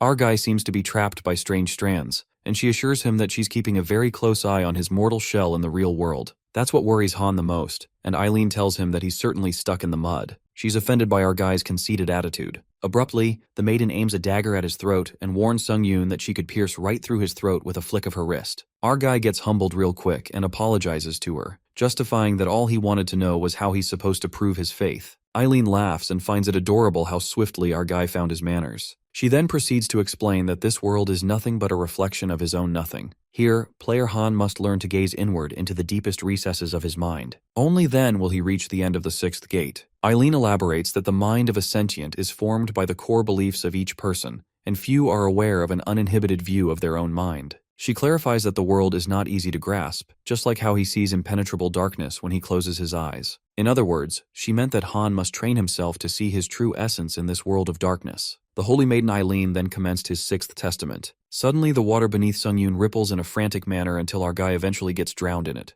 Eileen, on the contrary, consoles the poor thing as our boy drowns in the illusion of his mind. She's certain that the pain is just as vivid as the real thing. The Holy Maiden hopes Han finds a solution soon, because if he fails to do so, he'll have the rare experience of drowning on dry land. While she's testing Han, our guy activates the skill Clear-Headed that weakens the effect of mind control and allows him to stay calm. Our guy feels much better and apprehends that he needs to stay calm and breathe for as long as he needs. As Sung-yoon manages to survive in the water, suddenly he feels something on his fingertips. Eileen praises his determination since she was not expecting him to be able to move while his consciousness is still in the mind realm. It turns out that our boy scratches the Holy Maiden's neck with his sword. Flustered, Eileen is in disbelief that a hunter is able to defend himself in the depths of his own subconsciousness. That's the moment she realizes that she's lured a monster into her grasp. The mind realm begins to crumble. In the water, Han moves his muscles and feels relieved that he's getting his bodily senses back. Eileen spirals into panic since Han was supposed to be completely devoid of all senses in the mind realm,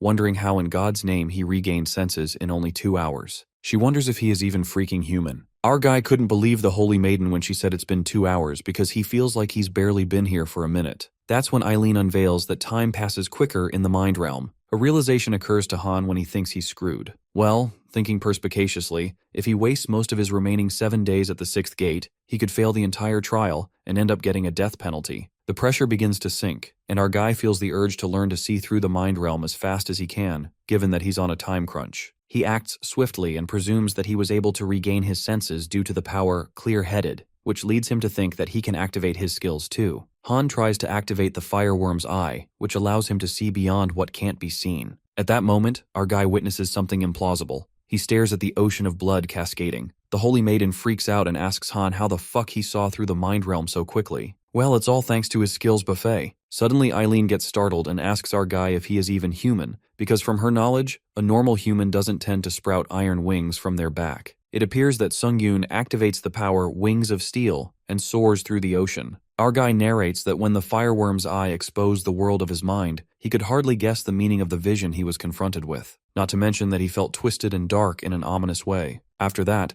Han flashes through his mind realm in an instant and makes a destructive appearance when he grabs his sword, asking the Holy Maiden if he made a mess. Eileen falters when she looks at Han, her worst nightmare. She justifies that it wasn't her doing, while the admins breathe a sigh of relief to see our boy regaining his consciousness. Our boy then curiously asks the maiden if this really was the testament of faith, and Eileen responds that the testament of faith is to face and accept one's deepest self. She explains that human beings go through life with little faith in their core beliefs, unaware of what they strive for or believe in. What one thinks, believes, and acts on comprise their mind realm. And this is what Han came face to face with in this testament. Eileen then reveals what she saw in Han's mind realm. He seeks to overcome his pitiful past and gain even greater power, but not at the cost of humanity. She then bids the inhuman might a farewell with an end note, saying that sometimes remaining faithful to one's desires, as he does, is the most honest path of all. With that, Sung-yoon enters the 7th gate, where he comes across a light that instills fear into him. The light crackles, and it turns out to be an eye. Our guy is left panic-stricken when the God of Testaments gazes at him.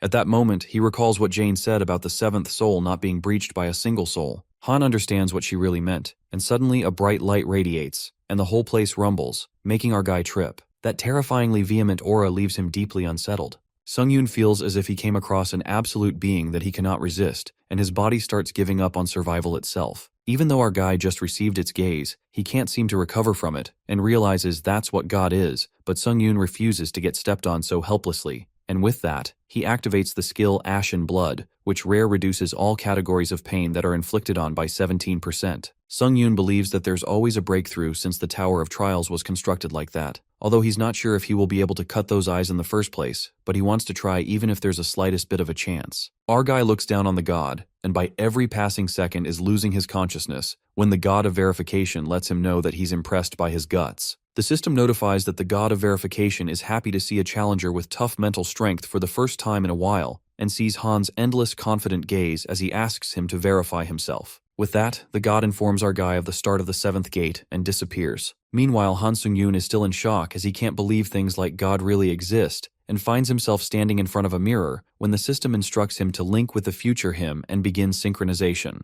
The verification of the mind begins, and the assimilation rate of our guy in the mirror slowly increases. The system believes the verification trial to be best suited for player Han Sung-yoon, and wants him to verify that his beliefs won't change even in the future. We see Han Sung-yoon move to a place where he finds Johan from Gate 1, who's looking for his mirror while crying. Our guy finds the place around him to be Korea, where he sees his future self, making him wonder what he's trying to do. His future self kills many innocent people while Han Sung-yoon tries to stop him, and the assimilation rate between him in the mirror and his real self forcefully increases by 10%. Sung-yoon feels as if his chest is being torn apart into many pieces while he feels mixed emotions like guilt, madness, and rage. Suddenly, Johan appears behind him and asks him if he's the one who took his mirror, and with that, he does something to our guy which seals all the skills that interfere with Challenger Han's mind. Our guy tries to fight back, knowing that mental protection is especially important in the verification of the mind, and wonders what should he do if his skill, Serene Mind, is blocked. The assimilation rate between our guy and his mirror self increases forcefully to 20%,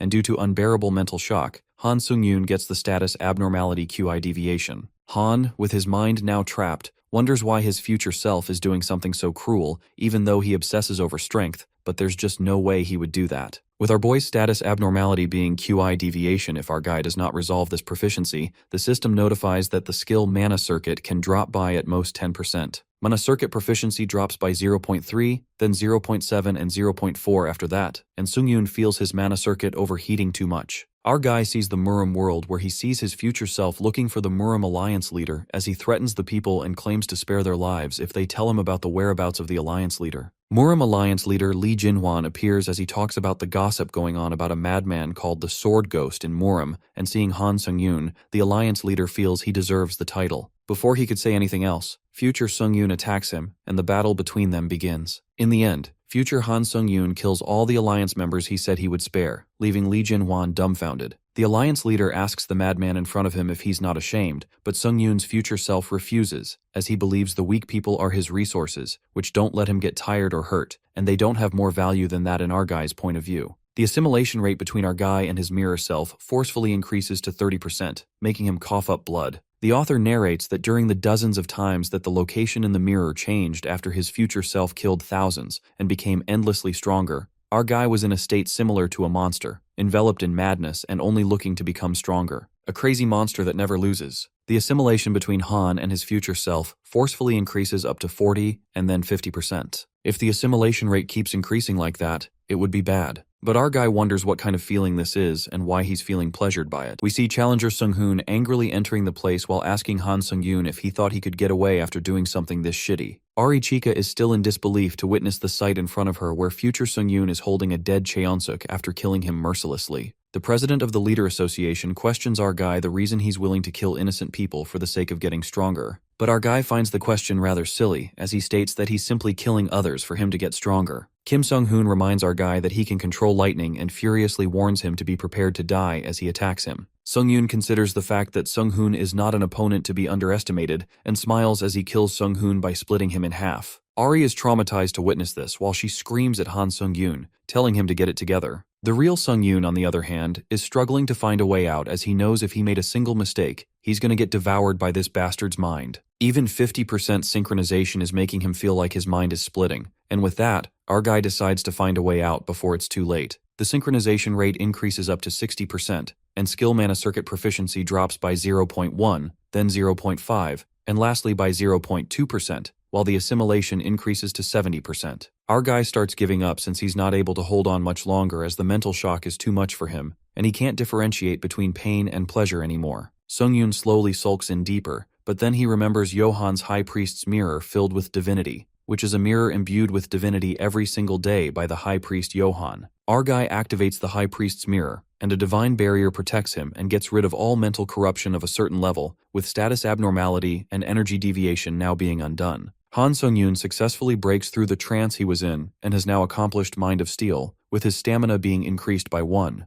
Our guy proves that his faith has not changed, and verification of the mind has now ended, with the administrator's iron-blooded monarch, White Crane Swordmaster, and Fallen World Soldier relieved to see their challenger is okay. The god of verification is satisfied with Han Sung-yoon's performance, and would like to meet our guy as he forcefully summons him to the divine region. Our guy is confused but is notified that the god of verification uses divine power on the Tower of Trials for temporary authority, and the administrators can now no longer watch their challenger. The Tower of Trials permits summoning as long as the player is safe, and with that, our guy enters the divine region of verification. The god of verification ascends as he questions our guy, asking him who he is and why does he feel divine power from him. Sung-yoon stares at the god, but the god tells him not to stare at him like that, and assumes that the challenger sees him as a bundle of light anyway. The god finds it strange to see our guy in real life and asks him if he's a divinity copy created by the tower, but our guy seems to be clueless about it when the god tells him it's the administrator he's talking about. The god asks if our guy is a being who obtained divinity through a contract in the tower, and Sung-yoon lets him know that he's not an administrator, rather just a challenger. The verification god lets our guy know that he possesses a divine power that is solely his own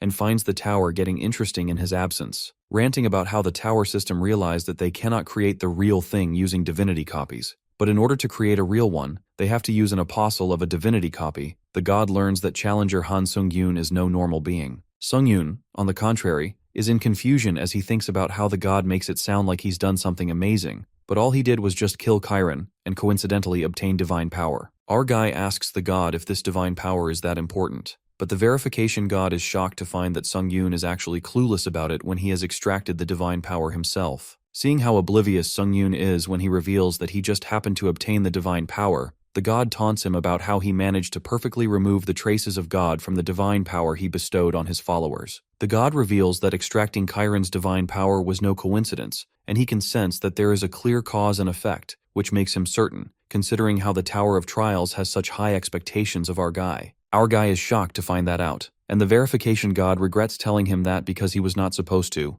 and the tower is engaged now. The verification god bids farewell to Han Sung-yoon and lets him know that he will be watching him. But our guy still has some more questions to ask, as he asks what happened to his future self and what this divine power and effect the god is talking about. Suddenly our guy feels a stinging pain in his head, and the god realizes that he has seen too deeply into his future self, because when you look into that void, the void also looks back at you and is always looking for a chance to pry into our mind. With that, the verification god warns Sung-yoon to look out for that, and breaks it to him that he will soon return to where he came from. Sung-yoon wants to talk more, but the god has no choice since the tower is a difficult being to deal with for any god, and reveals that if our guy visits the Temple of Verification later, he may be able to answer some of his questions. Giving one last piece of advice, the verification god tells Sung-yoon not to trust any god because they will now consider him their enemy. The 11th floor is cleared, and the old mirror of verification is sent to Han's inventory, with him obtaining 70,000 points and 30,000 SP as a reward, along with an extra reward. With that, Han returns to the lobby and realizes that the god told him that the divine power he extracted from Chiron wasn't a coincidence,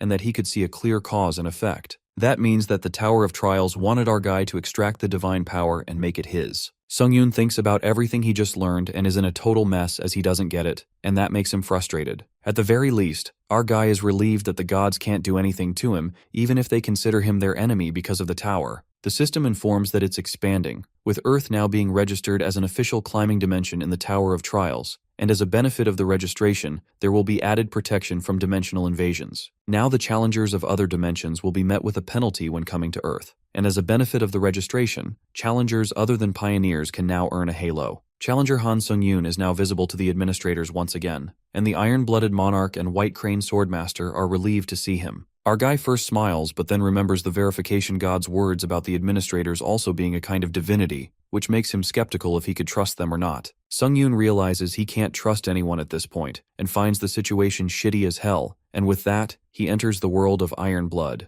The administrator, the Iron-Blooded Monarch, when trying to show her concern, is welcomed with an attack by Sung-yoon, who asks her if all of these administrators are working with the tower in order to use him. This makes the Iron-Blooded Monarch realize that our guy is still affected by the verification of mind. Han Sung-yoon blindly attacks the administrator, the Iron-Blooded Monarch, while she tries to calm him down, telling him to get it together. But our guy isn't ready to listen, as he reminds her of the relationship between the administrators and the tower to exploit the challengers. The administrator defends herself while she explains that it doesn't make sense and reminds Han to get a grip. Sung-yoon wonders why she keeps telling him that, since he believes that he has it totally fucking together right now, and launches an all-out attack. The Iron-Blood Monarch tries to stop him from doing that because her house is in the way, but it was too late. This makes the administrator lose it, and it's her turn to show her strength now as she attacks Sung-yoon. After a while, we see Han hanging upside down, tied with ropes as he apologizes, and lets her know that his sanity has now returned so she can untie him. The administrator assures him that she will untie him, but she's worried the next time our guy visits, her house will evaporate. She believes that the Sung-yoon she witnessed when he claimed that he had it together showed the remnants of the abyss that hadn't been completely removed yet and become permanently fixed into his personality. Even if our guy becomes twisted, that's another version of him.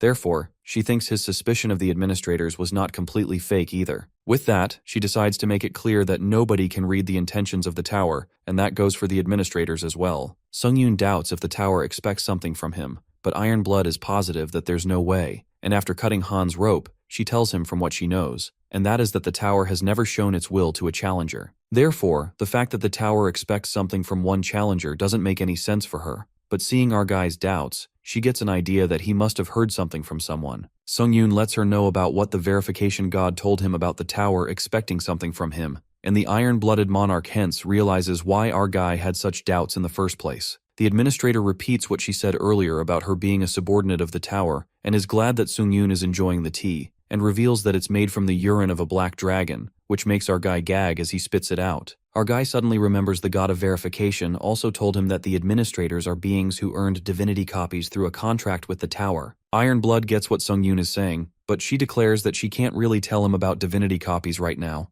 and it's something, even if he doesn't want to know, he will find out quite soon. Sung-yoon has one last question about Iron Blood's earnest wish she mentioned before and reveals what the White Crane Swordmaster told him, that it's a right that the tower grants to the administrators, and that you can fulfill what you want to accomplish through the challengers who signed disciple contracts. The red-eyed administrator looks pissed that her fellow administrator told Sung-yoon everything about an earnest wish. Our guy asks her why she didn't tell him about this earlier, and Iron Blood reveals that she felt fear because she believes Sung-yoon is currently underestimating himself, and she saw how obsessed our guy was with his growth. Therefore, for his growth, she thought he would fly towards the earnest wish trial and challenge it like it's nothing. Han Sung-yoon agrees with her because he knows he doesn't have another choice, because he certainly believes that he has no talent. The administrator wonders what his definition of talent is, but she warns him that he will soon learn just how much our guy is underestimating himself. In addition to that, the red-eyed administrator also reveals about the 12th floor trial, and with that, our guy returns to the lobby. The author narrates that talent is an attachment of which you cannot change, as it's a gift given by the sky and is separated into 3 aptitudes in the world of hunters: skill acquisition, stat increase, and trait enlightenment.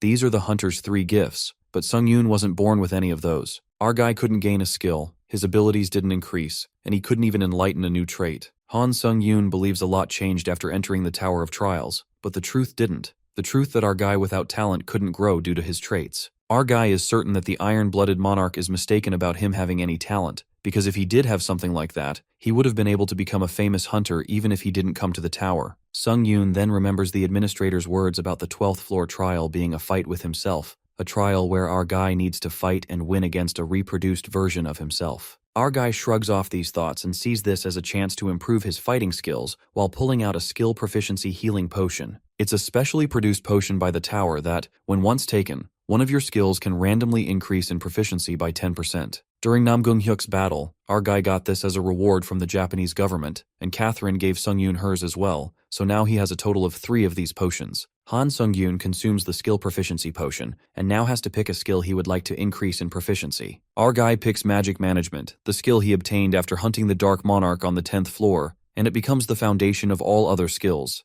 Therefore, Sung-yoon thinks it's worth investing in. Sung-yoon pulls out the old mirror of verification, the reward he got from the 11th floor trial, and when you put magic power into the mirror, the exclusive effect, Remaining Thoughts, will activate, limited to the first time. Skill, Flame Dragon Eye, activates, and since it's limited to the first time, our guy can acquire the skill that is ingrained in Remaining Thoughts. However, the user cannot decide the acquirement of the skill ingrained in Remaining Thoughts. The system notifies that the God of Verification has specially changed a part of the effect for one challenger, and with that, the exclusive effect, Remaining Thoughts of the old Mirror of Verification, activates, and as it activates, Sung-yoon randomly acquires the skill ingrained in Remaining Thoughts. Our guy inherits the skill Fighting Concentration A+, and the system ingrains Remaining Thoughts fighting experience into the skill. The system notifies that the fighting experience of Remaining Thoughts increases in proficiency by 11%, and Sung-yoon is satisfied with the skill. With that, the system alerts our guy of the 12th floor trial starting with 48 hours remaining, in which our guy has to kill the duplicated version of himself in the given time. With the conditions to fail the trial being the death of the challenger or time running out, while the completion reward is an Ancient Emperor's Ash Crown A,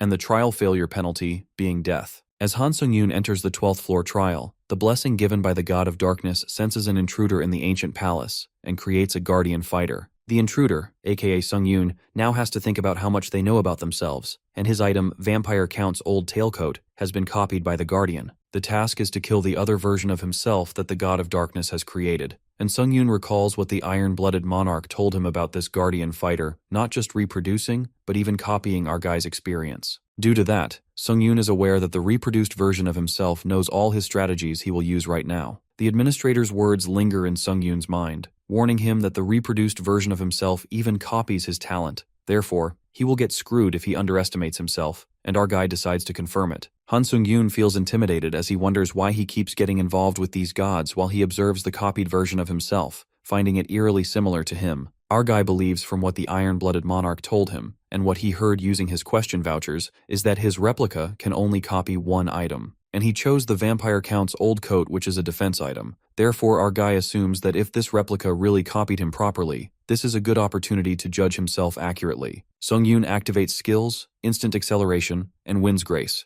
hence resulting in all his speeds increasing by 70%. Our guy decides to confirm his talent and activates the skill, Fighting Concentration, which increases his concentration by 2x, and then he activates the power, Burning Sword Intent, as he leaps onto his opponent. His replica pulls out the iron-blooded sword, and Sung-yoon feels this move was way too obvious, and predicts his next move to be using a counter shield. Sung-yoon assumes this move to be the replica's only choice, but what catches him off guard is the replica changing the counter shield into a sword. It's a dual sword art even Han Sung-yoon has never used before in an actual fight since it requires a lot of mana and mental power, therefore our guy doesn't use it. This makes Sung-yoon wonder why he chose such an inefficient method, but is not able to understand it. As they both fight, Han Sung-yoon realizes that his copied version is better than him when it comes to pure skill as he wonders if it's indomitable will. Our guy knows he holds dominance when it comes to items right now, but the indomitable will, which he absorbed from Lucilian, activated for his replica. Sung-yoon believes if his replica's abilities are higher than his, and if he's raised Fighting Concentration to the max, and is currently demonstrating Transcendental Concentration, then it does make sense. But the bigger problem is the swordsmanship the copied version is using right now as it's being performed through double swords, but Sung-yoon is aware that it's definitely Namgung-hyuk's swordsmanship.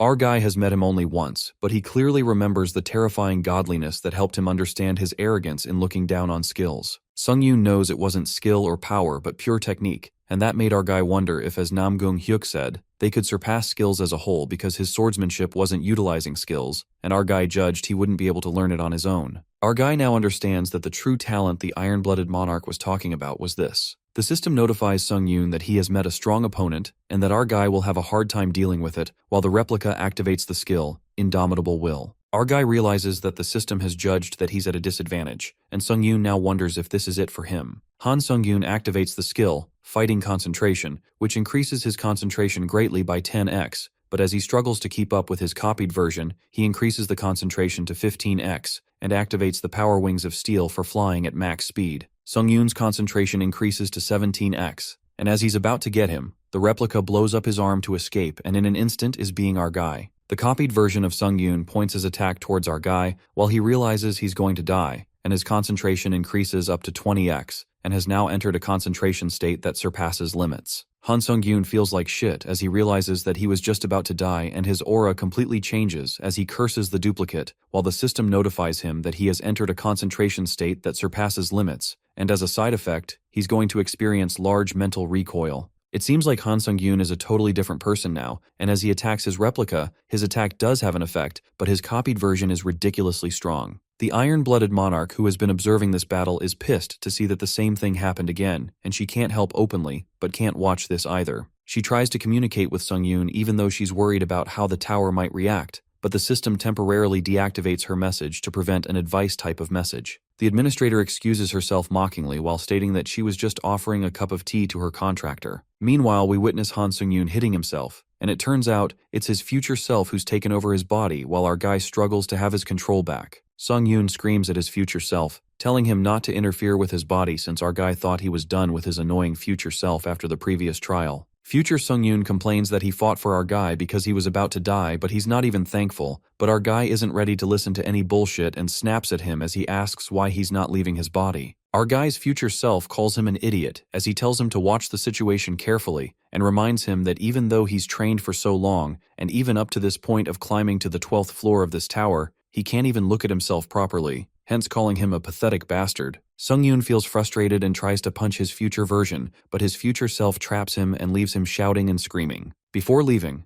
Han Sung-yoon's future self decides to teach our guy something and advises him to let go his habit of fully relying on his skills because he can't use the real techniques. With that, he tells him to stay down for the rest of his life, because from now onwards, he's going to take over his body. Returning back, our guy's future version continues to fight, and as soon as he felt that he's getting a hang of it, the administrator Iron-Blooded Monarch sends an item to him, a product of Black Dragon. Our guy struggles to take control of his body back and tries to drink the product of Black Dragon. As he does that, the real Sung-yoon returns back and takes control over his body as he announces that he's back. Our guy realizes that while the other him was fighting, he definitely felt the feeling of letting go of his tendency to rely on his skills. Because Sung-yoon believes if the replica can do it, so can he, and with that, his concentration increases by 20x. The acceleration of Han Sung-yoon's thinking and his lunacy's ego is rising up again since he, who has entered the acceleration of his intact thinking, could finally feel it. An enlightenment in a moment that seemed to last forever. Our guy believes he has to throw away all his reliance on the skills he has collected until now because he needs to empty everything and adapt. Sung-yoon gets rid of common sense, stubbornness, and finally empties himself of all imagery altogether. The system notifies that due to independent enlightenment, proficiency of magic management increases by 10%, and our guy acquires the achievement of enlightenment with his stamina increasing by 1. Sung-yoon acquires the achievement of trance as well, and his mana increases by 4. The system believes that the user is facing an enemy they can completely defeat and skill.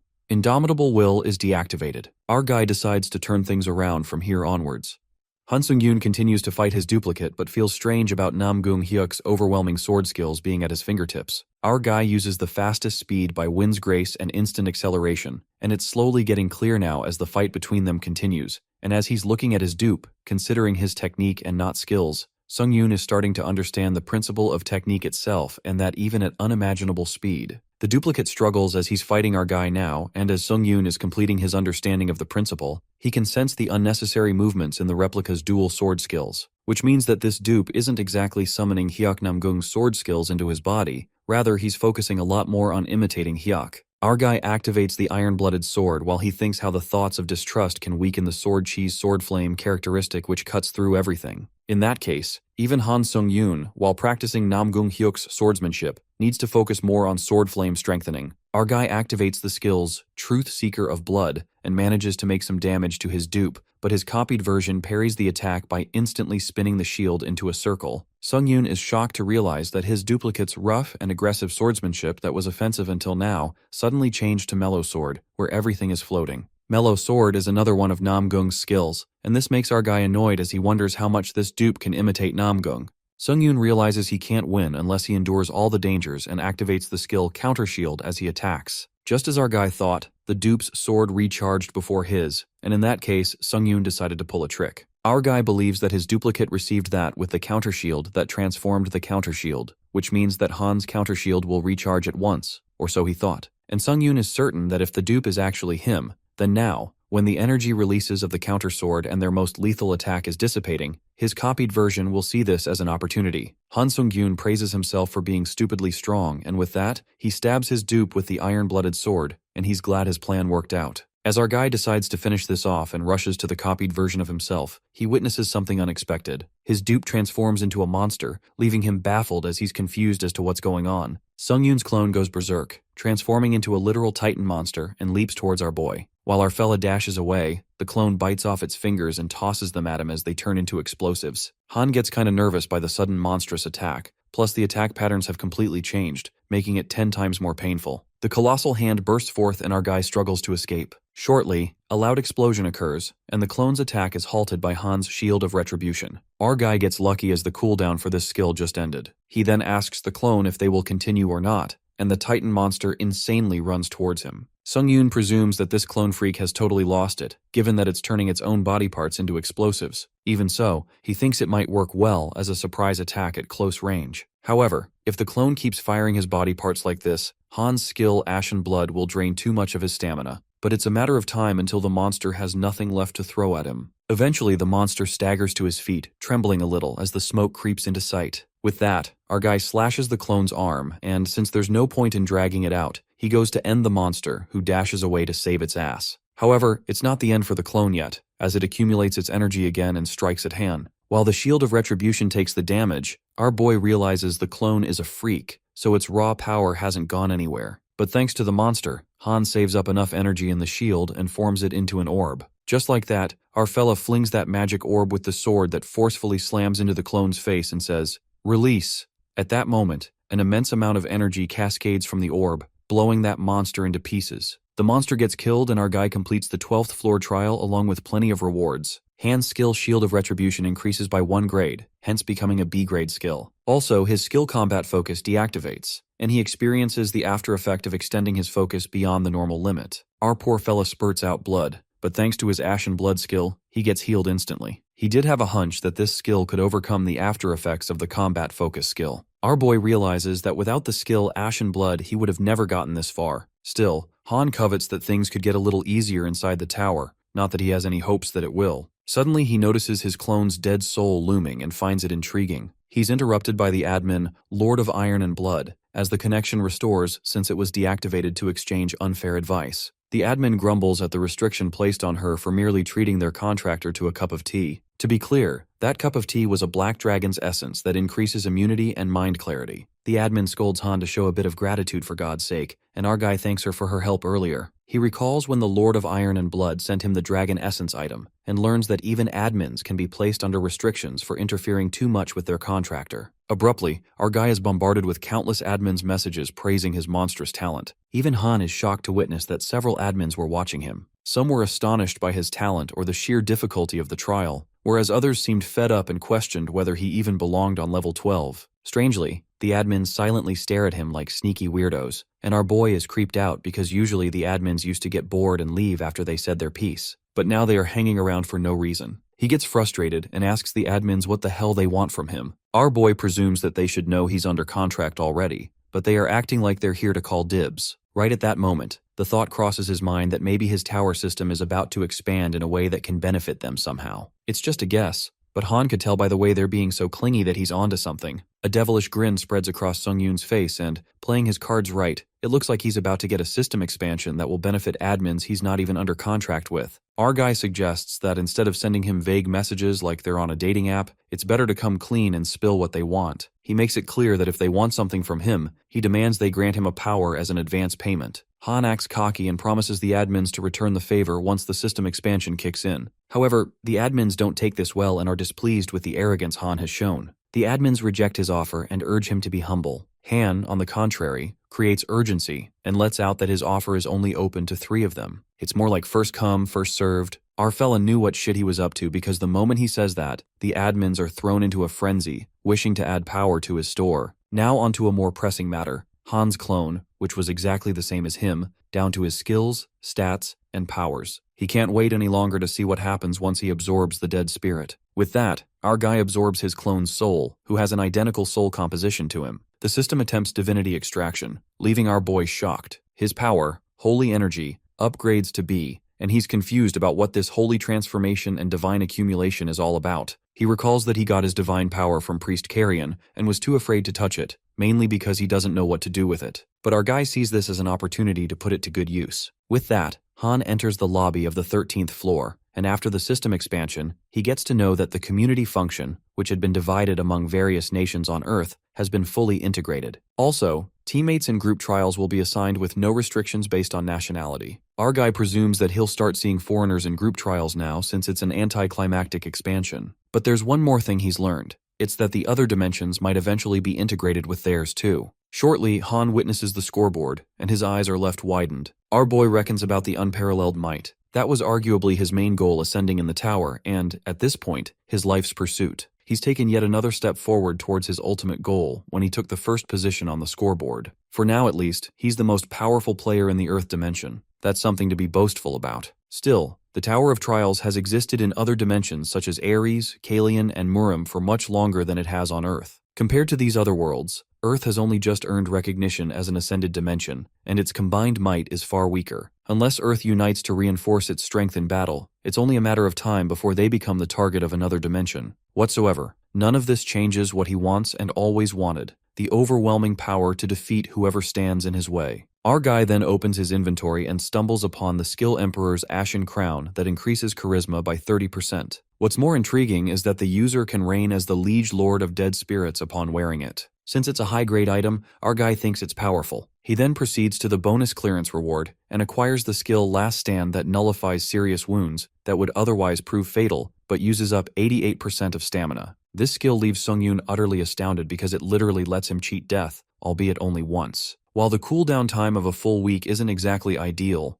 it's barely a penalty considering what the skill does. Han smirks because, on top of all regular rewards from the last trial, he still has new powers extorted from the admins. He then opens the list of powers and chooses patron powers. Our fella comes across 3 skills. Given that these are some good C-grade skills, Han doesn't ponder much and purchases these 3 skills. Soon after our guy purchases these skills, the admins begin to pester him and eagerly bid him to remember their patronage, making him hella annoyed. He then presumes about the clone's dead soul he absorbed earlier, and is shocked at how that divinity extraction process kicked in without warning. He vividly remembers the moment divinity extraction activated. He could sense a potent force that wasn't there before settling into his heart. A light emerged from within his chest, and Han understands this is what holy energy really is. But then he tests out his powers in the lobby, only to discover that there's not even the slightest difference in his powers. All this holy energy seems to do is make his body glow. He concludes that there are no special abilities or anything. Sungyun ponders how the priest in the 11th trial used it to heal and boost their weapons, but he failed to do that either. Our guy fumes with anger because he got his hopes up high for nothing, which makes him even more pissed. Han tries to calm his anger by taking deep breaths and to avoid that asshole from coming out again. But speaking of the devil, the admin White Crane appears and offers our guy to train him in the use of holy energy and invites him to her admin area. Our fella respectfully passes, and White Crane is shocked by his blunt rejection, asking why he refused her offer. Sungyun assures her that he'll come to her if he needs help, but for now, he wishes to see how far he can go without it. The White Crane understands Han's resolve. To be honest, holy energy isn't Han's priority right now, and at that moment, the thought of Swordmaster Hayok crosses his mind. Our guy gets determined to focus on whatever makes him stronger in this moment, at least until he kills Hyok Namgung. There's not even an inch of doubt in his mind that Hayok will be back. Now then, Han proceeds to check the admin powers he has purchased and activates Divine Sanguine Heart Style when suddenly he's enfolded in a dark, monstrous aura. Our guy couldn't comprehend the feeling. It's as if he's been transformed into some kind of killing machine. A sudden jolt of power rushed through him as he could feel his blood pulsing. Our guy expresses this is exactly what he needed, but then things take a drastic turn. Han's clone materializes in his body and pinches his cheek. His clone calls him a greedy bastard and questions if he'd let him have all the fun to himself. On the other hand, our fella is thrown into turmoil as he wonders what the fuck is even going on. His clone, that asshole of an alter ego, manifests in his body at the same time as him. That's never happened before. Abruptly, the asshole makes Sung-yoon grab the sword and holds another sword in the other hand. This way, they both have a duel, self versus self, and our guy calls him a moron because if he dies, the clone dies. But Han's clone's cockiness is at its peak and calls him a moron instead. The clone bastard grins evilly and lets out that it's pretty obvious that if he can't have it, then no one else will. Our guy is stuck in a tough situation since he needs to fight himself again, and he hardly blocks the clone's sword that clashes with his. At that moment, Sung-yoon's blood aura that he summoned through the divine sanguine heart style gets absorbed into his sword. And this was more than perfect timing. Han's sword is charged with a sanguine demon blade and grabs the blade to pour out blood. Our boy's sword fights with the clone's sword, and in the next second, he stabs the sword right into his chest in order to use the blood aura to sweep that bastard alter ego out of his body. The sword stabbed into his chest gets cloaked in his blood while our boy screams in pain. However, the pain was worth it when the conditions to unleash the true power of the Sanguine Demon Blade were completed. The item name changes into True Sanguine Demon Blade. The skill is enhanced to grade A, and the sword blade is imbued with a unique effect of blood phage. The blood phage clots are created, and to find out what it really is, Han activates Fireworm's Eye, and learns that this effect allows the user to absorb the blood of an enemy killed using the Sanguine Demon Blade. What's amusing is that our fella can mark up to 3 skills onto the sword. In fact, it won't cost anything to use them either, since Han has unleashed his full potential as a sword flame user. To be more exact, Han comes to the conclusion that this item might have the best growth potential out of anything he's come across so far. With that, the 13th trial commences with the objective to fight as a team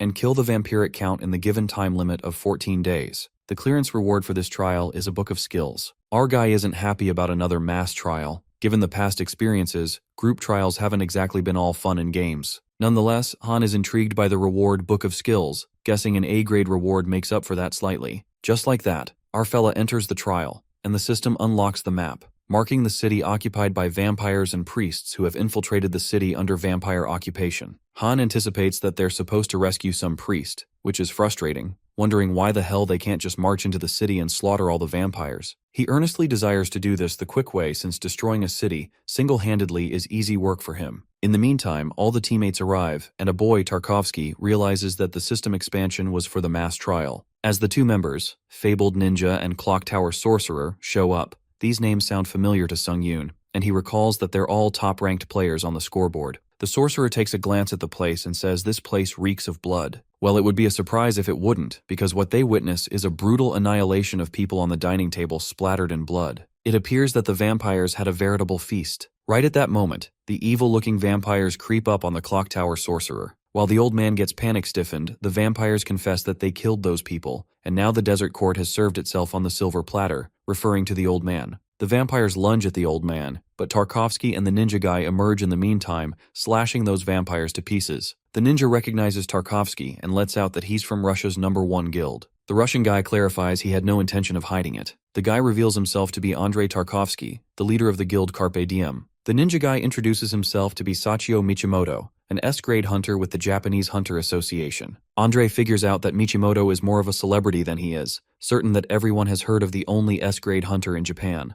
Sachio gets flattered and hopes that Andrei is ready to rumble, revealing that since vampires can sense the death of their kind, they'll be swarming them any minute now. But the sorcerer assures them that it's not a cause of concern because he cast a barrier in advance to prevent any signs of struggle from escaping this room. Michimoto wonders who this old man is, and he reveals himself to be David Taylor, a humble mage who serves the clock tower. Sachio is impressed since the clock tower is the greatest magic tower in the world, while Andrei deduces that David is no less than an archmage near retirement, but it's unfortunate that he's summoned in the tower. But David hardly considers it a stroke of luck in his advancing years, and to the well-organized mind, the tower is the next great adventure. Now the only one left is Han Sung-yoon, who reveals that he's a C-grade hunter from Korea. After that, based on what the admin told him, the sorcerer elucidates that even the weakest vampires far exceed C-grade hunters in combat, whereas the vampiric count easily rivals the strongest of S-grade hunters and cannot be slain by simple means due to their ability to regenerate. In that case, the wisest course of action would be to save the priests taking refuge around the city and enlist their aid in defeating the vampiric count once and for all. But Tarkovsky raises concerns and asks how they are going to make their way in when the city is swarming with vampires. The old man admits it posed far too great a risk to march in heedlessly, and Sachio infers that they'll draw the enemy to them before they ever set foot in the place. They go on about planning the most efficient energy to defeat the enemy together as a team. The other teammates infer that if it all goes well, they'll complete the trial within 10 days or so. But this doesn't sit well with Han, as he presumes their bonus clearance reward is on the line if it takes them 10 whole days. That's when our boy intervenes and states that there's a misunderstanding of some kind, expressing that their plan isn't a very efficient way to clear the trial at all. The old man asks Han to enlighten with a better method, and our fella smirks, since he is going to tell exactly how they can clear the trial in the most efficient manner possible. The Russian player wonders what could be a better way other than the one they came up with, while Michimoto is curious about Han's secret strategy, who's the top-ranked worldwide player. Right at that moment, our boy bluntly suggests that they charge in. Upon hearing this, David thinks his ears fail him in his old age, shocked about his strategy that could get them killed. Abruptly, Han swishes his sword, slashing the wall open, and all they could witness is a large army of vampires that awaits them. Facing them, our guy informs his teammates that they just have to charge in, kill everything in sight, and clear this damn trial. Well, our main character is way too conceited to do things his way. Just slash, kill, and win.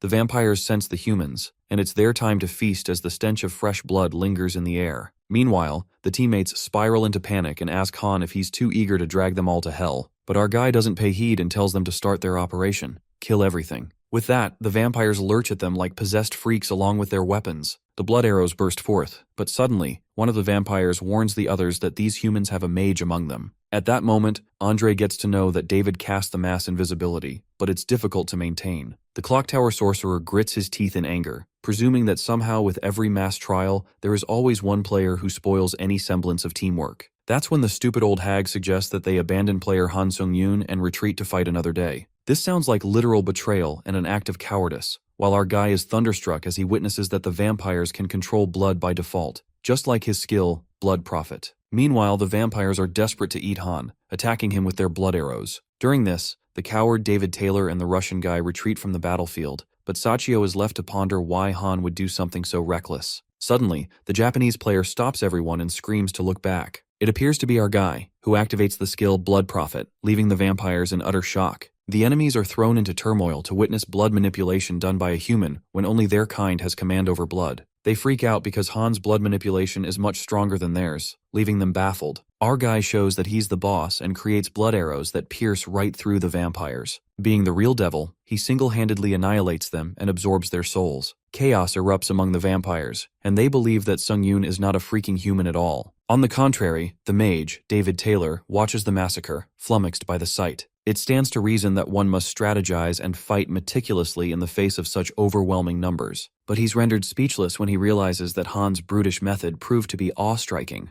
This makes the old man question his abilities, wondering if he just lacks raw might. It is then revealed to us that David Taylor was a high-level battle mage, with a lifetime of experience on the front lines. His renown was only rivaled by his intellect, as his capacity for advanced strategizing earned him accolades inside the Tower of Trials, where he blazed through a series of trials to become a high-ranking player. As always, he had devised a brilliant plan to clear the 13th trial. It was apparent that his plan was an optimal strategy for the trial, and yet, our guy tramples his perfectly devised strategy by suggesting that they just charge in. The old man could see the arrogance of youth making fools of them all. According to him, there can be no solution to a problem without a premeditated plan, but Han Sung-yoon meddles in with his attacking idea to kill everything in sight to clear this damn trial. In the present, our monstrous hero slashes through the vampires like child's play, while Andre and Machimoto gaze astonishingly since they've never seen anything like it. Just then, the Russian guy thinks they're long past the point of plans, and suggests that it's best to support Han from the rear instead. Sachio also agrees to this. David, on the contrary, thinks rationally, although he can't deny that Sung-yoon has exceeded their expectations in terms of raw power. However, their enemies comprise legions capable of occupying an entire city. Hence, no player can hope to defeat them all single-handedly. The old man admits that there have been countless hunters with unimaginable might in the past,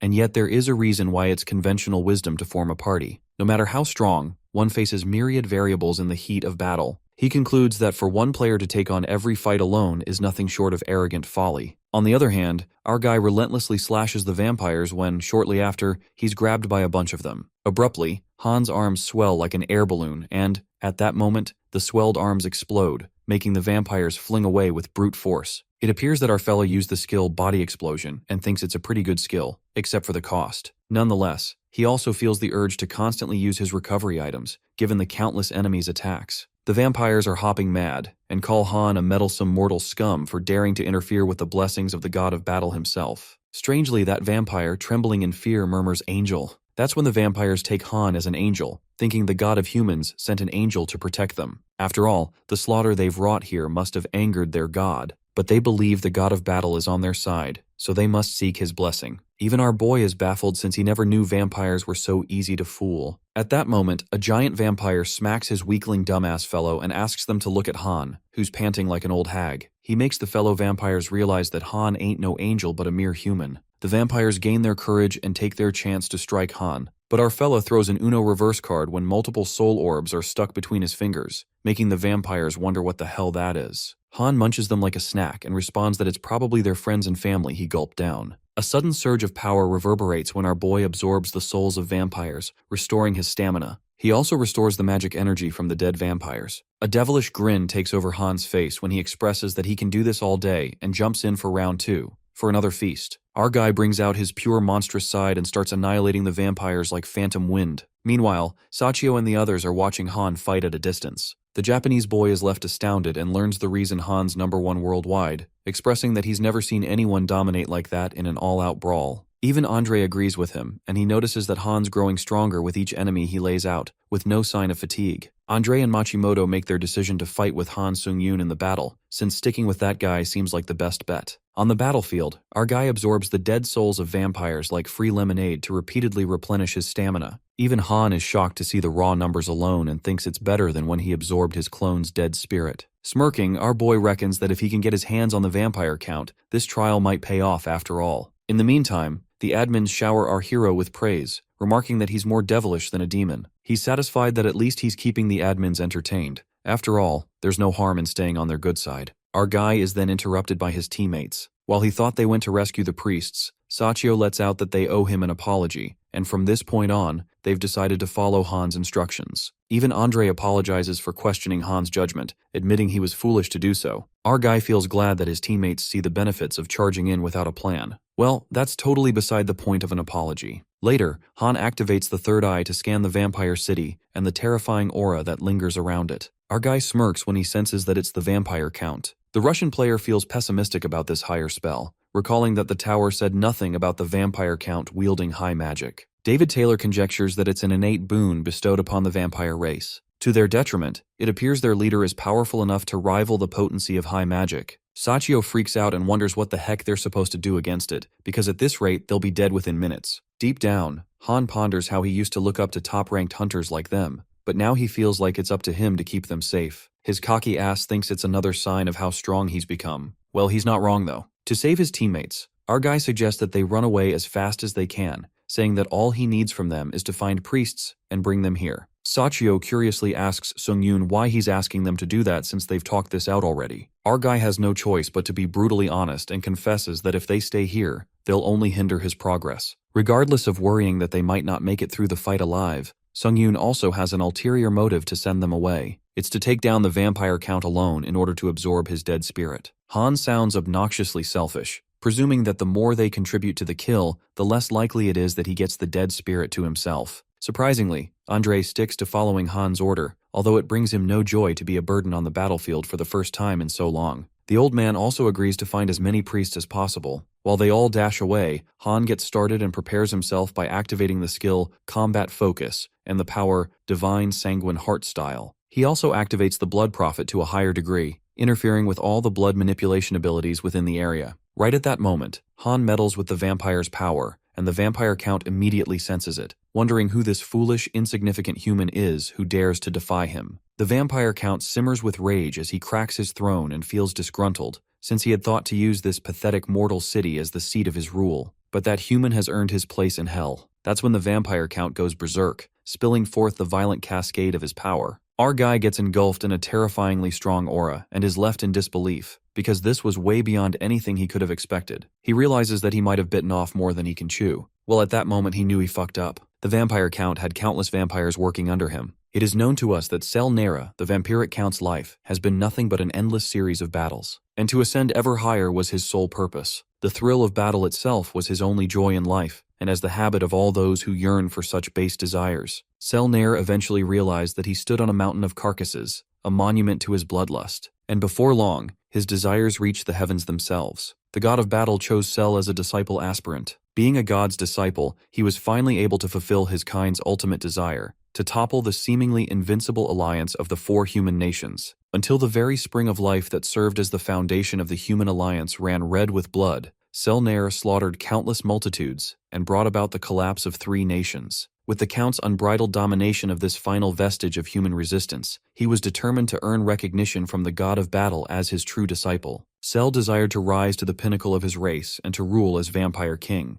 In the present scene, a vampire servant rushes to Count Selnair and alerts him about the trouble afoot. He reports to Sel that forces under his dominion were annihilated by a single human. To be blunt, it is a veritable slaughter down below. The Count is left staggered since he already took care of all pathetic fools who proclaim themselves heroes of the human realm, wondering what nation still stands that would send yet another meaningless death. The servant trembles and informs Sel that the human was not sent, but rather appeared out of the blue. The Count angrily munches on vampire soul orbs, thinking they're grapes, and is mad at the fact that this interloper dares to put his precious minions to the slaughter. He calls this preposterous and lashes out at his useless peons. Selnair finds it impossible for any human to evade every last one of the eyes under his command and appear at the heart of this city. The servants beg their lord to compose himself, but the Count seethes with anger. Since with the fall of this last human bastion, Nair would have ascended as a true disciple of the god of battle, but now his cause stands on the brink of ruin. This makes Sel go stark raving mad. His pride is deeply hurt because of a pathetic human who has the sheer audacity to meddle in his affairs. His nearly achieved plan to seat his rule in this mortal city gets disrupted. The overwhelming blood manipulation power explodes across the whole city, making it rumble. Meanwhile, our guy thinks he's screwed up.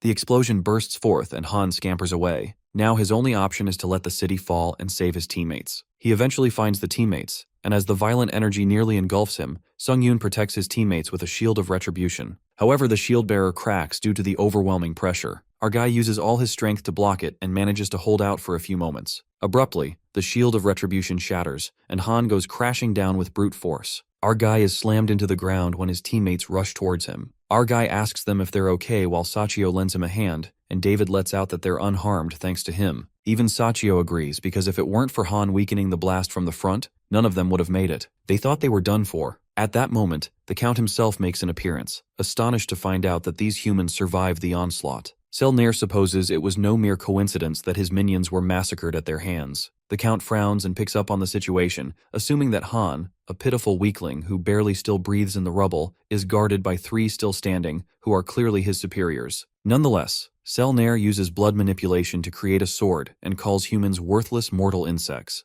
adamant to tear them apart limb from limb. The teammates shudder with fear, and that's when Sung-Yoon steps in, asking them to stand back and affirming that he'll take this one by himself. Andre suggests that they retreat for the moment if Han insists, but the Count makes it clear that they're not going anywhere, not permitting them to come and go as they please. In a flash of a moment, Selnair zooms towards them like a bolt when he notices our guy standing beside him, unfazed and stiff. The Count realizes that it's the human who was half buried in the rubble, while Sel freezes in sheer shock, as he couldn't take his eyes off Han, who stands there fearlessly. Our guy asks the Count if he's heard the words, "Be careful what you wish for." Our guy smirks cheekily and claims that he's going to make Nero regret everything he just said. The Count is triggered by his boastful words and calls him an arrogant fool. As the vampire boss soars towards Han, our guy also leans forth with his swords and rips that vampire into pieces, just like Nera said he would. Our guy slashes the vampire boss iconically and quickly commands his teammates to find the priests as quickly as they can. But Sachi Machimoto wonders if it is really needed, given that Sung-Yoon has killed the vampire Count already. A feeling of incredulity lingers in the air, and our guy thinks rationally, believing that if they would have cleared the trial, the system would pop up and inform them that the level is over. That's when our guy activates the Dragon Eye and learns the vampire Count is restoring his body using his regenerative power.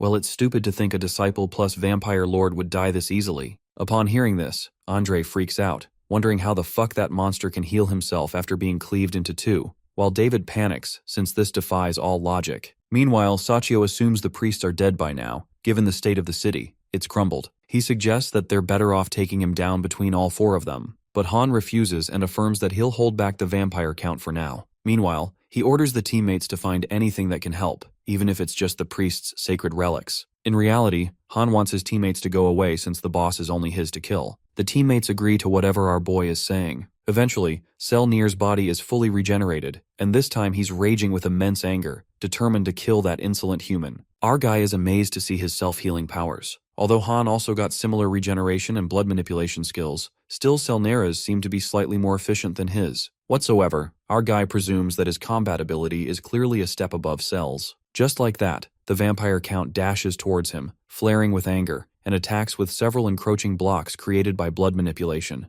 Those blocks explode like fireworks, and Cell gets his hopes up high, thinking that little vermin would bow before his superior blood control. However, it turns out Han evades each attack smoothly and emerges from behind, thanking Nier, because he definitely learned something from this fight. But the vampire count couldn't handle this mockery and screams. Right at that moment, our guy slashes Nier into shreds as the blood cascades frantically. The vampire is mincemeat compared to earlier, but our guy is surprised that he's still regenerating. For a vampire, that's pretty spooky. Suddenly, a realization dawns on our hero when he ponders on the possibility of this trial being designed in a way that, without priests, there's no way to kill the Count, no matter what they do. Given the entire city has been dismantled, it would be a surprise if any of the priests survived. In the meantime, the Count regenerates again, perfect as ever. That's when Han rethinks his life decisions because this is less than ideal. Selnir snickers at the mortal human's futile attempt of granting him eternal rest. Han's folly amuses the Count while our guy grins like a demon, wondering how many times he'd have to butcher him before he's finished for good. That chilling grin leaves the Count dreading. He begins to quiver and questions himself if this is fear that unsettles his cold veins. The reality hits him hard, and his pride is shattered to think that the Lord of Vampires is afraid of a mere human. Selnir grits his teeth in anger and asks Han not to mock him since he's the future sovereign of all vampires. Meanwhile, our guy thinks maybe slashing the Count a third time's the charm and rips him to pieces again. As he's slashed piece by piece, Sel screams in agony and tells Han that he will not subjugate him with mere pain alone. Our guy is persistent as he keeps slashing him,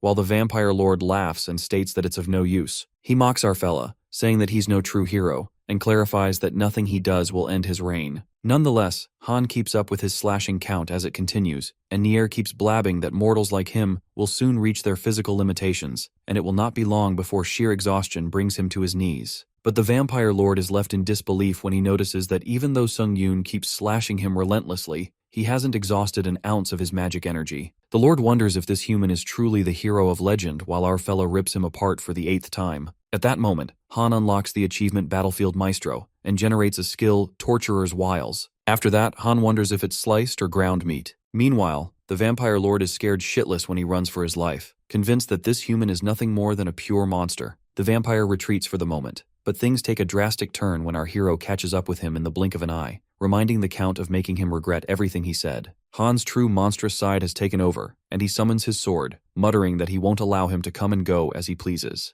The Count calls him a petty worm and warns Han that he's going to pay for this. That's when our guy mercilessly rips him for the 9th time, and the vampire lord begs him to cease this meaningless bloodshed, proposing an unconditional surrender. Selnir, the disciple aspirant, accepts his inevitable fate and agrees to grant whatever conditions Han names. The Count begs to spare him, agreeing to give him any treasures he desires. But Han Sung-Yoon, like a chainsaw, continues to slash the vampire lord, who begs him to end his suffering as he cannot endure this for all eternity. Cell realizes this human ain't no hero but a blood-crazed murderer. Our guy tells him to die already cause he's sick of his yapping and regenerating again and again. That's when an idea flickers in his mind, and Han smirks like a devil. Han calls the vampire lord, who bows before him, and our guy states a way for him to escape this never-ending torture. Selnir asks him what he must do, and our guy activates the Shield of Retribution. A large cross strikes the ground, and it appears that he can convert the shield to another form. He calls the cross the training dummy of Retribution, and orders Selnir to hit this thing until he tells him to stop. Han tells him to hurry and end his suffering. The vampire lord walks toward the cross,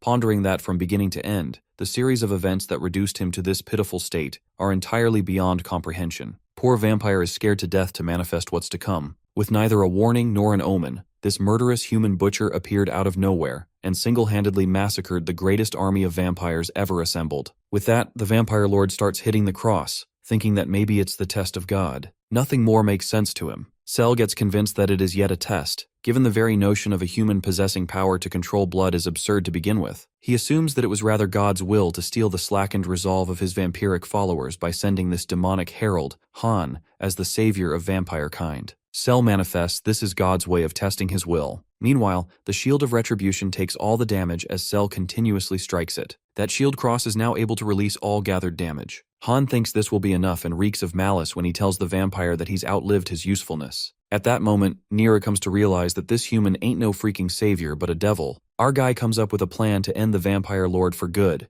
to disintegrate Nir's entire body until there's no flesh left. He encloses Cell into the Shield of Retribution and hurls the Sanguine Demon Sword right at the shield to release all the damage. That's when a big explosion occurs, and death flashes before the vampire lord as he stares in horror. The blast crumbles and rattles the whole place, shredding the vampire into the tiniest bits possible. With that, Han finally completes Trial 13 and wins the Book of Skills. He also gets rewarded with plenty of points. After that, our guy smiles at his milestone since he killed an immortal all by himself. He absorbs all the blood that Cell Nir left behind with the help of the blood phage effect to absorb the blood of an enemy killed using the Sanguine Demon Blood. With that, Sung Yoon absorbs the vampire's blood with the Sanguine Demon Blade, inscribing the marked skill Blood Strengthening into a blood phage slot. Our guy activates the marked skill Blood Strengthening of the true Sanguine Demon Blade, and the blood moves at the flick of his fingers impeccably. It turns out that our hero can now control blood even better than the Count himself could. It's almost like he's the vampire king that Cell so desperately wanted to be. Han iconically controls countless blood swords that linger in the air, and personally, he doesn't get a bad feeling about this. Our boy smiles briskly, and the only downside is that he looks like a supervillain.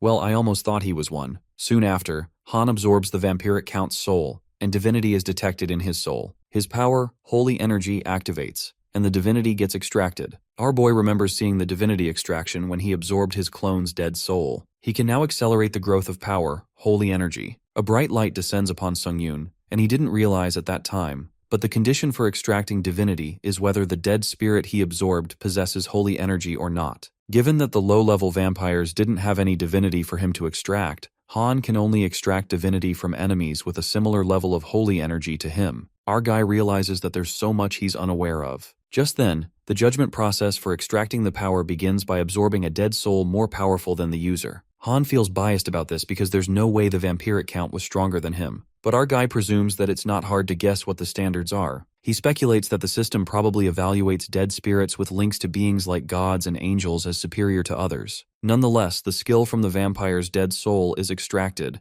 and Han gets the power Faith Harvest. While our guy wonders what this power is, he's interrupted when his teammates find him along with survivors. Sachio lets out that the priests were using their protective blessings to keep the people safe. Hence, there were more survivors than expected. The survivors spring with joy when they get to know that the vampiric Count has been defeated by a lone warrior and believe that Han must be the hero of legend. They thank their lord for sending a hero in their hour of need and delivering them salvation. The panel detects a potent faith towards Han through the power Faith Harvest. Our guy glimpses at this wholesome moment when the survivors shower him with their faith. Han presumes that misguided faith is also counted as faith after all. Nonetheless, our fella smirks since he's definitely not the one to pass up an opportunity. He then activates the skill Charisma, and his presence becomes larger than life, and his influence on others grows. Still, Han believes that he's not lying to them about anything, and that's how he unlocks another achievement. At least I didn't lie. Using Faith Harvest, the faith gets harvested from the surrounding area, and the power Holy Energy activates, generating a myth based on actual outcome and believers' faith.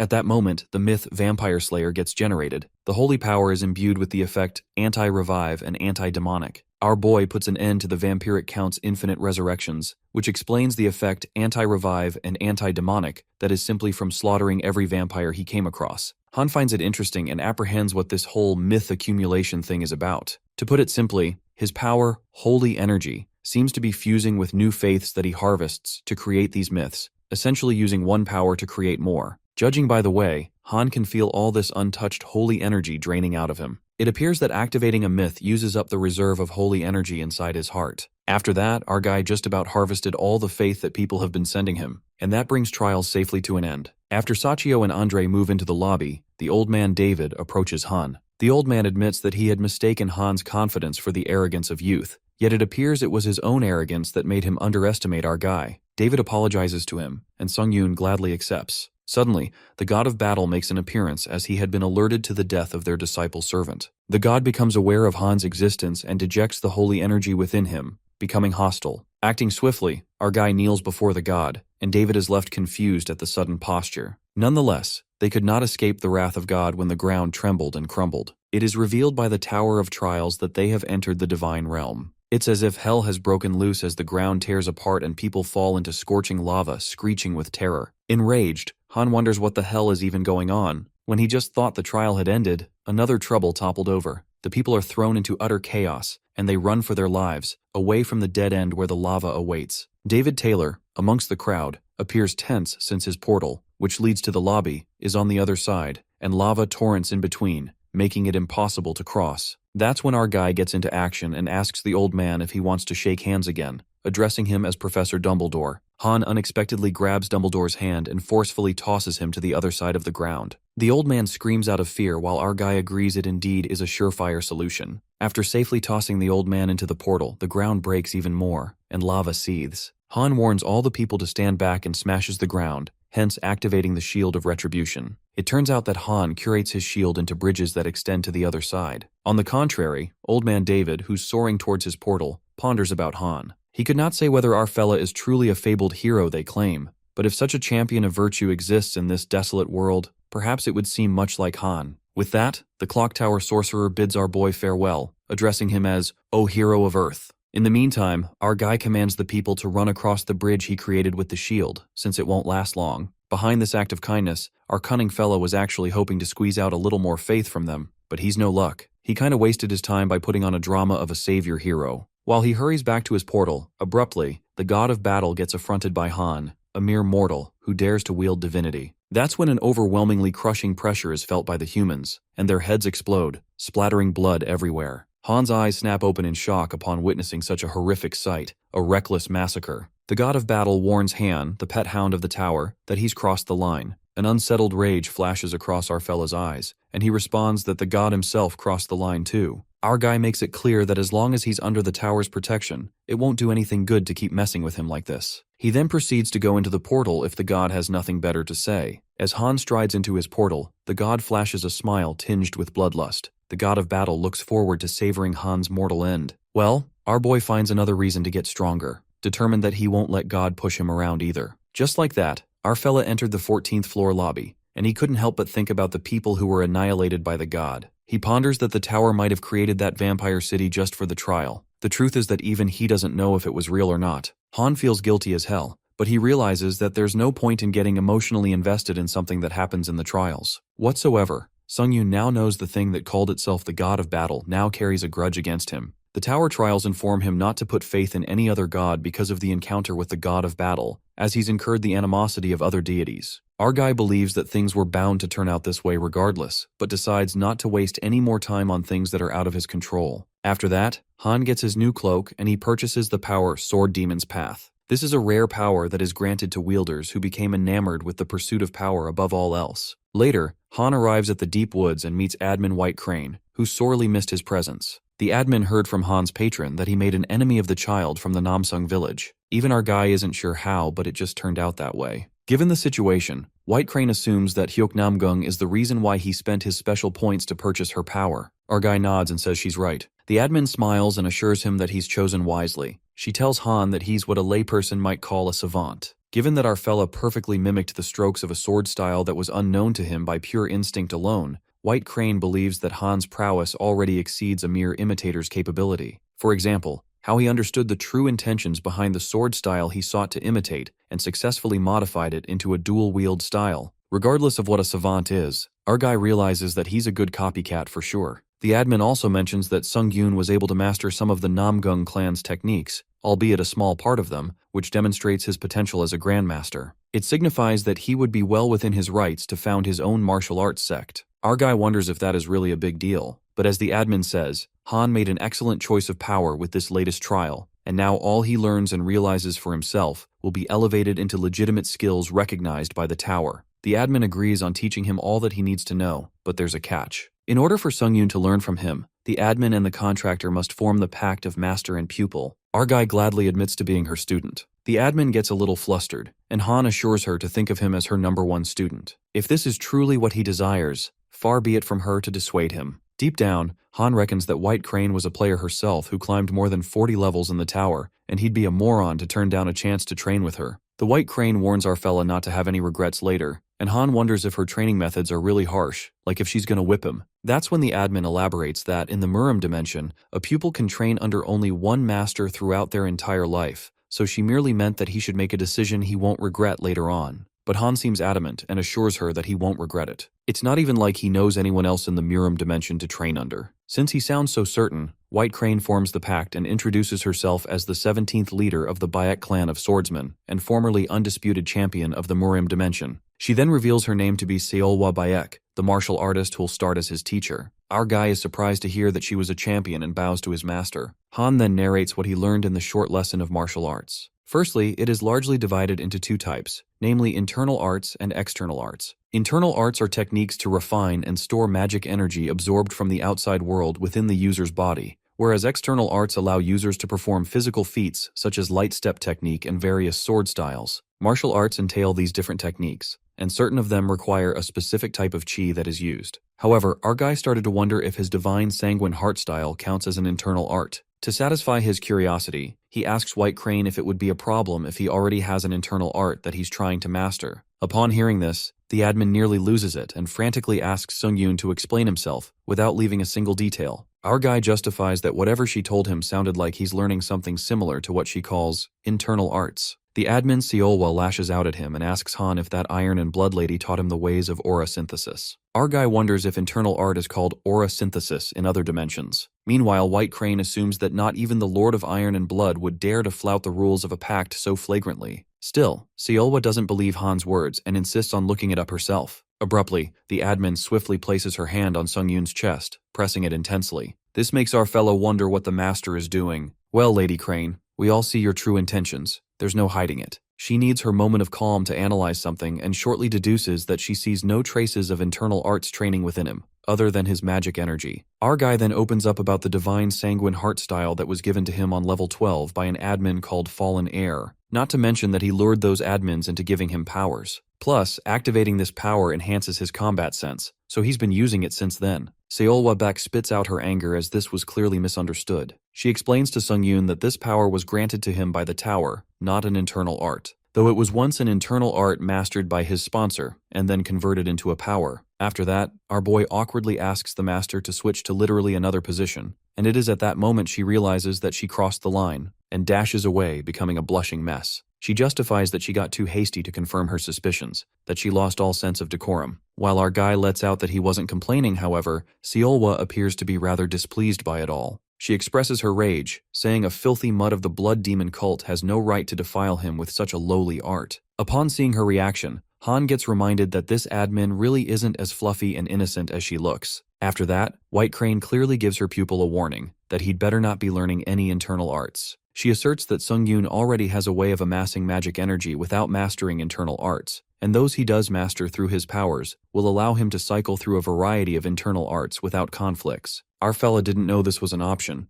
but the admin tells him to be rest assured. She states that the art she wishes to teach does not rely on internal arts. Nonetheless, she proceeds to give him a demonstration of her sword style, telling him to observe and follow. Han activates the combat skill and Seolwa wields her sword style, exuding a pink aura. He realizes that she's only ever shown him her gentle side, and gets convinced that she really is the master of the Murim dimension. Among the 7 white blade styles, Seolwa demonstrates the very first blade, White Blade Gleaming Sea. She swings the sword with poise as if starlight is flowing, while our guy awe-strikingly glances at her, clicking every move in his head. Seolwa apologizes for going steady since this is the minimum speed required for the White Gleaming Sea, but Han confidently assures her that he'll be able to manage that. He reckoned the White Crane's movement, and it looked like she was bending space itself to trap and slice right through. With that in mind, he wields the sword, imitating exactly what the admin did. Our guy asks if he did well, and White Crane is left wide-eyed, wondering what in the 7 blades was even that. It is then revealed to us that in an era or dimension, gifted savants have always existed. Their kind possesses a natural aptitude for learning that allows them to achieve far loftier feats than most. Savants effortlessly display a peak capacity to understand, evaluate, and absorb information on any given subject. However, geniuses like them must nonetheless hone their skills diligently in order to exercise them to the full extent. In the present, our guy asks White Crane if he did something wrong, while Seolwa spirals into panic. She gasps in disbelief because Han literally mimicked the White Blade Gleaming Sea like it's a child's play, and in a single try. Nonetheless, she calls out Han and lets him know that he has no grasp of the enormity of his deed. She compares her 7 white blades style to Hyok Namgung's divine heavenly blade forms. It is no exaggeration that her style is far more sophisticated. White Crane reminds our fella that he imitated 2 techniques of the Namgung family's treasured style, the heavenly gliding blade and heavenly soaring blade. They too comprise a part of the divine heavenly blade forms. Seolwa states that her transcendental art is composed of complex principles that grant dominion over space itself,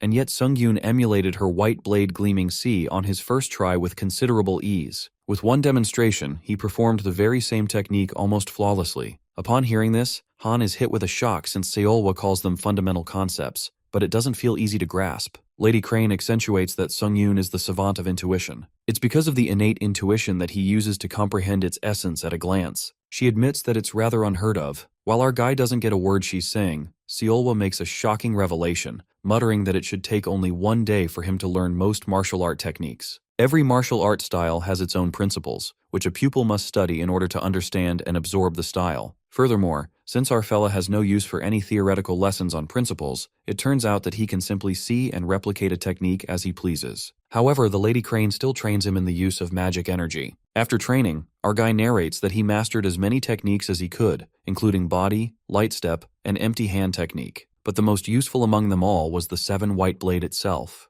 Among them are the white blade gleaming sea, a technique that defies evasion by bending space itself to cut through the target. White blade piercing sky, a stabbing technique used to penetrate through an enemy's defense, and white blade spacefold, a defensive technique that distorts the space around the sword. With that, the training session comes to an end, and Han expresses gratitude for his master. Lady Crane is glad he's calling her master, and our boy takes his leave. She thinks he's going too soon and assures Han to stay as long as he'd like. But he leaves, saying that he has a feeling that he'll be back. After he leaves, Seolwa is over the moon and smiles sneakily as Han called her master earlier. She's also certain that he'll improve at a dizzying pace with diligent training, given his natural talent. After a while, our guy enters into the 14th floor lobby and feels guilty since he couldn't master all 7 techniques of the White Crane style at his current level. In the meantime, he's been making the most of the skill Demon Slayer style and improving it whenever he can. But when it comes to Master's 7-blade style, or Namgung's divine heavenly blade forms, it's just not strong enough to incorporate these new styles. For this reason, our fella decides to make a new skill with his power Sword Demon's Path that allows users to develop unique sword-based skills. By activating Iron Blood Sword and Combat Focus, Han has managed to improve the Divine Heavenly Blade form and the 7 white blade styles by dual wielding,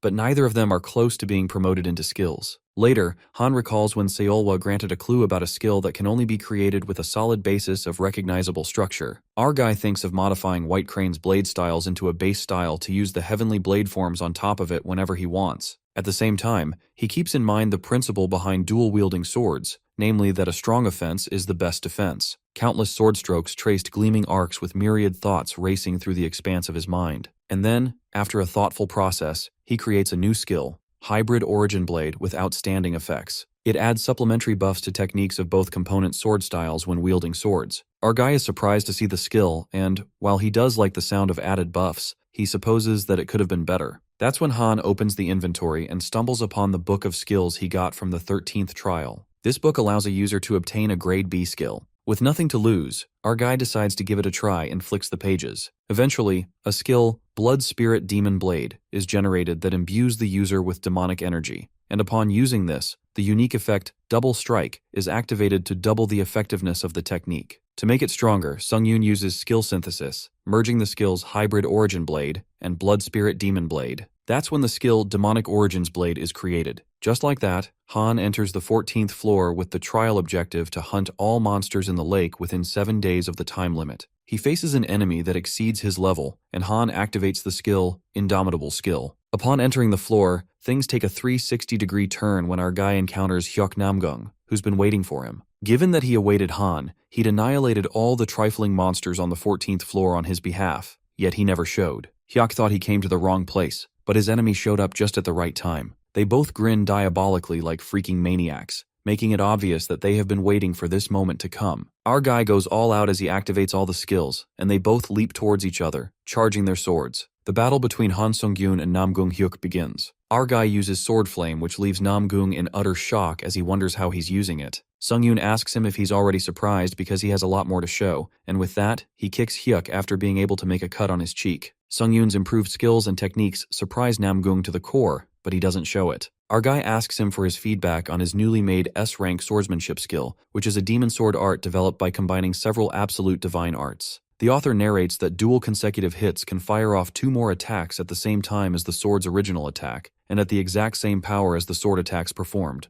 Han Sung-yoon is proud of this skill as he feels like it's already too powerful, but our guy warns Namgung Hyuk about the scar it made on his face, stating that it's going to bother him until he dies. Namgung heals the scar while he leaps toward Sung-yoon in order to attack him, and the guy is not able to digest the fact that the swordsmanship Sung-yoon is using right now, the Qinggong technique, it's Murim's. Hyuk wonders why Sung-yoon hid his martial arts before, but our guy lets him know he didn't hide it but was actually scared he might die. Therefore he reveals that he learned this all day yesterday. This pisses off the Blue Heaven Sword Dragon, who believes that our guy is rude as ever, seeing how he's saying bullshit about learning martial arts in a single day. Sung-yoon proudly claims that someone said that he's a genius, and with that, our guy pulls off the moves of the Namgung clan's swordsmanship, leaving the sword master in absolute shambles. The Blue Heaven Dragon loses it and questions Sung-yoon how dare he use it without knowing his place, but our guy thinks he should have made it harder to copy. Namgung Hyuk charges at our guy while Sung-yoon admires his swordsmanship, the Qinggong technique, and even his irregular movements.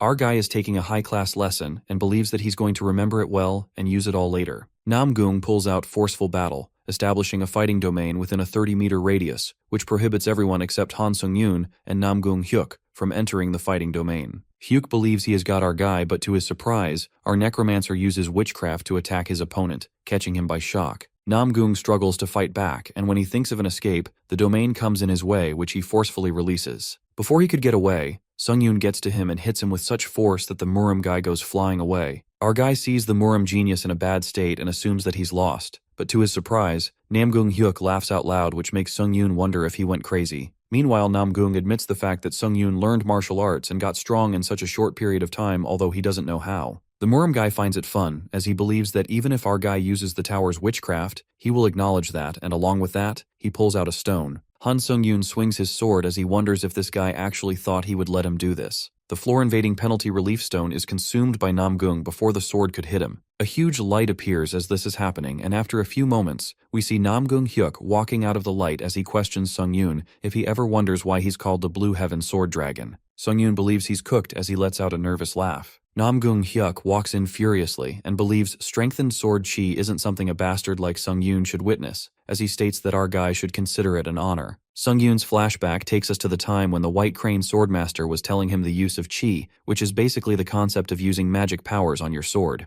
It's a technique that adds properties that interfere with the laws of the sword itself, while the sword flame is a stage where you can add another one of those properties, and strengthened sword chi is the next stage, a type of ultimate essence that allows you to flexibly utilize the surrounding magic power as well. Back to the present, we see Sung-yoon in disbelief as he was not expecting to witness the strengthened sword chi this quickly, and to his surprise, this skill is ridiculously strong. The sword's reach rapidly increases in strengthened sword chi and makes it difficult to even approach it. Plus, the strengthened sword chi's strong yet flexible movements all are irregular and threatening, as if the sword is turning into a living dragon. Our guy realizes that he underestimated Namgung and remembers about the sword enlightenment. When he was listening to the White Crane Swordmaster's teachings, Sung-yoon felt that Murim's master got to skip a few growth stages throughout their enlightenment. Seeing Sung-yoon tensed up unlike before, the Murim guy taunts him while our guy regrets not finishing this with full power as soon as he started because he's aware that it's going to get messy now. Han Sung-yoon activates the Authority, Heavenly Blood Cultivation Art, as he warns Namgung to prepare himself since he's going full force. As Namgung Hyuk is approaching towards him, Sung-yoon utilizes White Sword Fold Emptiness, leaving the Blue Heaven Sword Dragon in utter disbelief as he wonders where else did Sung-yoon steal martial arts from. The Murim guy is confident that all struggles are worthless in front of strengthened sword chi, while Sung-yoon activates skill, fighting concentration, hence increasing his focus by 20 times. Our guy manages to sneak up behind Hyuk but ends up damaging his gut badly, and before he could even get up, the Murim guy mercilessly attacks him. Luckily, Han manages to dodge the attack. Our guy is surprised to see Namgung's strengthened sword chi adjust to the White Sword Fold Emptiness, and with that, he activates the skill, Ashen Blood. But before he could even use it, the Blue Heaven Dragon kicks him with all his strength, making our guy go flying back. The intense hit to the ground makes our guy cough blood out while Hyuk doesn't plan on sparing him and attacks him again. Han withstands that powerful attack, and this leaves the Miram guy in utter shock because he didn't actually think our guy would be able to fight him evenly. With that, the Swordmaster decides to finish this off as he strikes the sword towards our guy who's not ready to give up. Not yet. Sungyun uses the skill, Counter Shield, and releases all absorbed damage at once because after how hard he worked to get up here, our guy cannot go down this easily. Sungyun's attack doesn't affect the Swordmaster, and that takes him by surprise. And before he knew it, Hyok's sword slashes his head off his body. The skill, Last Stand, is activated, which nullifies Sungyun's critical wounds, amplifying all of his senses for a short time, while this skill has a cooldown period of 1 week. Due to this skill he got as an additional reward on the 12th floor, our guy's head is connected back to his body, and as he regains his composure, he utilizes another reward he received on the 12th floor and activates the Ancient Emperor's Ash Crown exclusive effect, Ghost Magic. Because of the Ancient Emperor's Ash Crown, Han's mind will slowly be contaminated. Therefore, the authority of a serene mind is strongly activated. Our guy decides to use everything he's got and uses necromancy to beat the Miram guy, who is pissed off to witness this witchcraft as he quickly gets rid of it and grabs Han Sungyun by his neck. The Miram guy chokes Han with one hand and uses the other to slash our fella's head with a sword yet again. But before he's able to do that, his body starts trembling and he can't move. Abruptly, Hyok collapses on the ground while our guy reminds him about what he told him about the scar on his face. The scene flashes back to Hyok's past, where we see a little Hyok standing with guilt in front of his parents, whereas his father is shouting at his mother, asking her why their son can't even do basic moves and doubts if the kid is truly his blood. Meanwhile, the purple-eyed kid feels that he enjoys conversing with his sword, and one day he meets his grandfather, for the first time, who finds him developing a path of the sword before following any fixed moves. The grandfather thinks his grandson is a genius, and from that day onwards Namgung was raised by his granddad, the contemporary Sword Supreme. And as a result of that, the Miram kid began developing dangerously in an unprecedented manner. After getting stronger, Namgung proudly goes to his father to let him know that he's dealt with the blood cult who were traveling in disguise. The poor son expected his father to praise him, but instead his father tells him to devote himself to cultivate his heart instead of slaughtering, and insults him. This leaves a deep scar in Hyok Namgung. Back to the present, we witness the Ancient Emperor's Ash Crown being destroyed after its durability has been fully utilized. Namgung lays groaning in pain and tells our guy to end it, but Sungyun sits across from him, finding it fascinating that originally they would have never met, but two different people of different dimensions had a battle like this. Sungyun admits the fight to be painful,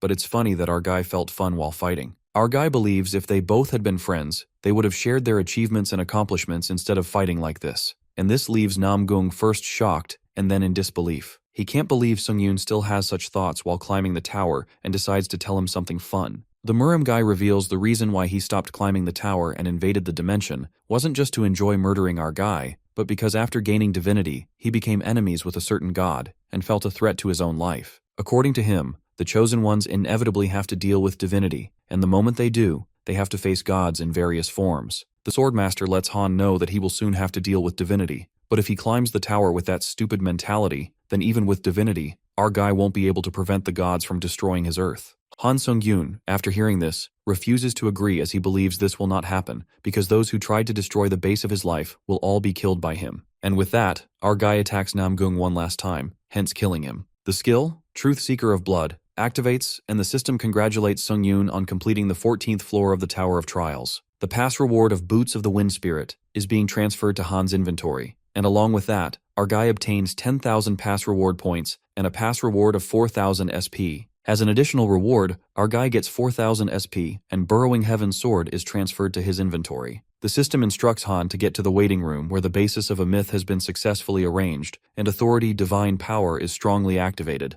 As the system calculates myth based on the actual results and the faith of the believers, myth battle-tested warrior is complete and accumulates divine power. From now on, the effect of Indomitable and Reverse will be bound to Han's divine management. Our guy absorbs the spirit of challenger Namgung Hyuk, increasing his proficiency by 47%, and unique trait Necromancy rises up by 1 rank. Blood consumption of the True Blue Heavenly Sword's exclusive effect activates, and Namgung's blood is absorbed in it, causing the item to grow to A rank. The system notifies Hyok's blood being absorbed, engraving the skill Strengthening Apprehension into the blood consumption exclusive slot. Our guy believes he's got a good one that he can put onto the sword flame as well, and with that, he realizes his clothes cannot be restored. Therefore, Sungyun decides to go shopping on Earth. As our guy is thinking about it, the system interrupts him and notifies him that the admin Iron-Blooded Monarch is stating that she has some decent armor that she wants to sponsor to her contractor, and White Crane Swordmaster states that the contractor's fighting methods are more suitable for martial arts robes. Sungyun, after seeing this, goes to the Iron-Blooded Monarch and is amazed by how the administrator designed her house. As he enters inside, the admin compliments him for his good work and, to celebrate upon crossing a difficult level, she gives him a present which seems to be like a pendant. Our guy thought she was giving him an armor but is cut off when Iron Blood interrupts him and lets him know that once he puts a bit of magic power into this necklace, the armor will naturally equip.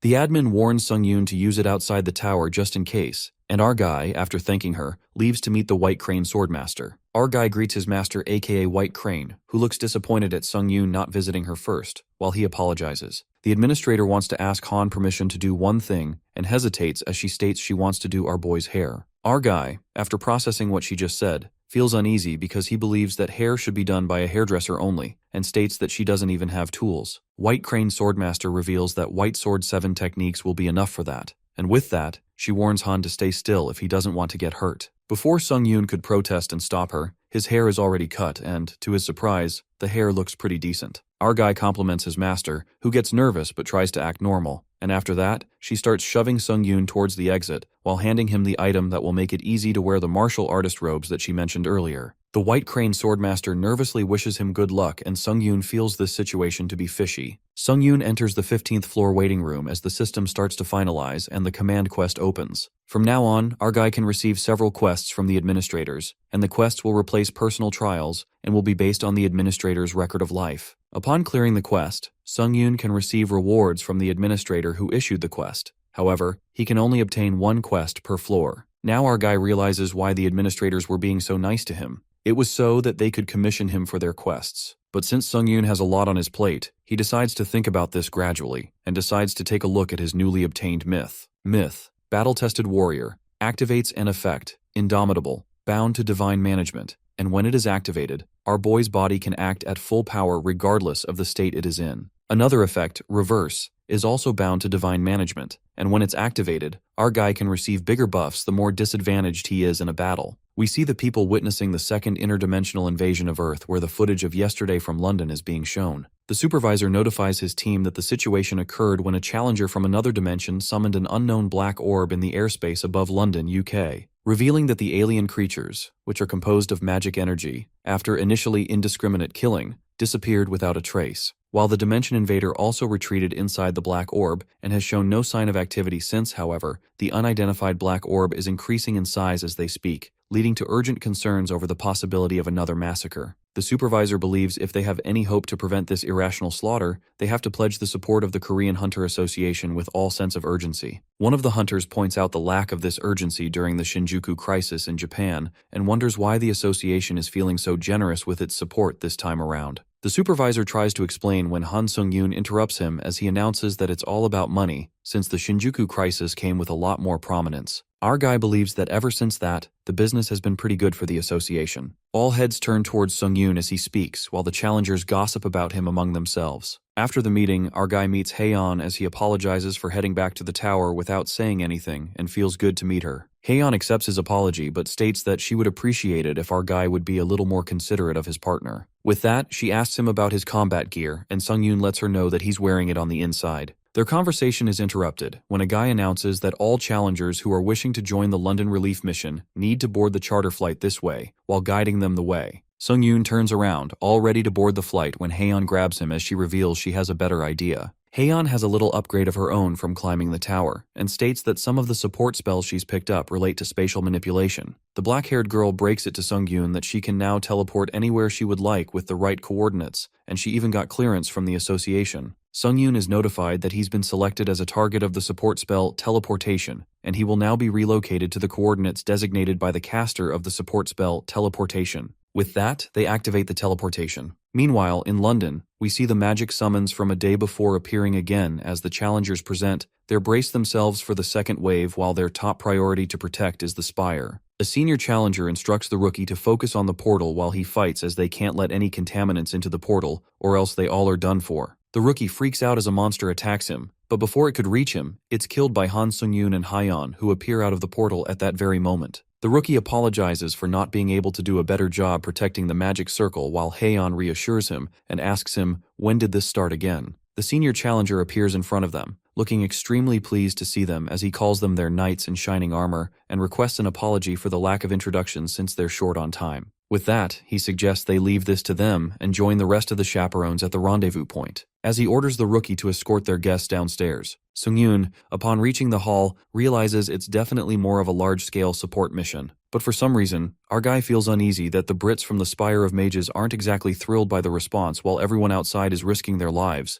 The higher-ups are down here talking about useless shit. The old man sitting on the head chair starts the conversation but is left speechless after spotting Han Sungyun, not expecting to meet him like this again as he considers this reunion an honor for himself. Our guy recognizes the old man to be the one he rescued during the 13th floor trial. After the old man tells Sungyun about everything that's going on, our guy decides to summarize it for better precision. According to the old guy, the black sphere out there is an ultra-high-level barrier that can't be broken by hundreds of mages throwing their magic energy against it, except the old guy was able to break through when it was much smaller, and that's how the first wave was stopped. But it's been impossible to even make a dent in it ever since. The challengers present in the room start gossiping as they are confused about why Elder Taylor, aka the old man, gave his head seat to Sungyun. They all are in disbelief, but Elder Taylor believes this high seat is a negligible amount to pay for the safety and protection of the country, and he will even kneel before our guy if necessary, because the rest of them have not witnessed what he did in the Tower of Trials. Elder believes Han Sungyun is not a normal guy, and with that, he takes his feedback on the situation, asking for a solution. Sungyun declares that there's only one option, and that is that he destroys the black orb,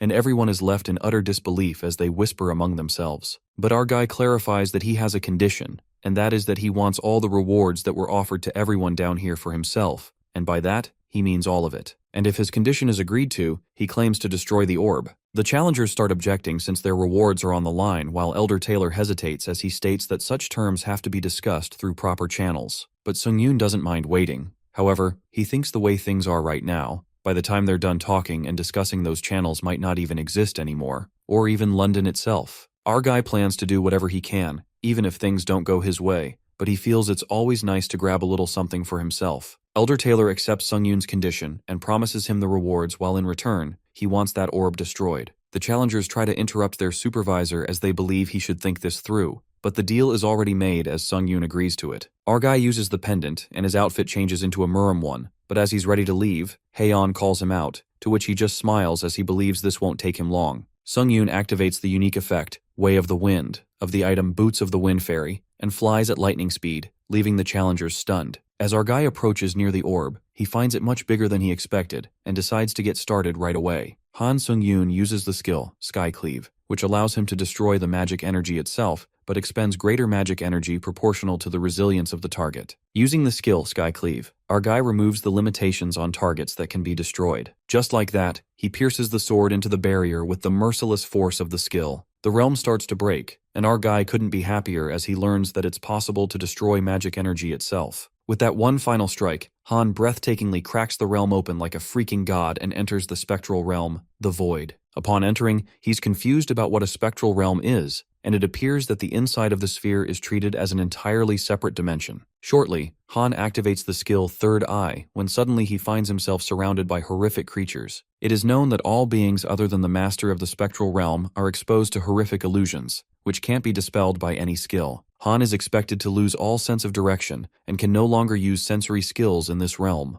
Plus, he also suffers an 18-point decrease across all stats as a penalty. Suddenly, our boy is attacked by the creatures that manage to injure him. Sungyun spirals into panic, wondering what kind of illusions are strong enough to do physical damage. To see things clearly, our boy activates the power Clear-Headed, and that's how the effect of the spectral void is lifted. The loss of sense of direction and certain skill restrictions are lifted by Han's magic resistance skill. With that, our guy makes a stronger comeback and fights back the illusions. All the creatures leap forth, while the places Sungyun got hurt get healed. He realizes the outfit White Crane gave him repairs itself using magic energy. Right at that moment, someone emerges from behind and witnesses Han's outstanding abilities. While our guy pauses for a moment, the man is impressed that someone from a minor, trifling dimension is capable of single-handedly penetrating a spectral realm. Before that weirdo could finish talking, our guy decapitates him in a heartbeat. The head is sliced apart from his body, and yet that man lets out that it's nothing he hadn't predicted. Suddenly, a blinding light illuminates, and Han activates the myth Comeback Hero, which imbues his holy energy with the effect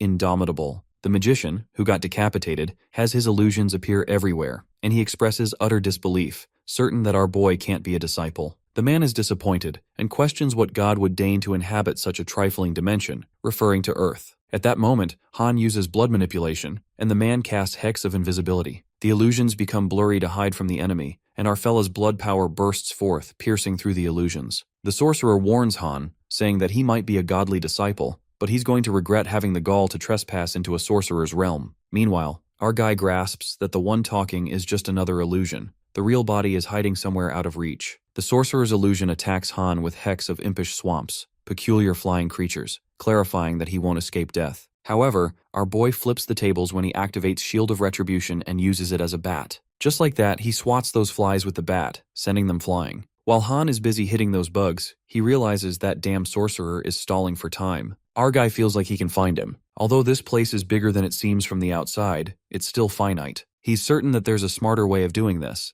but to wrap things up faster, he decides to just wipe out everything at once. Just like that, Han releases all the damage accumulated in the Shield of Retribution and activates the marked skill Enhanced Vigilance of the True Sanguine Demon Blood. He uses the unique effect Dual Mirror Strike of the skill. A violent energy bursts forth when our guy strikes the sword, creating an explosion inside the spectral realm. The realm rattles, and our boy's power obliterates everything. Hence, the real sorcerer finally comes to light. The sorcerer trembles with pain, covered in blood. The man questions Han. What business does a monster like him have with a paltry dimension such as this one? Our guy is happy that the conversation is on point, and bluntly commands the sorcerer to get rid of this black orb called the Spectral Realm. Basically, Han is asking the sorcerer to destroy his own realm, and the man freaks out, mentioning the amount of sweat and toil that went into creating this domain. But sadly, our guy hates excuses and activates his skill Blood Prophet, along with Pain Amplification, which allows the target to suffer harm twofold. The sorcerer has no escaping the tormenting hell and screams in pain. Han assumes that he'd had enough,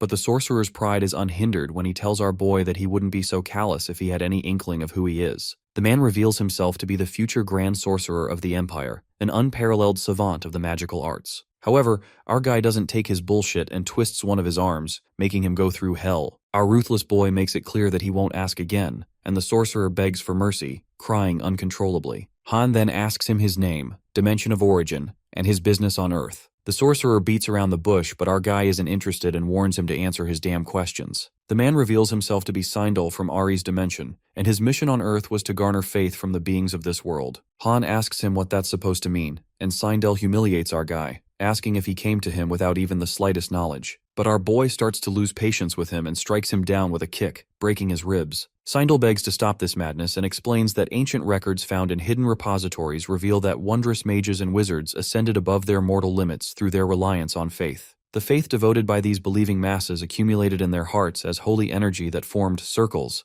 eventually allowing an exceptional few to reach the sixth circle, the honor and glory of the vaunted title of Grand Sorcerer. Our guy questions Sindel how he gains faith from people. The mage answers that one form of faith is the sheer dread evoked through absolute domination or mortal fear through indiscriminate massacre, the most expedient method indeed. Sindel also confesses he chose the Earth dimension because holy energy tainted with the presence of another god cannot be used to elevate the abilities of a mage. There's no reason why the sorcerer would debase himself gracing a godless dimension with his presence. Han sums it up that the sorcerer committed mass murder just to improve his skills, calling him a piece of shit. He proceeds to the next question and asks Sindel what he knows about the God of Testaments and the God of Battle. The mage confesses that it's beyond his knowledge whether such deities even exist. However, he seems to have a death wish when Sung-Yoon catches him lying through his teeth with his dragon eye, even on the brink of death. Our guy realizes that Sindel definitely knows something about the gods, and a murderous intent creeps in when our guy picks him up. He understands that no one would give up important info like that without a fight.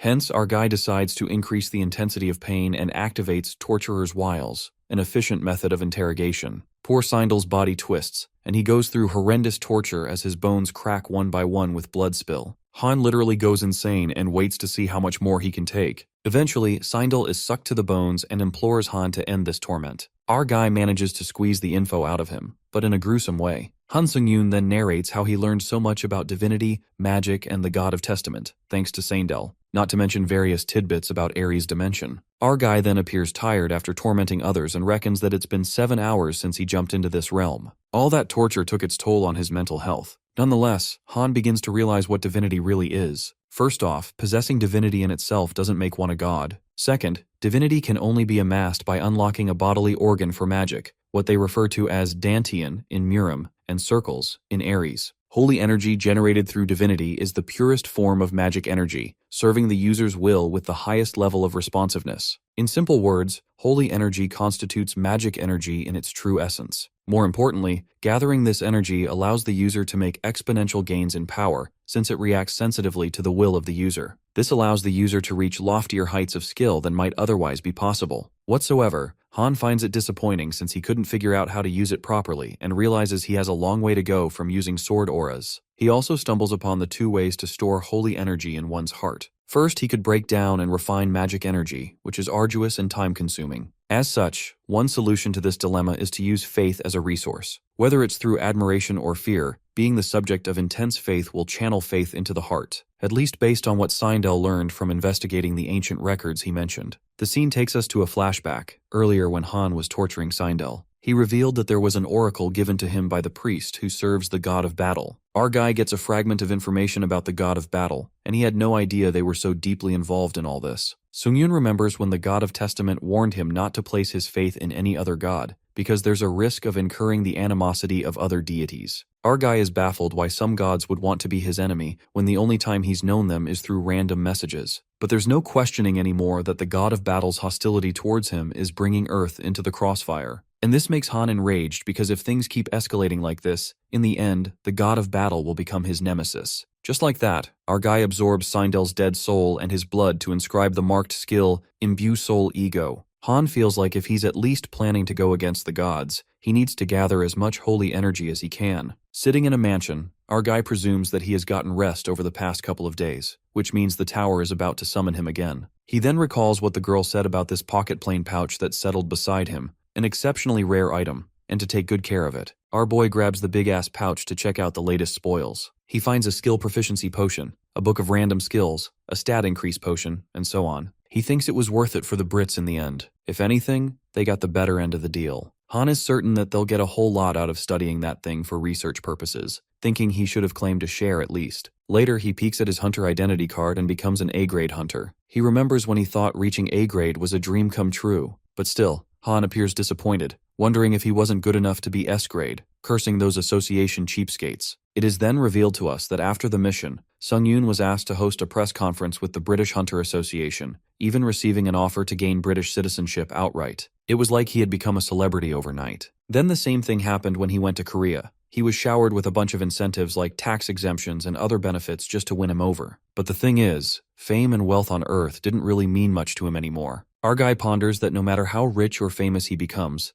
none of it's of any use to him if the entire planet is decimated by some invader from another world. He doesn't turn a blind eye to what matters the most, to stay focused on growth. Not only that, our fella feels the urge to be able to defend this world against gods. This is the reason he needs total power. After that, Han recalls what Seindel said about holy energy being the purest and most refined form of magic energy. Our guy tries to do the same, and every time he manages to refine magic energy by himself up to a certain level. But it's harder than he thought. Nothing he does seems to purify it to the point of converting it into holy energy. If he didn't have the hero's blessing power, he wouldn't have a clue about what to do. Thanks to this power, Han already has some holy energy in him, so that's something at least. From what little he's tried inside the void, it seems impossible to generate a sword aura or cast spells using holy energy, regardless of his willpower. Faith and resolve, that's what it takes to put holy energy to use. When he created the myths, Comeback Hero, and Vampire Slayer, maybe his holy energy moved by all the faith he had around him at that time. Han reckons if that's the case,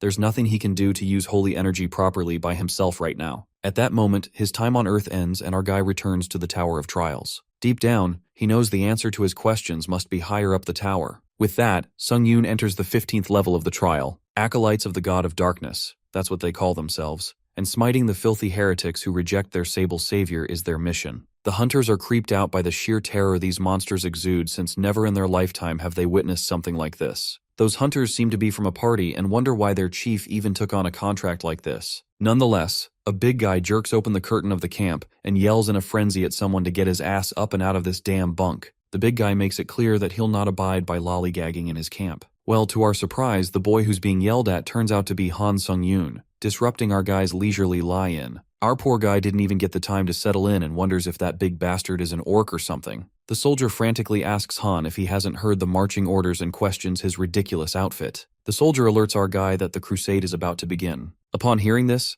our guy assumes that there's some religious war going on in this trial. The rumbling reverberates, and Han gets to know the trial has started with the objective of leading the crusade to victory within 17 days, which is the time limit. Our guy looks up at the hunters and reckons they're a few thousand at least. In the meantime, the soldiers rally around Chief Raynell at all times and promise rewards once they reign victorious in this holy war. The soldier with Han reveals to him that Chief Raynell is the brave soul who leads their mercenary band, a rare aura user in their midst. The soldier lets out that those heretic bastards are almost upon them, and that the troops are ready for battle, letting the darkness bring judgment upon those fanatics who worship the false god of battle. Our guy tries to process the info and sums it up. He was hired as a mercenary by some slimy worshippers of the god of darkness who are fighting against the followers of the god of battle. That's when our boy grins and starts his special mission, Path to Command. He must earn recognition as an outstanding leader by proving himself to the mercenaries. It is known to us that Raynell, all her life, was devoted to the study of blades, which allowed her to lead a mercenary band of considerable renown. Without the backing of a noble family,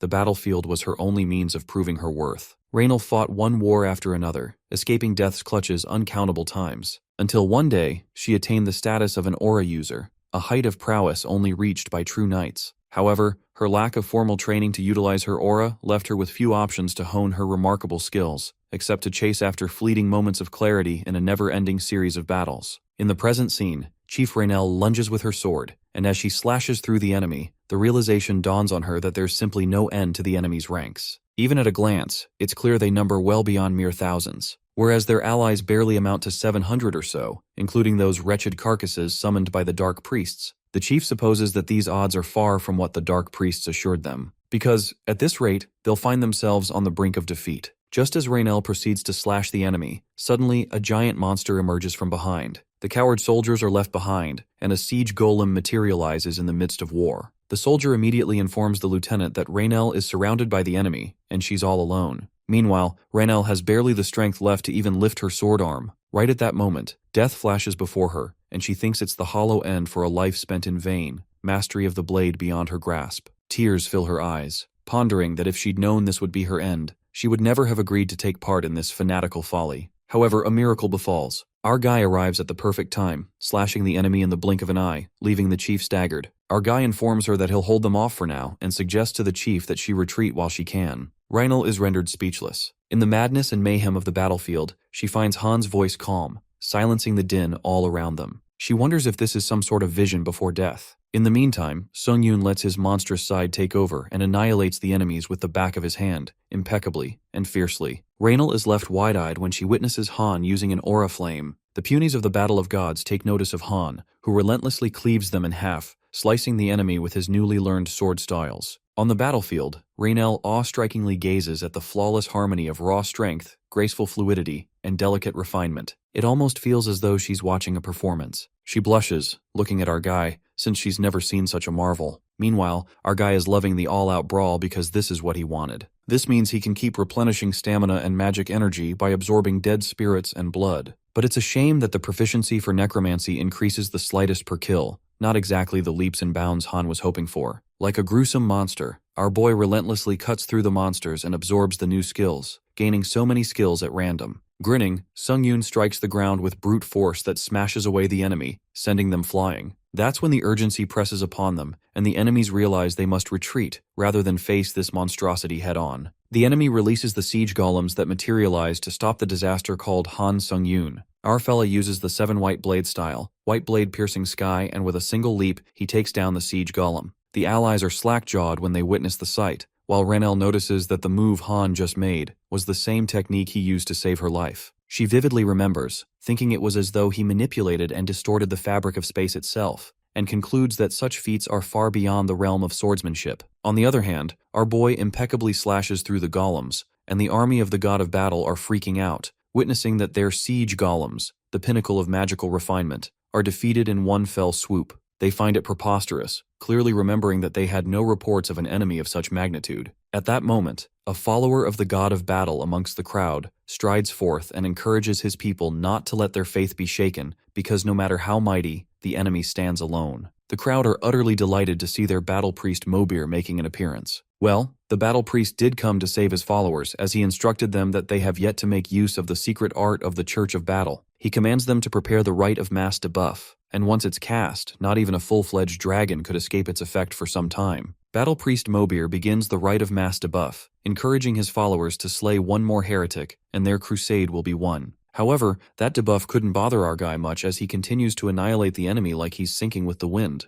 Upon this, even Priest Mobir is left slack-jawed, gasping at how this freaking monster can even make such easy work of the mass debuff spell. He dwells on the possibility that Han might be a disciple of their enemy god. In the meantime, our guy stabs the battle priest in that split second that the bald guy barely even saw him. As soon as he stabs through the priest, Han uses blood manipulation to attack the other followers while camouflaging his moves. The blood arrows hit the other priests, making them wonder what these things were shooting right at them. From Han's point of view, once he realized that manipulating blood out in the open might raise suspicion, it was more like inviting unnecessary trouble. For this season, he came up with the idea to make it seem less conspicuous. Essentially, he used tiny droplets of blood to create a claymore mine that tears the enemy to shreds. Our guy is the epitome of genius. Nonetheless, a wave of panic ripples through the priests when they realize Lord Mobir is no more to save their asses, and they immediately announce a retreat. The system notifies Han that he has achieved the trial's special objective, Path to Command, since every combatant on the battlefield has become keenly aware of his presence. He even unlocks the title One-Man Army. Now, since our fella single-handedly wiped out the enemy, he's already gained the respect of his allies.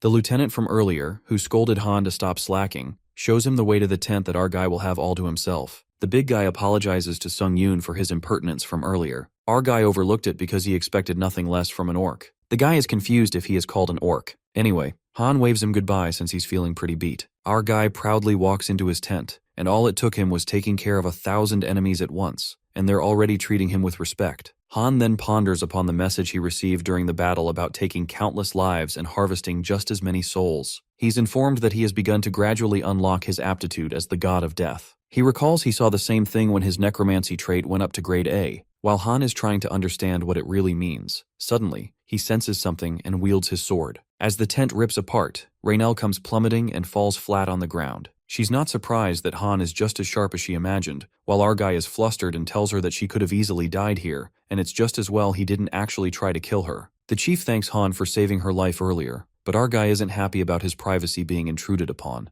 guessing it's a tradition here to sneak into someone's tent. Raynell gets flustered and thinks he misunderstood. Nonetheless, she believes that Han is no ordinary mercenary, and our boy doesn't know how to answer this since she saw everything that happened on the battlefield, so she won't be convinced until there's a solid reason. Even our guy admits that he overdid it a bit on the field. Raynell expresses that the godlike display of his martial prowess was a pleasure to behold, a wonder for ages. She's certain that an average mercenary can never be capable of achieving even a fraction of such a feat. With a fierce look in her eyes, she demands Han to reveal his true identity. That's when our guy takes the risk and reveals that he's the disciple of the God of Darkness, a disciple of their Lord and Savior. Deep down, our guy doesn't have time for this, hoping she'd better buy this story. Raynell begins to tremble and asks Han if he claims to be an angel, while our guy thinks he's done for, believing she saw through his lie. But things turn out pretty well when Raynell bows down to the monstrous disciple of their god, asking for forgiveness for her insolence. Our guy freaks out and tells her to drop the formalities. He requests to keep this a secret for now, justifying they wouldn't want an enemy spy catching wind of it.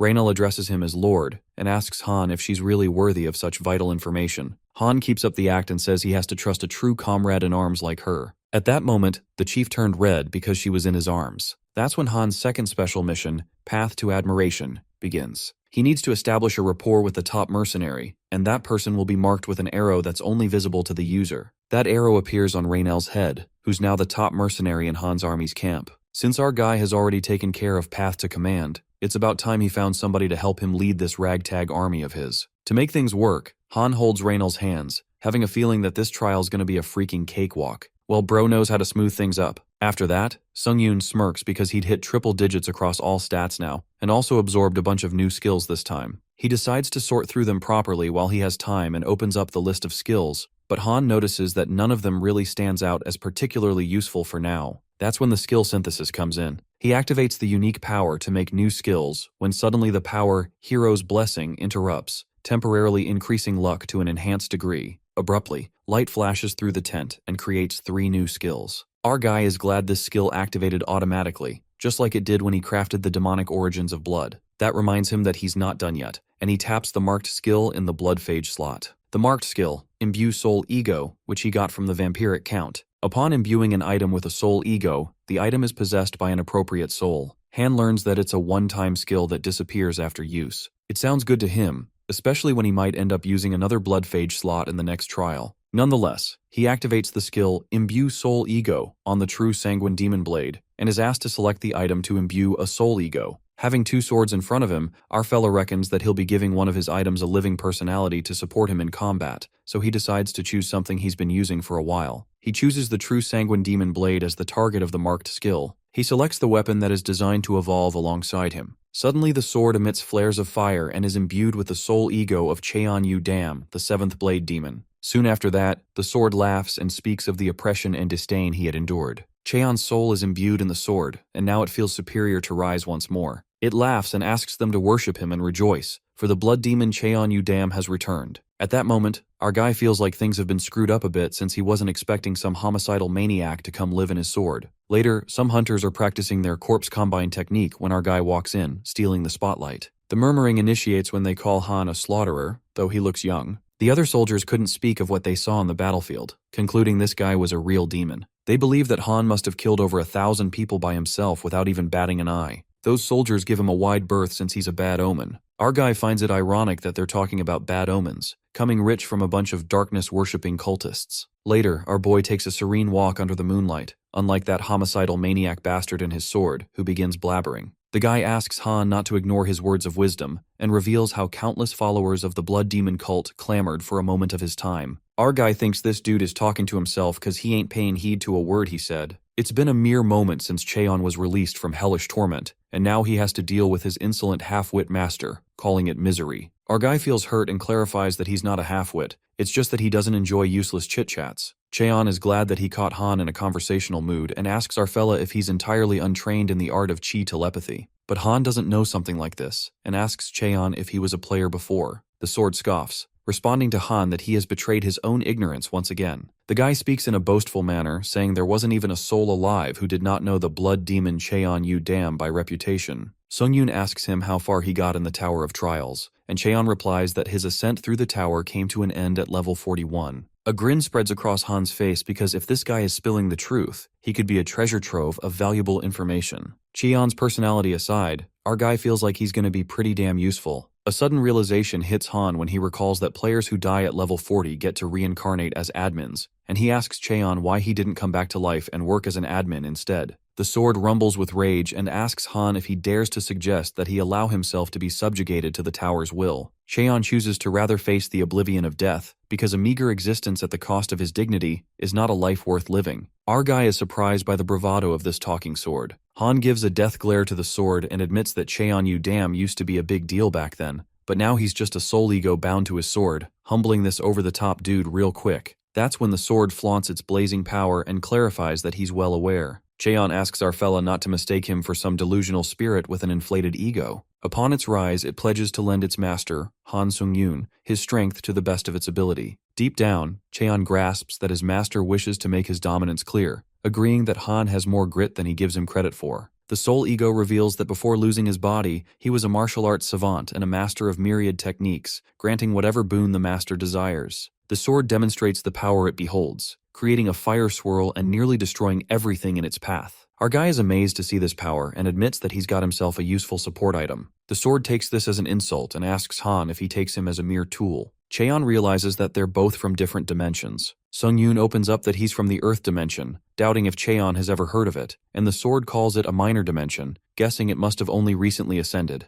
Cheon figures out that it's been a long time since his death. Not to mention, the sword lacks the capacity to store the vastness of his mind in its entirety. He fears that he cannot maintain lucidity for long, informing Han that he'll soon have company. The sword ends the discussion and requests its master to summon him whenever needed. It appears that Chief Raynell comes rushing towards Sung-Yoon. Our guy is shocked that she came in the middle of the night, and Raynell frantically alerts him that the enemy has staged an ambush. Plus, they're about to be overrun by an elite detachment of the Church of Battle's battle priests. Our guy grins since things are getting more exciting from here, and appreciates the Tower of Trials for never having a boring moment. Han strides past the chief and asks her to explain more about this elite surprise attack unit. He's ready to get this holy war started again. On the battlefield, the soldiers are getting slaughtered as they protect the priests. The enemy seems to be targeting their priests to dispel the necromancy spells. The situation is chaotic since it's an ambush at midnight, and our guy notices that the enemy is fewer compared to last time, supposing they're definitely a cut above the riffraff he faced before. More importantly, Han notices that they're using powers with clear signs of holy energy, but certainly don't match his level. The enemy this time is more gruesome and powerful as they decapitate the soldiers, and Raynell witnesses a one-sided slaughter with her eyes widened in terror. She had no idea the enemy possessed such powers. Abruptly, our guy grabs her and asks her to do him a favor. Being a smartass, Han asks Raynell to keep believing in him, no matter how strong the enemy looks or how hopeless the situation might seem. Fooling her with his beautiful smile, our guy says that he believes in her too. While poor Raynell is left flustered, our guy commands her to get their forces in formation and keep the priests alive since he doesn't see the holy war ending without priests still breathing. Well, Han's charm does give her a boost as she decides to do everything in her power to keep them safe. That's how the chief feels a strong sense of admiration towards Han, and with that, he achieves the special objective, Path of Admiration. Chief Raynell runs alongside our boy and lets out that if they meet again in this life, she shall owe him a drink at least. Our guy likes the idea and decides to make plenty of war stories to share over a drink. Leaping forth, Han activates the skill Dark Wolf Stride, which increases mobility by 100% in darkness. Just like the wind, our guy diabolically slashes through the enemy like he's invisible and makes the enemies learn a lesson. Attacking at night will be the last mistake they'll ever make. The soldiers are in a frenzy, and the enemies are storming their way through to the healers at the rear. The enemy brutally annihilates the soldiers, and the lieutenant, who's fighting with the opponent, commands everyone to get back to formation, because as soon as they break ranks, the enemy will pick them off like stray mutts. Just as the lieutenant gets stabbed, Chief Raynell slashes the enemy in half. Raynell seems dauntless as ever and believes the lieutenant wouldn't be bellyaching over a tiny prick on his stomach. The big guy appears just fine, and Raynell frantically commands her soldiers to get back in formation. The chief gets into action and instructs the tank units to take defensive points, archers to focus on their firepower, and melee fighters to guard the healers with their lives. Han's army morale is boosted by 100%, and a meticulous chain of command will prevent its formation from breaking. The opponents call them filthy insects, and make it clear that victory belongs to the Church of Battle. They march forward, focusing on taking the wench at the heart of their ranks, while the soldiers shoot arrows. The enemies are outnumbered, and while lads at the front lines won't seem to hold out much longer, the soldiers request the chief to send them to the fray. However, Chief Raynell stresses maintaining the formation since their only goal for now is to protect priests at all costs. She urges the soldiers not to budge an inch from where they stand, hoping that soon the tide will turn in their favor. In the meantime, our boy, activating the skill Dark Wolf Stride, ambushes the enemy with the speed of light, slashing them all like a monster. Raynell is delighted now that Han the Slasher has entered the battlefield. But the surprising thing is, our guy doesn't kill the enemies. Instead, he tangles them up with red magic ropes. Cheon, inside the sword, speaks up and calls it a ludicrous play. He asks Han why he wasted such power on tying up some raggedy prisoners of war. Whatsoever, even the sword has no qualms with the ruthlessness with which our fella butchered the enemy. Cheon believes that Sungyun would have been a fine member of the Dark Path if he had been born in the Murim dimension. Suddenly, Han's eyes open wide when he witnesses a thin strand of magic energy that reaches him. Our guy then understands that it's chi telepathy, and assumes that it's just a way to send voice messages using magic energy. The soul ego, Cheon Udam, expresses his disbelief since our dude managed to master the technique of chi telepathy in such a short time, finding it impossible. While Han thought it was easy for anyone who uses magic energy, the soul ego tells him that he's basically deriding half the martial artists in Murim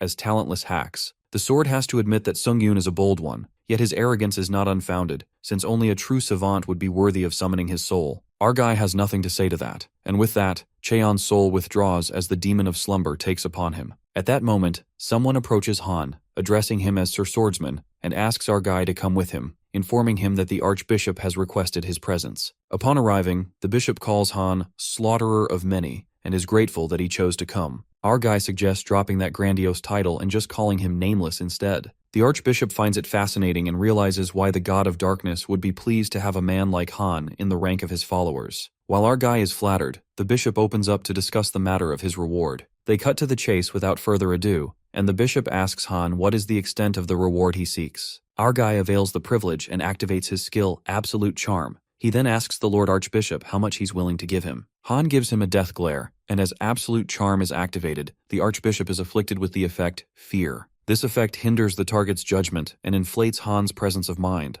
A strike of terror gushes through the bishop, and while quivering, the old man grants Han the greatest reward he can bestow upon his authority. The old man is gripped by fear and grants our guy the holiest of the sacred relics in the Church of Darkness's possession. Tears stream down the bishop's face while the other priests freak out and remind him that non-believers are not worthy of sacred relics. But the Archbishop shuts them up and announces that their crusade will lead to glorious victory at the hand of the Nameless One, Han Sung-yoon. Bishop Kanil is utterly terrified, presuming how he sensed something lurking behind Han's eyes, an immense aura of savagery that defies all belief. It felt as though his entire being was wilting under the crushing gaze of a dragon, but Kanil believes that the sheer might this guy represents may change the tide of this war. The bishop then gives Han the sacred relic, a sanctified object that harbors the power of God, and there's no higher item of worship within the Church of Darkness. Our guy activates the dragon's eye to analyze the relic and learns that it's the seal of dark alms, which imbues a unique effect upon stamping the seal on the hand. The other relic is the ember-eating night shroud, and the unique effect expends all holy energy to return to life. Our guy is amazed to see that these are both SS-grade relics.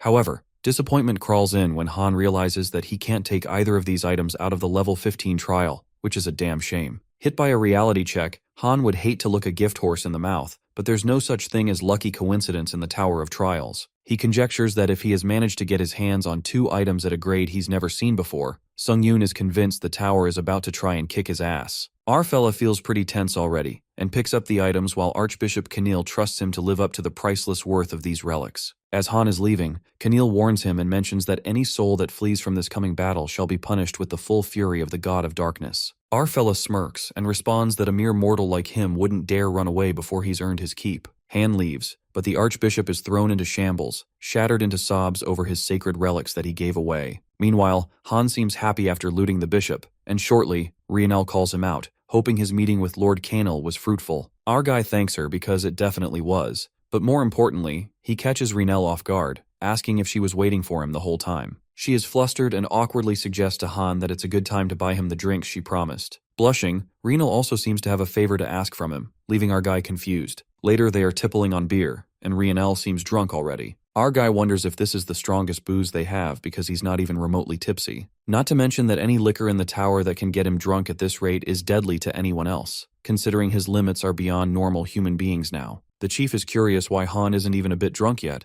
and our guy says he likes to keep his wits intact for good company. Han then asks her about the favor she mentioned earlier. At that moment, a gloominess flashes across her eyes, and we see Rionel's flashback. In the flashback, Rionel's father is begging the knights not to take food away from them. The knight slams away her father, calling him a lowly peasant. Little Rionel hits the knights for treating her father like that. She's also kicked by the knight for showing such insolence like her father. The knight suggests that she become a knight if she thinks it's unfair since peasants like her only have themselves to blame. Yanking out of her memory, Rionel musters up the courage and frantically lets out that she's in need of a good instructor and implores Han to teach her how to wield a sword properly. Meanwhile, our guy finally gets to know what her favor was. It's just a personal one with no special objective or reward to speak of. Han ponders that he's already achieved the special objective that got Rionel to command his army, so there's nothing else he can get from helping her. Besides, he thinks it's for the best not to get attached to someone who lives in a world that was created by the Tower of Trials. He thinks it's a waste of time. That's when Sung-yoon gets up and bluntly answers Rionel, straight up refusing to help her. As our callous hero is about to leave, the chief stops him and pleads with him. She sounds desperate when she mutters that she needs to live up to her potential, no matter what it takes. She helplessly slams her head to the ground, bowing, and begs him to teach her, agreeing to anything in return. Han smirks, thinking the time enjoyed isn't time wasted. Later, Rionel looks very determined, but our guy tells her to relax a little. He finds it good that she's fired up, but he infers that she'll lose fluidity from all the tension. That goes for everything. Our guy then twirls her around and thinks what she needs the most isn't combat experience, but to strengthen her magic energy system, which is called aura synthesis in this world. Han places her hand on her back and infuses magic. Rionel feels the sudden surge of energy flowing through her, and he teaches her how to use magic energy. It's like he's guiding her by the hand. She senses something familiar about it, even with all these subtle differences. With each minor change, her magic pathways are growing more efficient than ever. Based on Rionel's characteristics and tendencies in her magic usage, Han affirms that he came up with the optimal magic circulation method for her, and now it's up to her to train this method of aura synthesis every single day. After training, Han heads back to the tent and finally gets some time for himself. He thinks of sorting through the rewards and pulls out his pocket pouch. We get to know that after our guy killed Seindel in London, the British Hunter Association gave him a treasure trove of rewards. He could barely count how many rewards he got, and the only problem is, it's all quantity before quality. While Han wonders what to do with all this useless junk, he did gain a useful skill in that regard from the new skills he synthesized from the last trial. Since it's the perfect time for testing, he activates the skill Iron Eater, which frightens him at first. This skill enhances the user's physical state upon consuming iron. Nonetheless, Sungyun eats the Staff of Iron Clouds, and after the digestion is completed, his stats increase instantaneously. To see if it's true, he eats another iron item, the Heavenly Iron Gem, and coughs up a black liquid. It appears to be all the impure energy accumulated in his body, and surprisingly, Han's body feels lighter somehow. He then realizes that he can't judge a skill by its name, because the Iron Eater skill is super handy. Grinning, he munches on the metal and never thought he'd see the day when he's happily chowing down metal items. Our guy literally consumes 8 metal items once again, which is the limit, and finds it disappointing. After this skill gets deactivated, he rummages through his coat and takes out the sacred relic, Seal of the Alms, the one he's been curious about from the get-go. He learns that if he stamps himself with the seal, it might let him keep the effects permanently, even after he leaves the 15th floor. Our boy doesn't like the idea of a permanent mark on his body, but the benefits to him seem worth it. That's when Sungyun marks the stamp on his hand, and the item gets absorbed into the mark, removing it permanently from the inventory. A radiating bulk of energy seeps in, and a mark appears on his hand. Suddenly, Han is bombarded with countless admin messages. They are distraught and protest against the Tower of Trials since the Seal of the Alms is far too generous a reward. Our guy is shocked by the sudden reactions of the admins just because of the mark on his hand, while the admins are outraged by the injustice of the situation, urging the tower to recover the seal at once. Han is left baffled by the pessimistic reactions these admins are expressing. It's almost like the tower gave him something that it wasn't meant to give anyone. Abruptly, all the notifications begin glitching, and it turns out that the Tower of Trials blocks all admin messages temporarily. The tower issues a formal warning to all admins, stating any further disclosure of unauthorized information will be penalized with a ban on observing player Han Sungyun's future trials. Clenching his fist, Han definitely grasps there's more to it behind this sacred relic, and becomes adamant to find out what kind of secret it's hiding. That's when our hero raises his marked hand, activating the unique effect of the item's Seal of Dark Alms. He is requested to make an offering to a god out of the talents, abilities, and treasures he possesses. Han frowns at this odd request, wondering why in hell he would make an offering to a god he might end up fighting eventually. Having said that, he presumes it's a tradition at this point to try out every new function for himself. He then yanks out an item from the plain pocket, and luckily he's got a bunch of items he was planning to consume with Iron Eater. Our guy starts with the crappiest item he's got. Just then, he's asked to select a god to whom the offering will be made. At that moment, the system glitches, and Han notices there's something wrong with this. It appears that no trace of another god is verified in his holy energy. It occurs that Han is recognized as an independent possessor of divinity, hence presenting himself with the offering. The item Little Sorcerer's Staff is accepted by himself, and the next thing that happens leaves Han's eyes wide open. The item that was accepted converts into holy energy and is stored in his heart. A bright light emits from his chest, and our fella is utterly baffled. He can't make sense of things, that he somehow made an offering to himself. However, one thing seems simple enough. Han can basically farm all the holy energy by himself. Although he doesn't use it much, he bets he'll find different ways to use it as he gains new myths. For now, he gathers as much holy energy as possible, and as for the other sacred relic, Ember of Night Shroud, he keeps it within reach. Han feels like there must be a reason why the tower gave him these items in the first place. He's certain that there will come a time when he'll need to rely on them. And just like that, each day came a new battle, and soon Han had an impressive number of victories under his belt. His mercenary and priesthood allies enjoyed unprecedented morale, although they were still pretty much lost without him. It turns out that our guy was worrying over nothing. At this rate, this whole trial will be over in no time. Suddenly, the horizon cloaks in a red aura, and everyone is distracted by it as they stare fixedly at the sky. Right at that moment, that red energy cascades violently, descending on its target. It appears that Han is targeted by the power smite, and the wrathful energy bursts its way through the sky. Our guy senses the presence and has a bad feeling about this. To save himself from being shredded to pieces, our guy activates the Shield of Retribution with maximum coverage. It strikes the ground, obliterating everything in its path, while Han remains unaffected. Strangely, feathers float in the air, and a divine being with wings descends from the sky. It turns out that the God of Darkness has deigned to bring divine punishment on them all. A devilish grin spreads across that creature's face, reeking of malice. Our guy, on the other hand, was right about what he was feeling. The God of Battle uses a large amount of holy energy to cast Descent and send down his disciple aspirant, Zerhan Navia. That's when the difficulty level for Trial 15 increases dramatically for our guy. Han realizes that it's the god of battle and lets out that it would be nice if he gave him a choice every once in a while. The god of battle wishes to put down the tower's arrogant mutt by his hand,